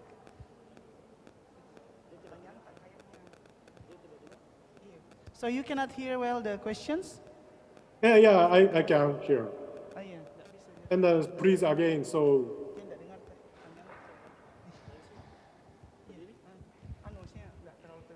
Yeah, the compound that has potential, good potential to be maybe in produced in scale, big scale for the treat the disease.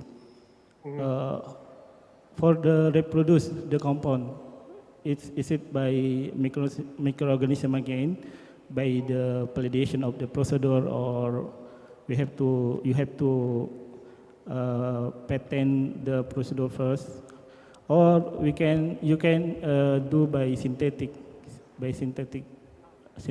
the compound. Yeah, thank you. Okay, now it's clear. So do you get the questions? So to produce the compounds, do you need to produce it again using microorganisms, or can you synthesize the compounds? Yeah. Okay, so thank you very much for your question.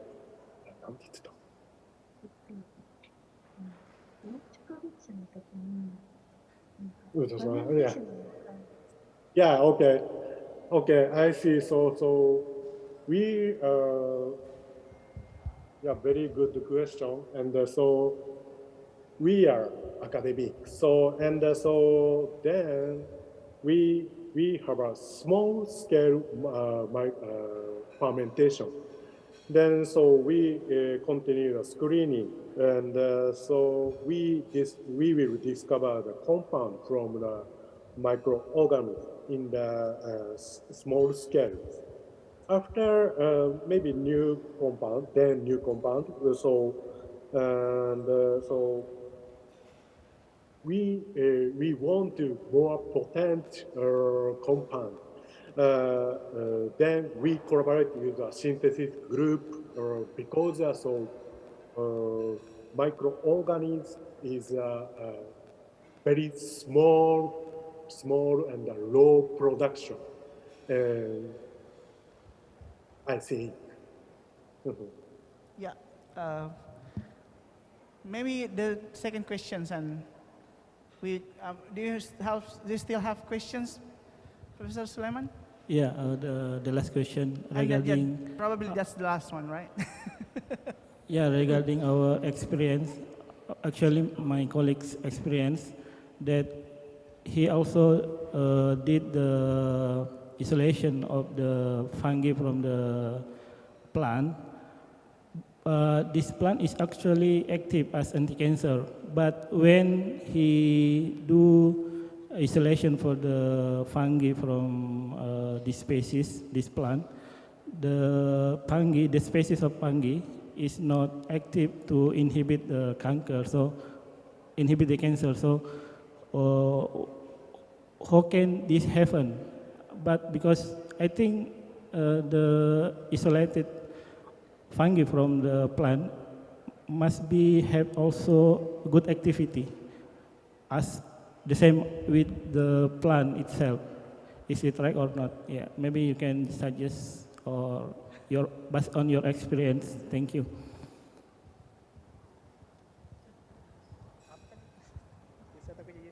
So thank you very much. So, and Eliza, she supported me. She will answer your Okay. question. So Eliza is there. That's good. So he can ask in Indonesian language. Oh, in Indonesian language. Yeah, Eliza, you may. Okay. So the question Please is. ask in Indonesian language. Indonesia is okay. Jadi bedanya. Ya, kenapa? saya punya teman, dia juga kerja isolasi senyawa atau fungi dari tanaman endemik. Ya. Tanaman endemik ini dia anti cancer bagus, tapi ketika dia mau kultivasi dan kemudian mendapatkan fungi dan spesiesnya sudah diketahui, setelah diuji ternyata malah tidak aktif, tidak sama dengan tanaman yang dia ambil itu. Jadi kira-kira penyebabnya apa? Dan karena yang saya tahu seharusnya yang dia isolasi itu funginya itu lebih baik mungkin hasilnya dari tanaman aslinya kan. Salah satu tujuan ini bioteknologi ini kan untuk menghindari eksplorasi yang sangat besar kepada tanaman sehingga bisa digunakan kulturnya. Terima kasih. Terima kasih. Oke, Eliza, can you bisa juga? Bisa. Kebetulan orang Makassar jadi logat Makassar. Silakan Eliza. Ya, jadi kalau Bantu misalnya senseinya. perbedaannya dari tanaman dengan fungi. Suaranya tidak terlalu terdengar Eliza, bisa di. Oh ya. Jadi perbedaannya dari tanaman dengan fungi mungkin saja aktif compound yang diproduksi itu berbeda, Pak. Kalau misalnya harusnya lebih studi yang duluan dilakukan adalah anti cancer dari tanaman tersebut harus ditahu dulu itu apakah diproduksi dari fungi yang berada di sekitar tumbuhan tersebut atau dari tumbuhan tersebut. Jadi tidak selalu bahwa aktif compound yang kita inginkan itu bisa diproduksi oleh fungi, apa istilahnya? Fungi yang hidup di sekitar tanamannya. Jadi mungkin saran saya yang pertama cari tahu dulu aktivitas tersebut diproduksi oleh tanaman tersebut atau dari fungi yang berada di dekatnya. Kalau misalnya berada dari tanaman dan dari tumbuhan tersebut, mungkin studi berbeda yang akan diperlukan. Kalau misalnya dari fungi-nya, mungkin senyawa tersebut bisa saja tidak diproduksi dari fermentasi yang dilakukan. Seperti itu. Jadi ada banyak faktor. Terima kasih, Pak. Mungkin. Thank you. Oke, terima kasih Eliza atas bantuannya. Ya, saya mohon maaf karena tidak terlalu terdengar juga dari atas. Mungkin. Oke, thank you very much, Professor Taichi. Yeah, thank you. Yeah, we will deliver the certificate of presenter. Maybe I would like to invite Vice Dean Bu Yulia to give the certificate to Professor Taichi.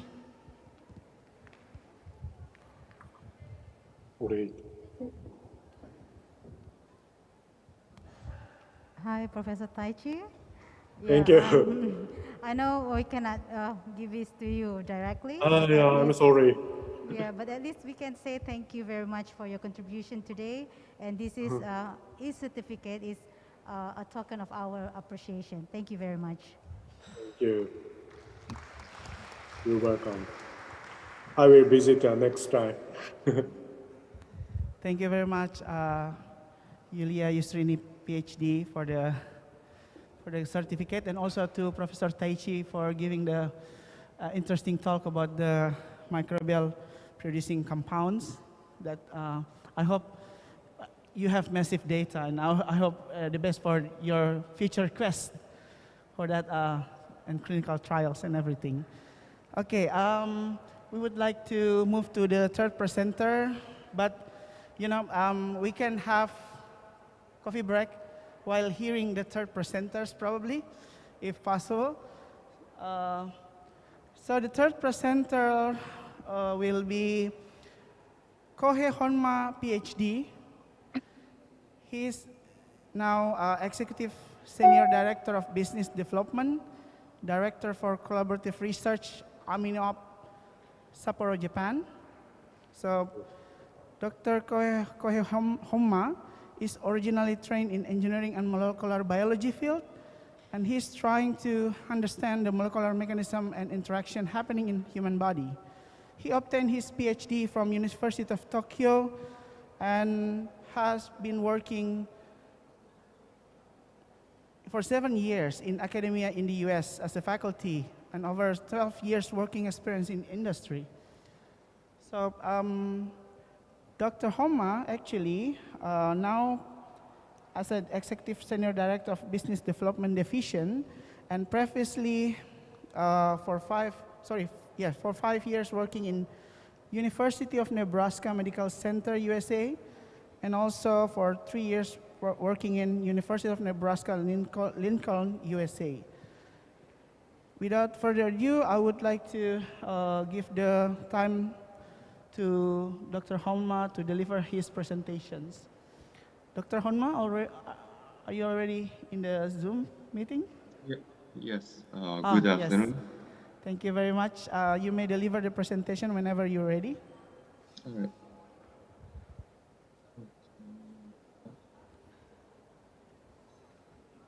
Oh, does it work? Yes, I can hear you clearly. Yes. Oh, very good, very good. Good afternoon. I'm Kohei Honma. I was supposed to be there in Makassar today, but unfortunately, due to some schedule restraint, I couldn't come. So I'm talking from remote. So today, thank you very much for your invitation for this ICOPMES, and it's my privilege and honor for this invitation.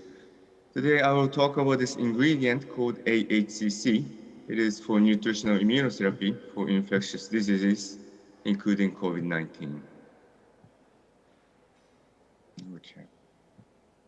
So first of all, I would like to quickly introduce about our company. It's called AminoOp, and we are located in Sapporo, Japan, up north here. Yeah, you see my pointer, right?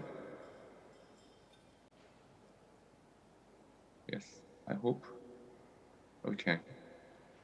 So, and here in AminoOp company, we are trying to develop innovative nutraceuticals, raw materials from natural sources, and based on scientific evidences under the highest food safety and quality standards. The corporate mission is to bring smiles to the world with the power of nature. So just 2 years ago on Nature magazine in 2020, December, our company and this ingredient, today's ingredient, was featured on the magazine. So if you can go to nature.com and search by the keyword AHCC, you will find this article. It is well written and captured our company and the ingredients. So please visit the website. Okay. So as a manufacturer of the ingredients, we are trying to develop something new in the world. So we try to develop innovative product from scratch, and we try to show those new ingredients are really beneficial to our health. And that's why we need to accumulate real scientific evidences. So as a manufacturer, we have really limited number of ingredients, and today's topic ingredient is AHCC. It was actually developed in 1989, so it's quite old ingredient, but quite new to Indonesia because we had been trying to register this ingredient in Indonesia for many, many years, and that material registration was just done last year. So ACC was developed long ago, but it's quite newly introduced to Indonesian market. And this is a company's kind of philosophy, a strategy for product development. We have roughly three starting points of developing products. Like including HCC, we sometimes start from clinical effect. In HCC, we wanted to develop something which can effectively stimulate our immunity. And then we try to screen different natural sources, different species of mushrooms. Then we come to this good starting raw material. Then we develop these kind of things. We sometimes have some certain raw material to start with, and we try different types of screening studies for the applications. And we came, for example, in this case, perilla leaf, we came to the application of the allergy. And there are also technical improvement perspective. There are many different kinds of natural ingredients in the market, and we sometimes try to technically improve those ingredients so that we can make it to a higher level of such a bioactive molecules. And as our ingredients are always developed new, like that's from scratch, so we really need to show those ingredients are beneficial for our health. So we carry out many collaborative research with renowned universities and hospitals in the world. And we have been working with Hasanuddin University in Makassar for many, many years. And this is one of the recent studies we did with Hasanuddin University. We tried HCC on pulmonary tuberculosis in HIV-infected patients. This study is just published recently. It was a double-blind placebo-controlled study, and conclusion was that HCC was effective at a higher dose, therapeutic dose, to lead to better clinical improvement in TB HIV patients. This is a kind of a corporate fundamental. We try to really accumulate real scientific evidences, and we also hold this international congress on nutrition and integrative medicine. This is our annual scientific congress. And this year, after COVID, we couldn't have a physical conference for 3 years due to the COVID situation, but this year we could restart. But it was still limited in the domestic researchers and doctors, but we restarted. And next year, we are going to do restart again for the international congress. So as like we had in 2019, that time we had over 450 people from 30 countries and regions. So we expect similar numbers in next year.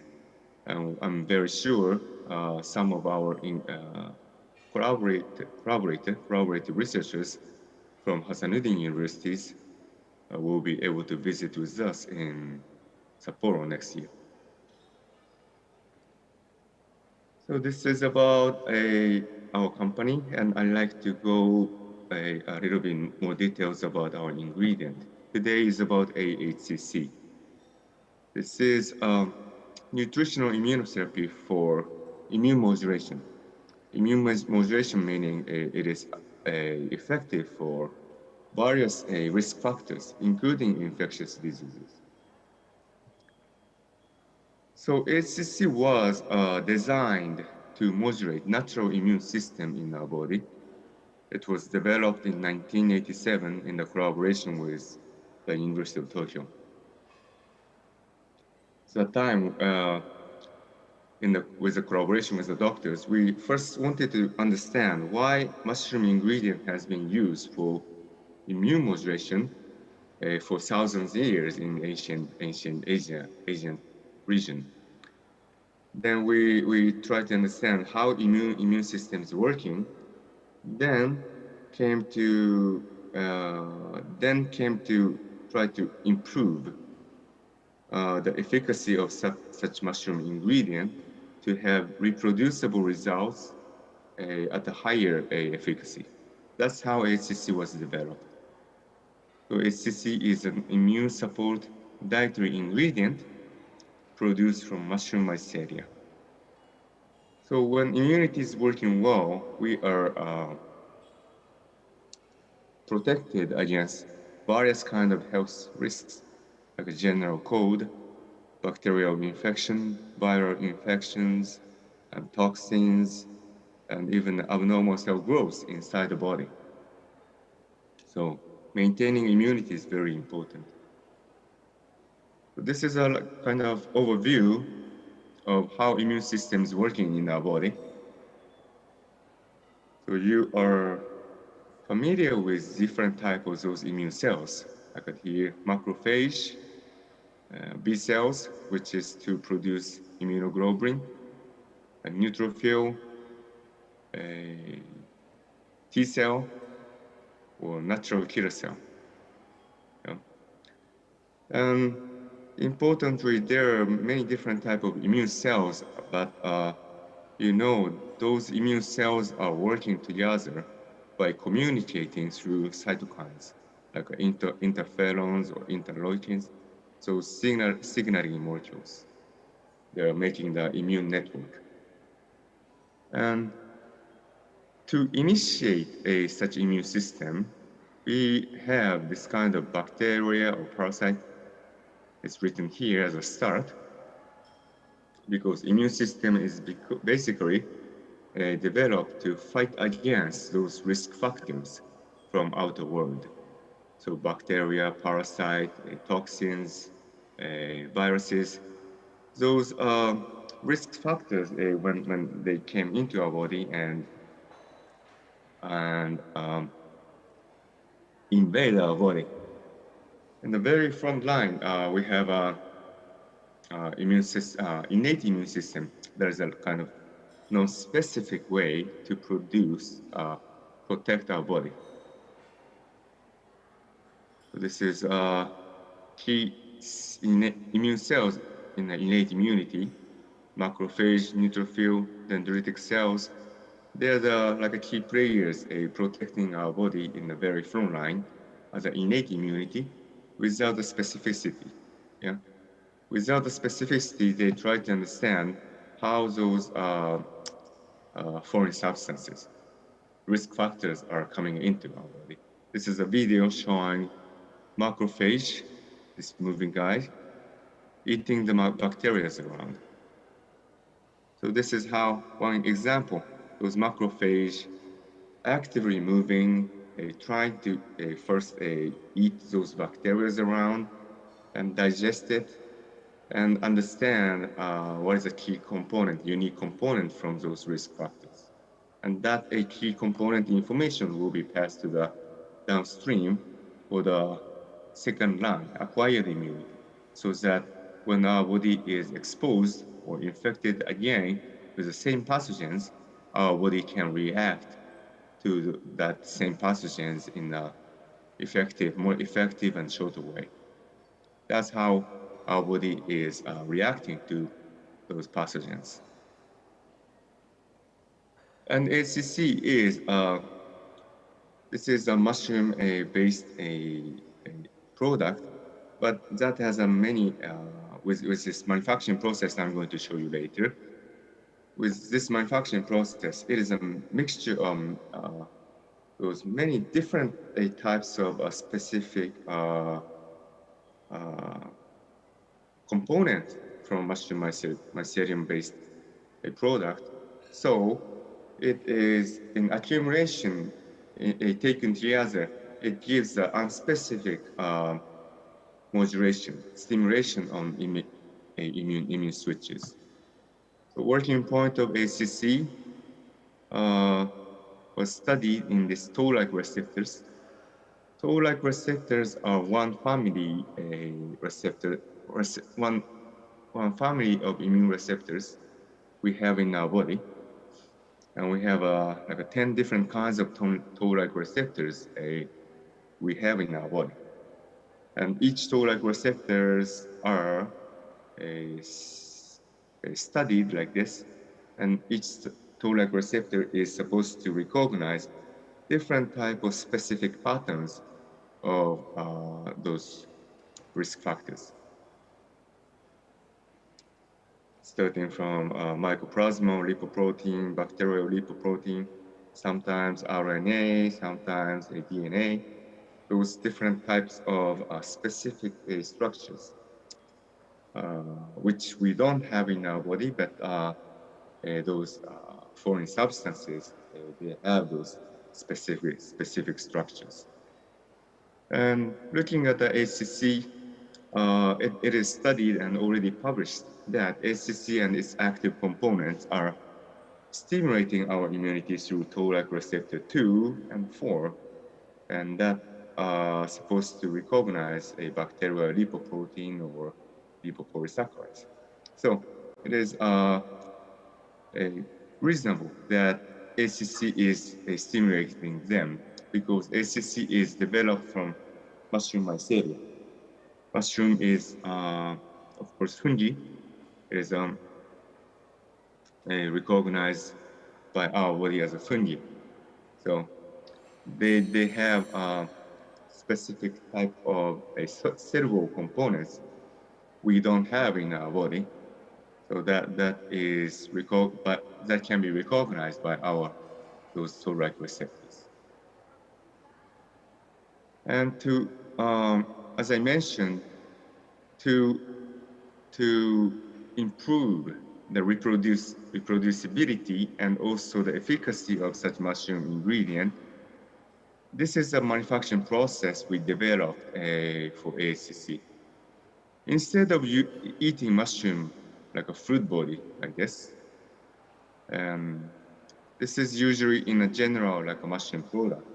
They make those mushroom fruit body into powder, or they do the hot water extract of those mushroom fruit body. But for ACC, we use instead mycelium of this mushroom. Like this part, of course, it has an identical genome of the same mushroom strain, but it has a more ability to amplify the number of cells when it's grown in the culture cell, liquid culture. So when we do the manufacturing process of ACC, we just need to scratch. Would you hold a minute?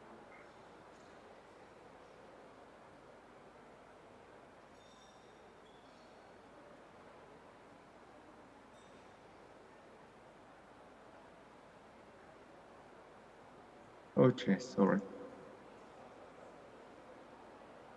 All right. So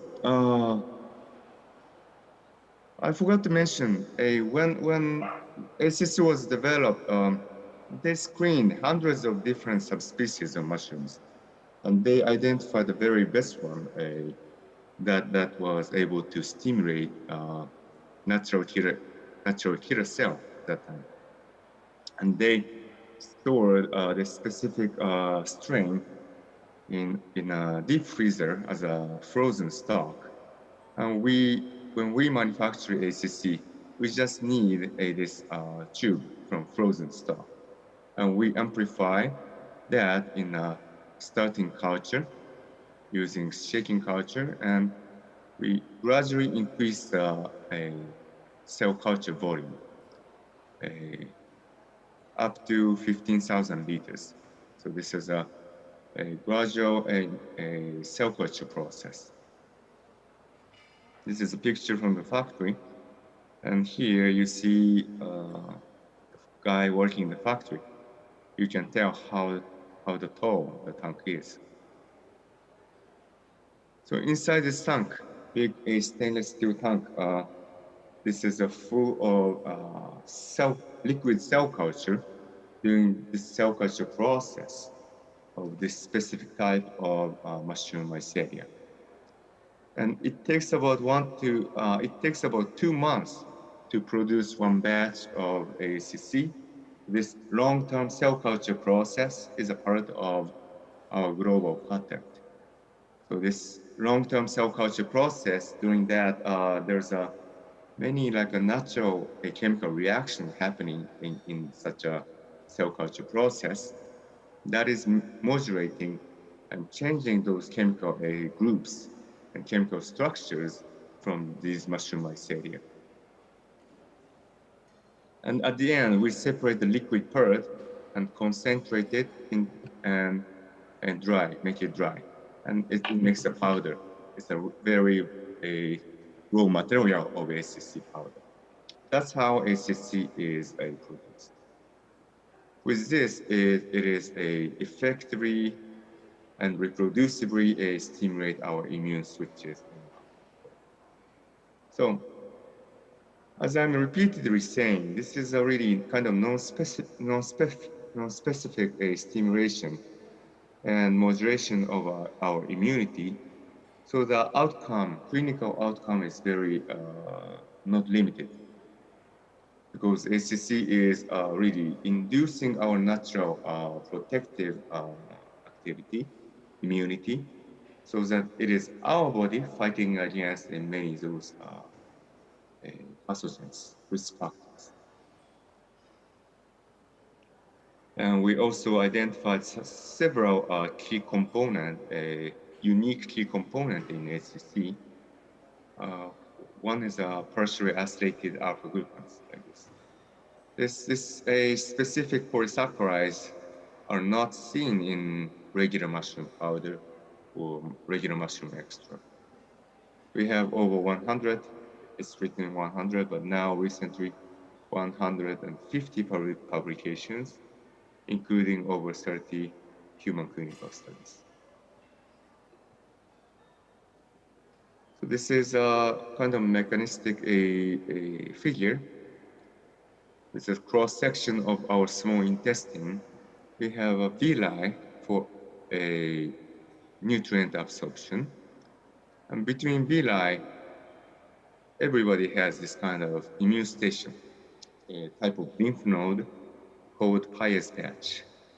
This is working as an immune station that supposed to recognize all those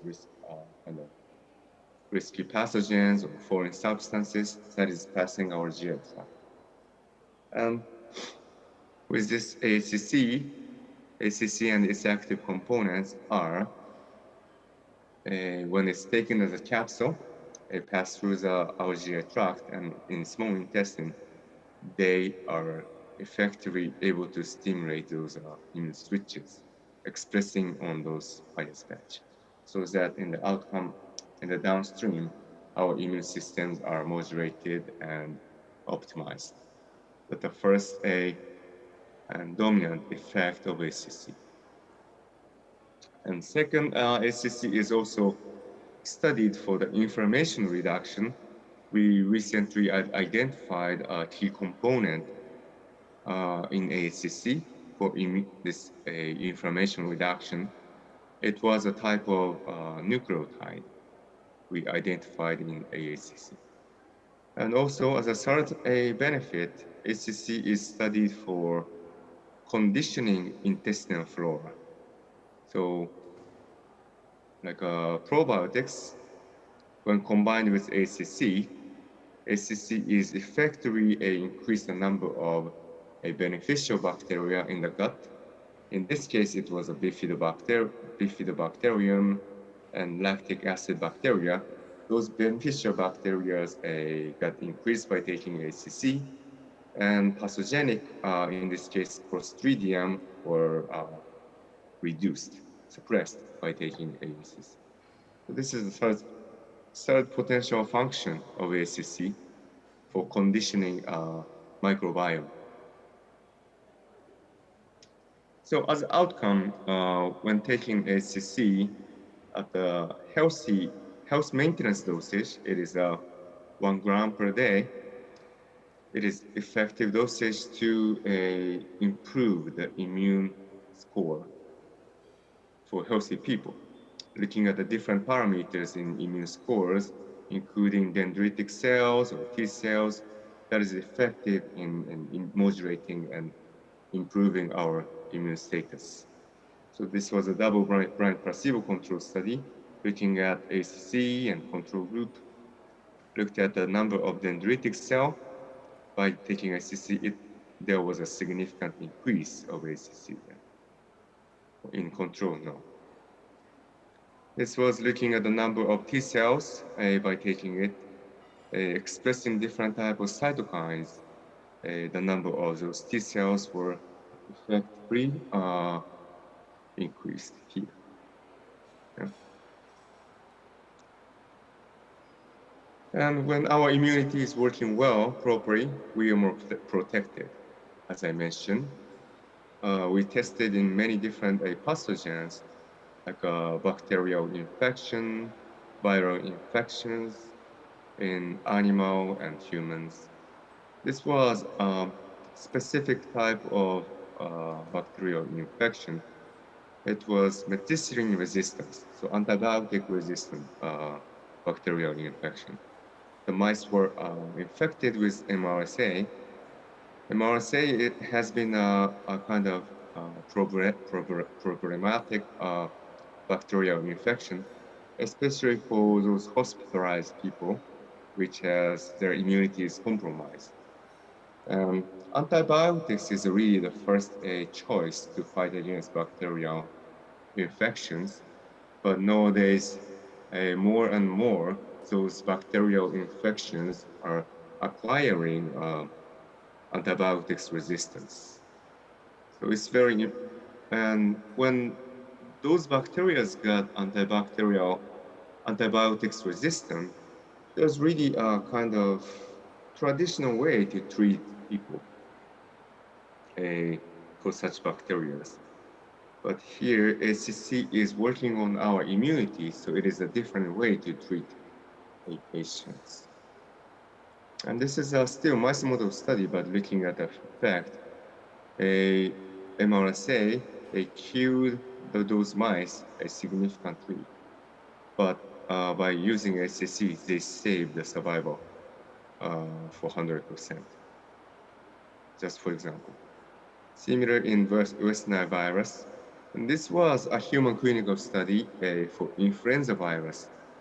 We looked at, this was a interesting study. There was we had two groups. One group was taking only a influenza vaccine. Second group was taking influenza vaccine and AHCC. So of course, the objective of getting influenza vaccine is to get antibody titer for the specific type of antigens. And looking at that, compared to the influenza vaccine standalone group, when combined with ACC, that a antibody titer was significantly higher than the control group. So this study suggested that ACC is also good as a vaccine adjuvant that helps the producing the specific antibody when combined with the specific antigen vaccines. Coming to the COVID virus, this was actually a review paper published 2 years ago from an Italian doctor. He evaluated past previous studies of AACC, and as you know, there are many different type of viral infections that infects our body, human body. DNA virus, RNA viruses, single strand, double strand, with or without envelopes, all those wide varieties of viral infections we are facing. And coronavirus, COVID-19 virus is sitting here, corona here. And in the past, we didn't have any studies, specific study for coronavirus, but those blue and green viruses, we had some specific studies in the past that showed ACC effectiveness, efficacy on those different types of viruses. So in this review paper, this Dr. Di Piero from Italy kind of suggested that ACC is maybe one good treatment for coronavirus. That was the conclusion of his review paper that time. And afterward, we actually started collaborative research with the University of Texas in the United States. And it was an animal model, mice model study. And the study is just finished.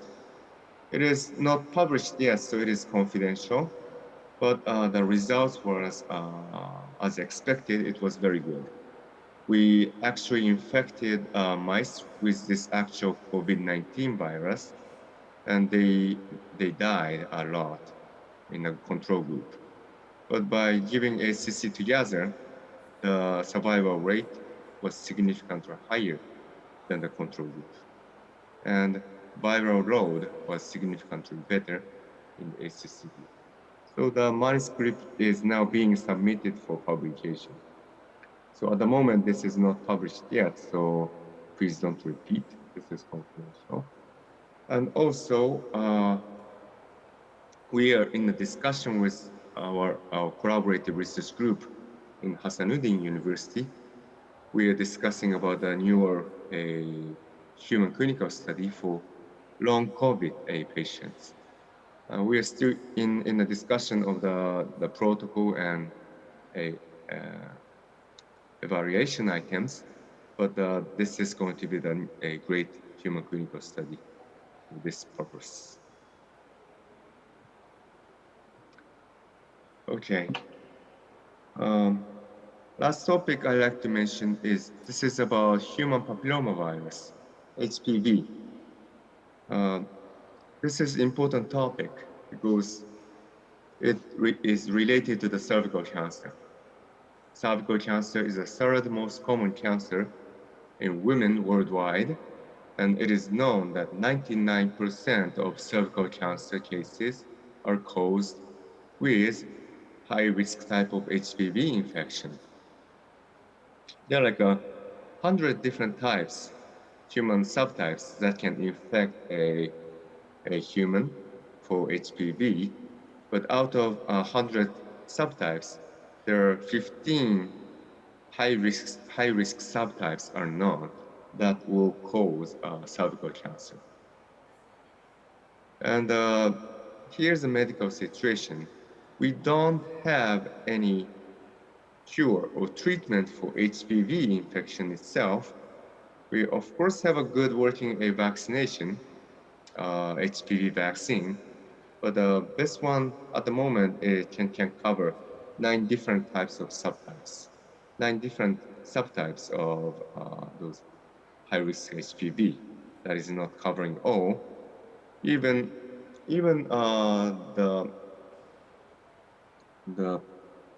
if we are vaccinated with HPV vaccine, after 10 years or 15 years, the effects are kind of dulled, and many people can still get infected with high-risk type of HPV. That is a fact, and it's every year there are many different new cases worldwide like this. So this is really between healthy people and cancer patients, actually. Healthy people, but we are always faced to the chance to getting infected with this HPV, because this is a very common cancer. It is said 80% of everybody, every one of us, 80% of us will get infected with a certain type of HPV at least one time in a lifetime. Yes. But mostly our body immunity is working and getting rid of those HPV infection. But some of us have a really kind of low profile of immunity. Some of us are, our immunity is kind of chronically attenuated. So for them, HPV infection is a common cancer, common infection. At the same time, it can be sitting there for a really long time. So based on that fact, our collaborator from the University of Texas, Dr. Judy Smith, carried out a human clinical study, started from basic study about 10 years ago, more than 10 years ago. She started from a really basic in vitro study, then upregulated to a mouse model study, then carried out a human clinical studies. Started from preliminary study and at a different dosage, like a host maintenance dosage at 1 gram per day or therapeutic dosage at 3 grams per day. Then she came to this phase 2, a double-blind placebo-controlled study with a larger number of subjects, and that study was just finished and just published this summer.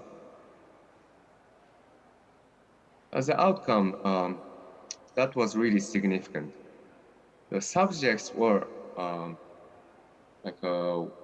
women who has been continuously positive with a high risk type of HPV, continuously positive over 2 years. And they were recruited in the study and they started taking HCC every day.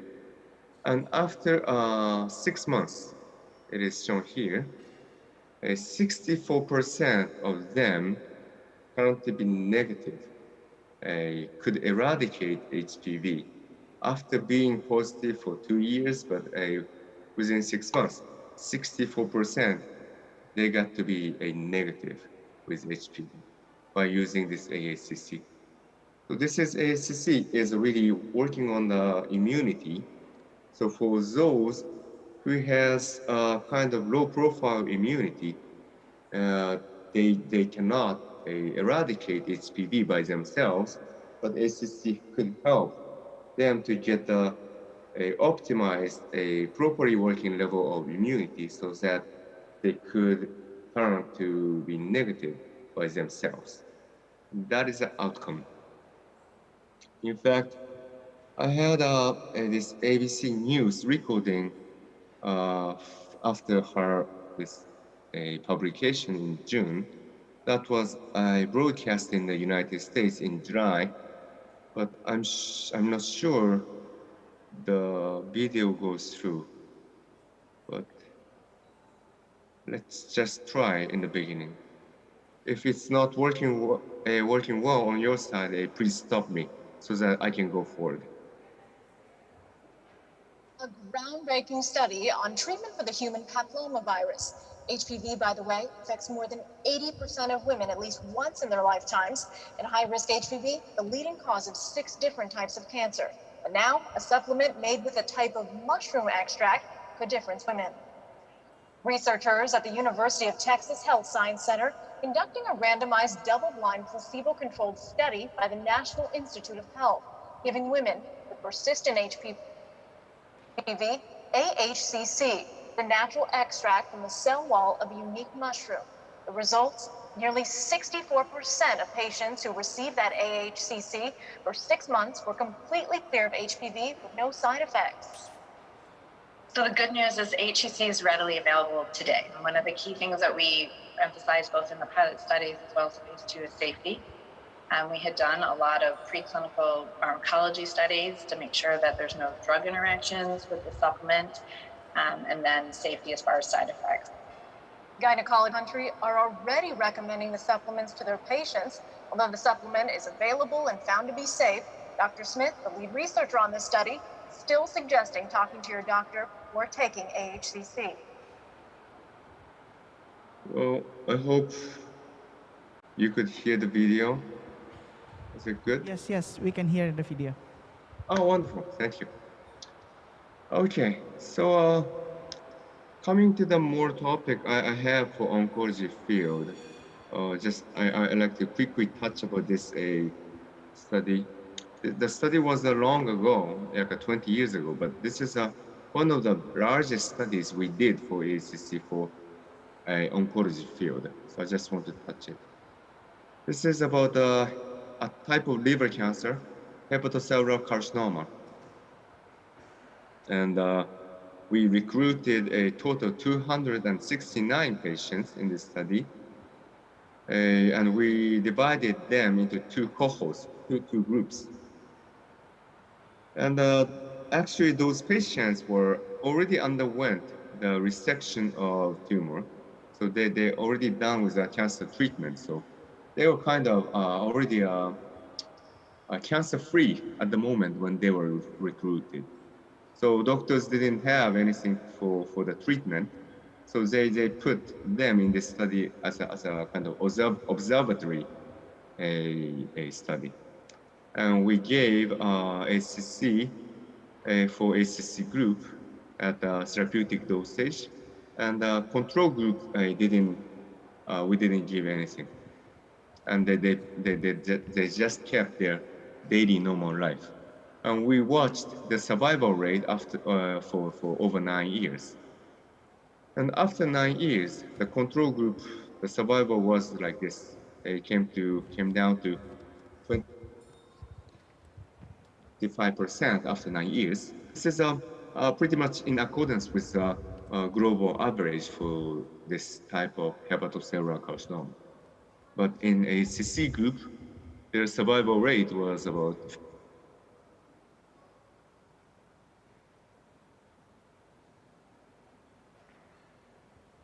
results, but it was again explained by the immunity, because it is known that in most cancer patients, their immunity is compromised.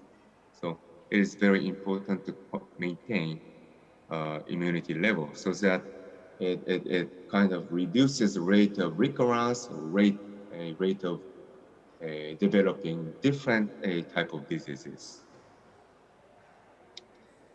And ACC is also well studied to control the side effects of those chemotherapy drug and radiotherapy drugs. So this is one of the clinical studies recently published for ACC combined with the chemotherapy in breast cancer patients, female breast cancer patients. It was a double-blind placebo-controlled phase 2 study, and it is already published. The therapeutic doses of ACC was given. They tested different types of blood chemistry and also for those adverse events scores. From blood chemistry, they noticed the significant difference in the number of neutrophils. So with this specific type of chemotherapy drugs, they tend to reduce those neutrophil number as a side effects. Yeah, but by using ACC, they could maintain the number of neutrophil, and there was a statistical significance in between those two groups. And moreover, this GCSF is an injection drug doctors use to control the side effects of the chemotherapy. doctors could reduce the usage of the number of this GCSF drug injection in HCC group. So there was a significant difference. So this GCSF injection drug is a very expensive one, but by using HCCs, they could reduce the number of this usage. So it is economically good too. But scientifically, it is explained by the number of neutrophil, because GCSF is a granulocyte colony stimulating factor. It is naturally produced in our body by neutrophil. But as I shown, HCC groups, they could maintain the number of neutrophil, so they may have produced good number of GCSF by themselves. So they didn't need much number of injection for control, side effects control. So this was results from those doctors from University of Tokyo. They concluded that through the beneficial effects of ACC, they may increase the intensity of chemotherapy and achieve a better clinical outcome. Yeah, I actually have many different studies. This was a report from Poland. Dr. Shalush used this specific type of injection drug using radioisotope. So this is a radiotherapy, but radioisotope injection treatment for this type of specific neuroendocrine tumor. So, but for this type of injection radioisotope drug, compared to the control group, they showed a significant reduction of neutrophil, but they could, by using ACC, they could inject about 3 times of higher dosage of a radioisotope, so that they could maintain the number of neutrophils. So that was good. So I have many different studies here, but I like to, I know we're running out of time, so I'm going to skip to the summary. So this is a summary of ACC benefits. The mechanism is pretty much validated for immune optimization and also for inflammation reduction and intestinal flora improvement. And this is a health benefit for health maintenance or prevention and clearance of various infectious diseases, energetic daily life. And in oncology field, it was well studied for the longer post-operative survival and side effects reduction of chemo and radiotherapy. And even at the later stage of cancer patients, quality of life improvement was significantly observed for AHCC. And all those recent clinical studies are now published as a book, as a clinician's guide to AHCC. And this is available, of course, on Amazon, but also from our distributors in Indonesia. So as a doctor, if you're interested in this ingredient ACC, please let us know. And as I mentioned, ACC was developed long ago, 35 years ago, but it is finally introduced to the Indonesian market because we could finally register this ingredient under your regulations. And this is now available for Indonesian market this year, just this year, for the first time as an IMUCell by Interbat. Thank you very much for your attention. Terima kasih, and that's all for today. Yeah, thank you very much, Dr. Horma. Nice presentation about the AHCC. And yeah, with multifunctional purpose of AHCC, maybe we can see more benefits from these compounds, these products in the future. And congratulations for the finish of the HIV testing in Makassar. Thank you very much. Yes. And maybe one or two questions if possible, if someone wants to ask questions? Okay. No? Start by me. Okay. Yeah. While waiting. Okay. Yep. One of the questions by Mr. Andi Afandi. Where's the guys?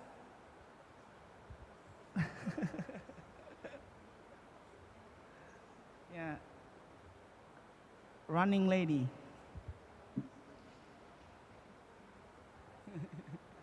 Oke, silakan Pak Andi Afandi.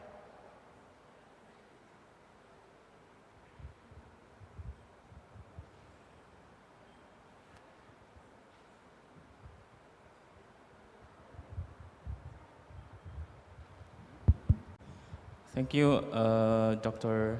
Firzan. It's an interesting presentation because you presented one of your product, and I saw from your presentation that you have two kind of interesting product, which are from fungus or mushroom, and one is from Schizoperilla from plant.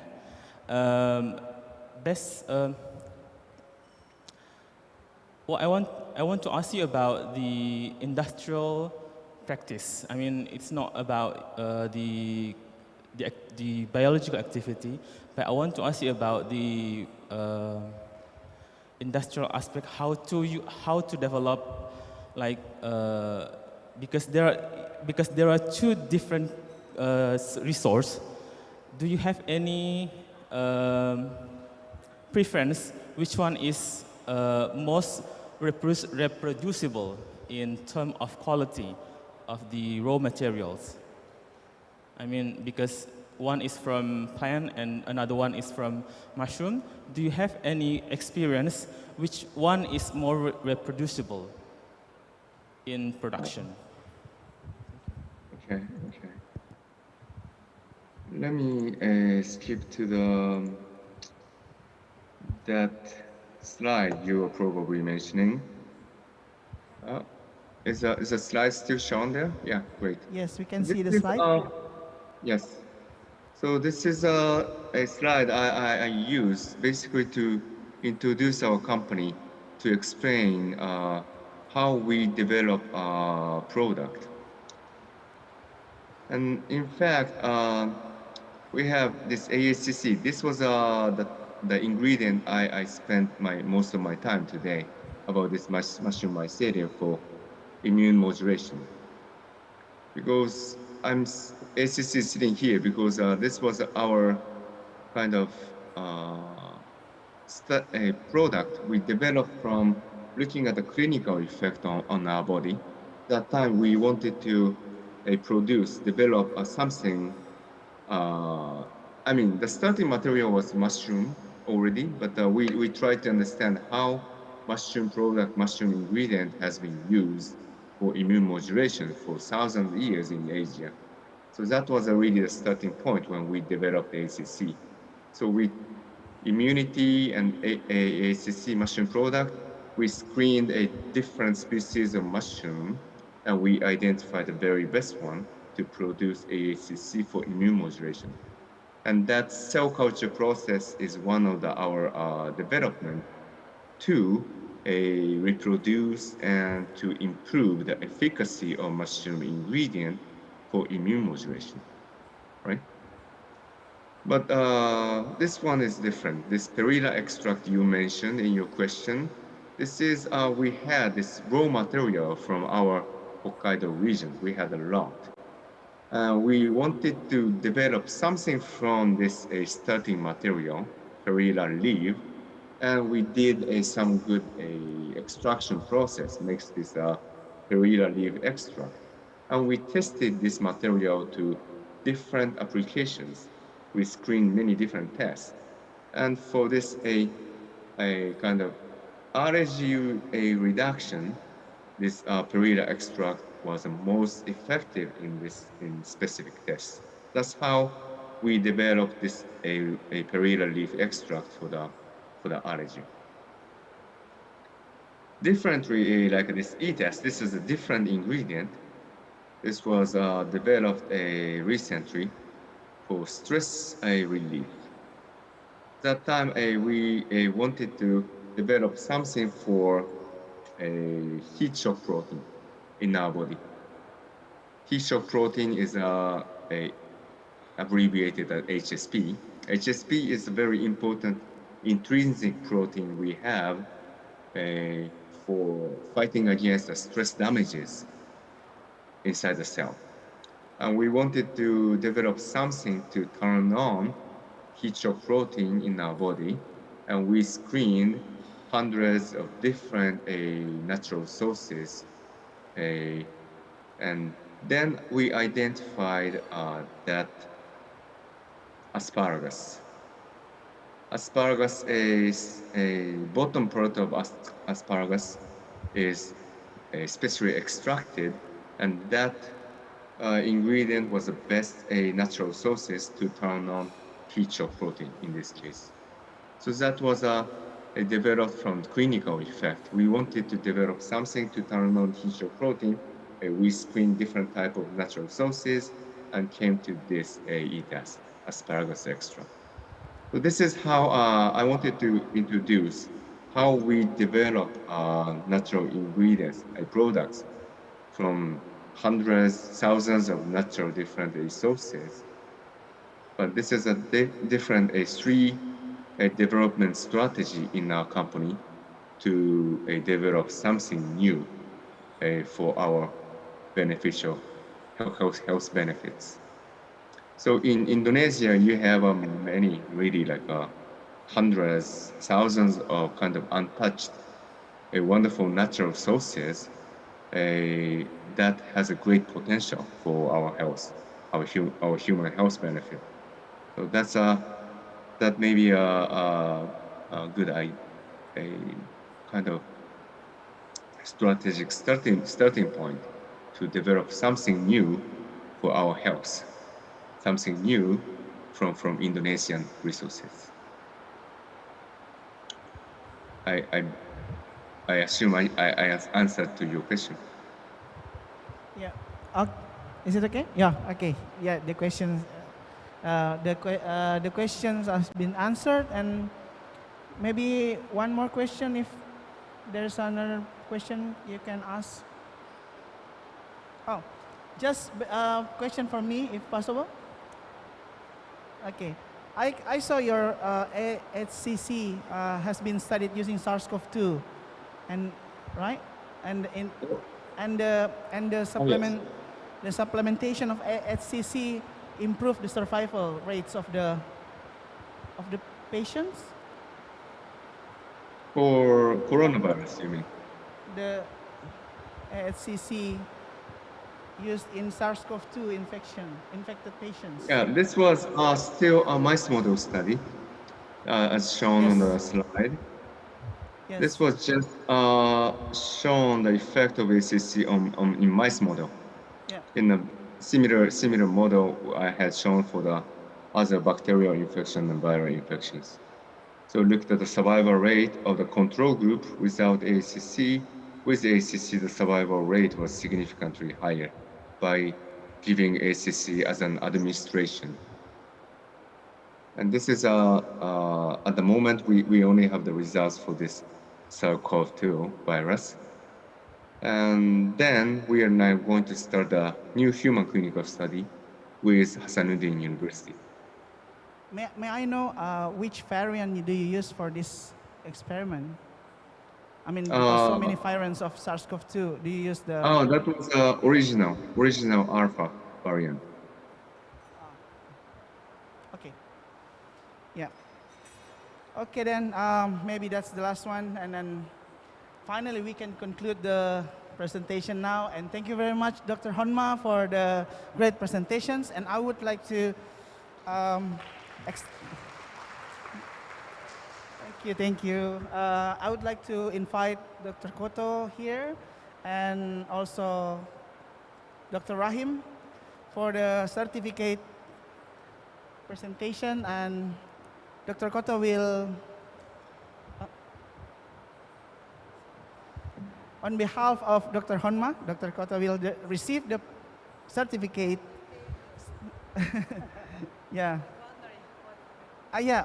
So Dr. Honma, Dr. Koto will receive the certificate of presenter on behalf of you. Thank you. Ya, mungkin di situ. Menghadap ke situ.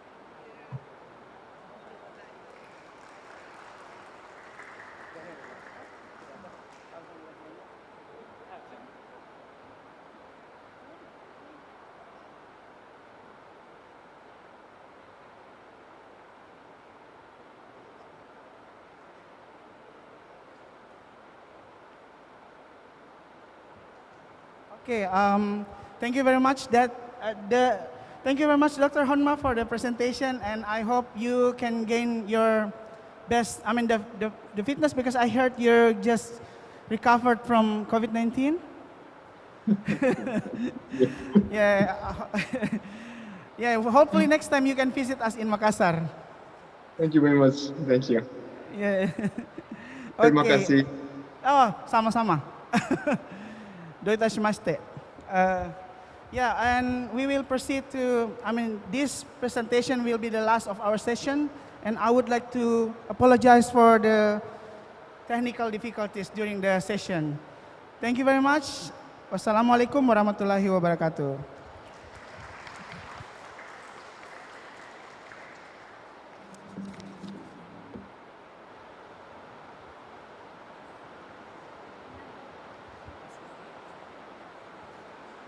Ladies and gentlemen, that's all our session for today from our amazing invited speakers for today.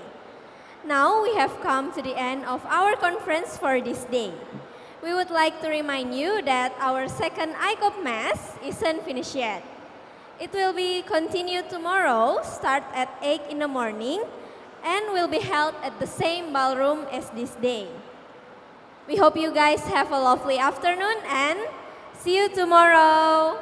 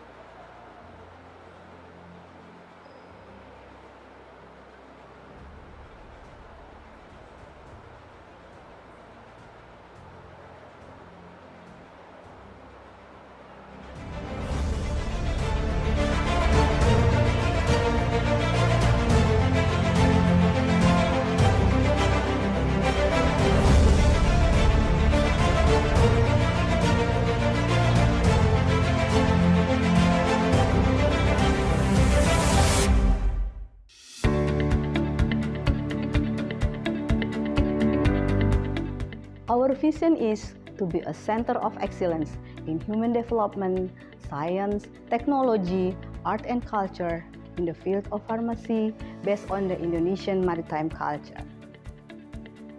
Our mission in the Faculty of Pharmacy is developing science, technology, art and culture in the field of pharmacy through excellent research to produce innovative products and ideas. Providing facilities and infrastructure to support a representative learning process to create a conducive academic atmosphere so as to produce ethical, proactive, and innovative learners. Implementing and disseminating science, technology, art and culture in the field of pharmacy for the benefit and welfare of the community. Credible, transparent, accountable, responsible, and fair governance system. In line with the faculty mission to support high standard of education in pharmacy and pharmaceutical sciences and technology, Faculty of Pharmacy, Hasanuddin University conducts bachelor program, magister program, doctoral program, and a professional apothecary program to support effective teaching, creative learning, and dynamic research environment. Faculty of Pharmacy, Hasanuddin University commits to give the best experience for the students in terms of learning process, facilities, and service. With the competence-based curriculum, our lecturers engage students on discussion, fieldwork collaboration, cooperative learning, problem-based learning, and other student-centered learning methods. Hasanuddin University also provides a learning management system called Sekolah, Sistem Kelola Pembelajaran. This platform facilitates online learning as well as enables lecturers and students to interact through numerous features available, using affordable and user-friendly features like direct chat and online group discussion to help the process of transferring and receiving knowledge to be more efficient. Faculty of Pharmacy, Hasanuddin University also prepares students to be leaders in addressing and solving any challenges in the pharmacy issues with high understanding on ethical and social implications of their knowledge as pharmacists to bring prosperity and a good life for patients and community. Faculty of Pharmacy, Hasanuddin University provides a number of learning laboratories which allow students to learn and practice laboratory skills and procedures in simulated setting. There are 8 learning laboratories or research groups at the Faculty of Pharmacy, Hasanuddin University, namely Pharmaceutics and Technology Pharmacy, Pharmaceutical Microbiology, Clinical Pharmacy, Pharmaceutical Chemistry, Pharmacognosy, Phytochemistry, Biopharmacy, and Pharmacology and Toxicology Laboratory. Faculty of Pharmacy also has an integrated research laboratory equipped with cutting-edge technology instruments called Biopharmaka. This lab was launched on 2012 by the Minister of Education and Culture at that time, Professor Dr. Insinyur Muhammad Nuh DEA. Aside from providing variety of tests on clinical and pharmaceutical research purposes, Biopharmaka also offers a wide variety of training for those who need knowledge and skills in controlling the quality of natural and synthetic-based drug candidates, foods, and cosmetics.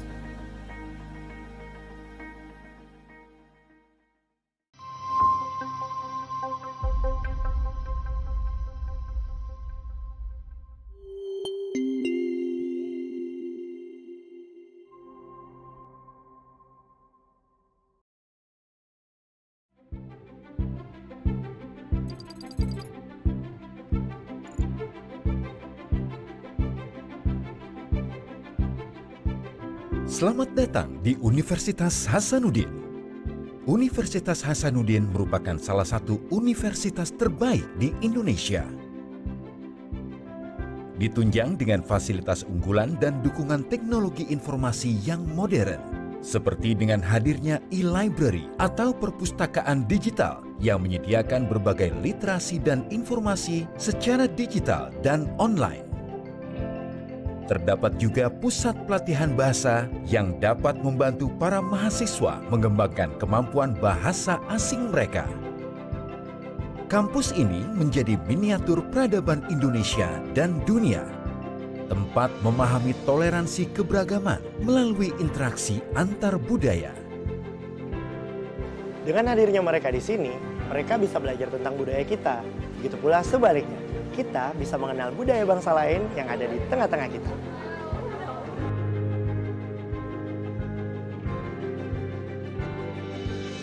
Tidak hanya itu, Universitas Hasanuddin menyediakan fasilitas olahraga, seni, dan budaya yang diperuntukkan bagi mahasiswa dan juga masyarakat.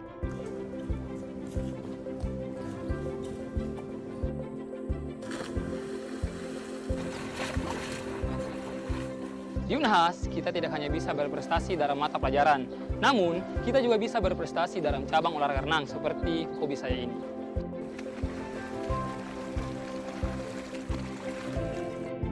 Dengan ini dinyatakan dibuka dan terbuka untuk umum.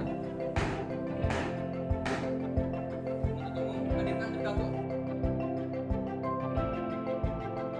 Kalau di Fakultas Hukum, kita dituntut untuk bisa peka terhadap keadaan yang ada di sekitar kita, baik itu masalah kecil maupun dalam keseharian. Karakter inilah yang akan sangat berguna dan bermanfaat ketika kita lulus nantinya.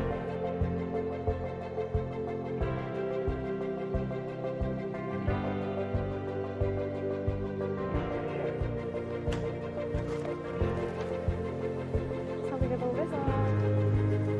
Di sini kita dibiasakan praktek, sehingga nantinya kita nggak canggung lagi kalau langsung kerja di rumah sakit. UNHAS pun punya rumah sakit sendiri loh, nggak sedikit alumni yang udah lulus kerja di sana.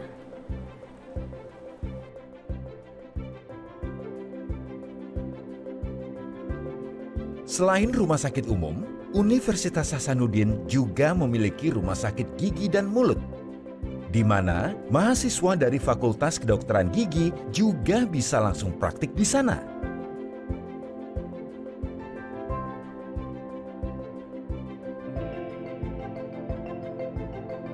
Dengan hadirnya Yusuf Kala Center of Technology, Fakultas Teknik kini dapat memusatkan konsentrasi pembelajaran dengan peralatan terbaik.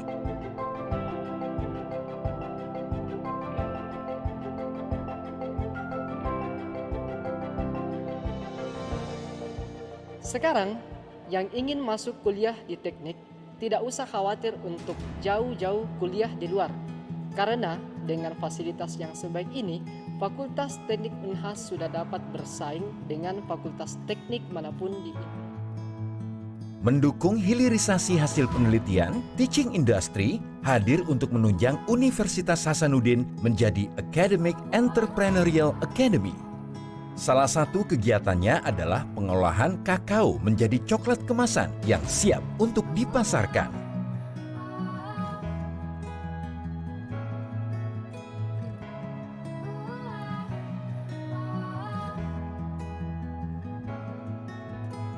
Center of Excellence terdapat di setiap fakultas sebagai wujud peran Universitas Hasanuddin untuk kemaslahatan bangsa melalui inovasi. Maiwa Breeding Center merupakan bagian dari program tersebut. Kegiatannya terdiri atas industri pembibitan sapi, produksi sapi straw Bali, industri penggemukan sapi, industri pemotongan sapi bersertifikat halal dari LPPOM MUI, industri bakso, dan industri pakan.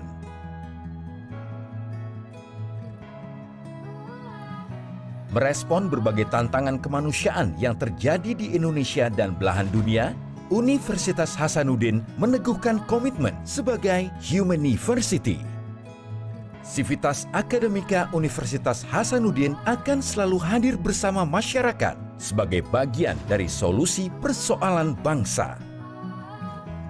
Sebagai lembaga pendidikan pun, Universitas Hasanuddin banyak memberikan program beasiswa bagi para korban yang terkena bencana alam dengan harapan mereka dapat memanfaatkan hasil pembelajaran tersebut kepada masyarakat luas.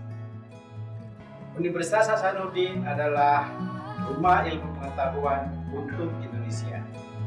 Kami harus terus meningkatkan kualitas sebagai lembaga penghasil generasi bangsa yang cerdas serta berkarakter inovatif. Masa depan yang lebih baik harus dapat diraih untuk meningkatkan daya saing bangsa dan sebagai pengabdi pada masyarakat. Unhas harus terus melahirkan generasi-generasi cemerlang yang mampu bersaing dalam kancah nasional dan global. Unhasku bersatu, Unhasku kuat. Universitas Hasanuddin akan terus berpartisipasi dalam melahirkan generasi-generasi mendatang yang mampu bersaing, berprestasi, dan bermartabat. bersama Universitas Hasanuddin, semua bisa meraih cita-cita.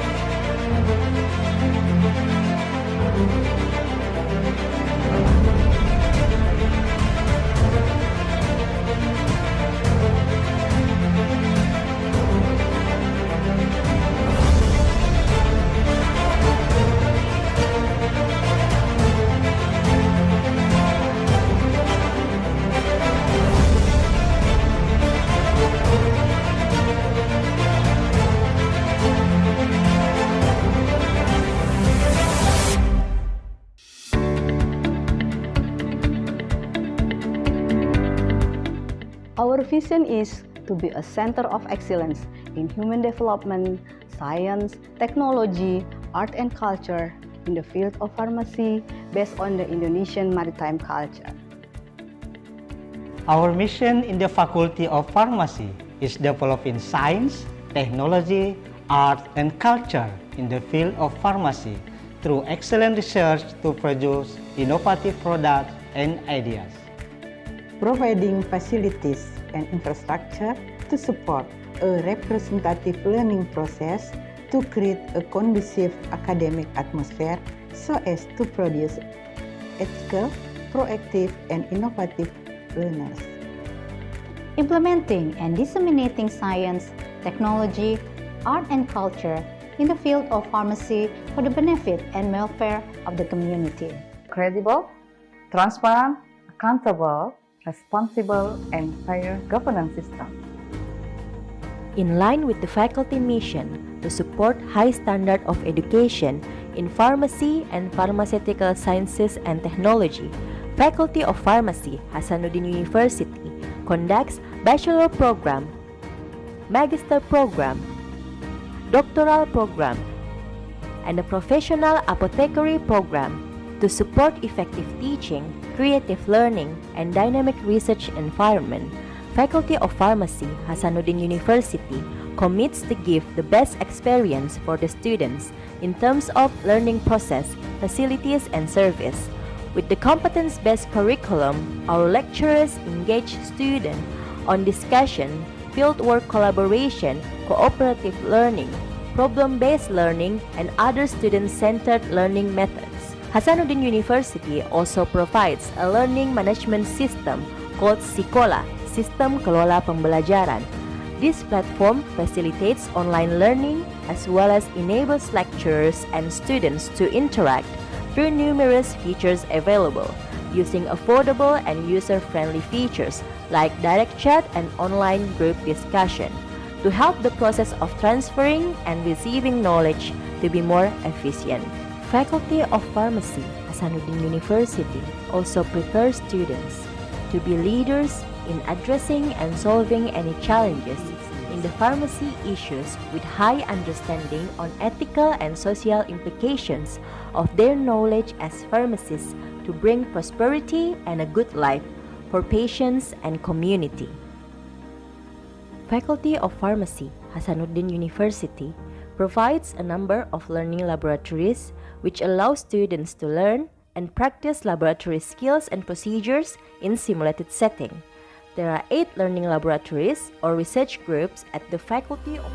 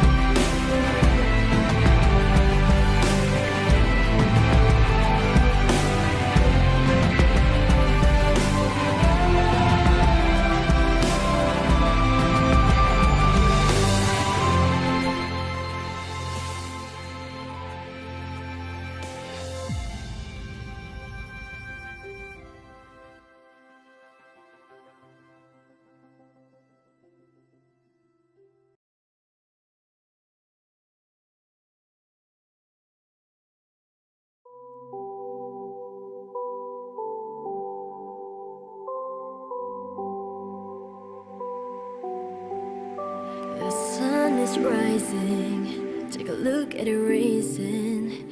Can you see it shining bright? The light is warm you up right to your skin. Can you stop complaining? You don't need to cry. You are not the only one who faced the life with your scream. It doesn't matter when it lasts a cold day. You will find a way to make it your way. Even if the skies get dark and gray, you won't get in our way. It doesn't matter when they're talking all day. They ain't even better than a soul stay. We can fight together, don't give up and make it time to wake up. No more tears drop on the floor, get rid of sorrow. We'll go run the world and breathe tomorrow. Wake up, no more tears drop on the floor, get rid of sorrow. We'll go run the world and breathe tomorrow. Life is about dreaming. Living without a dream is a mistake. It is not easy to reach a star far from the eye, but reality keeps us away from our expectations. Success is a choice. Everyone has equal opportunity. The problem is, what is your choice? Go ask yourself.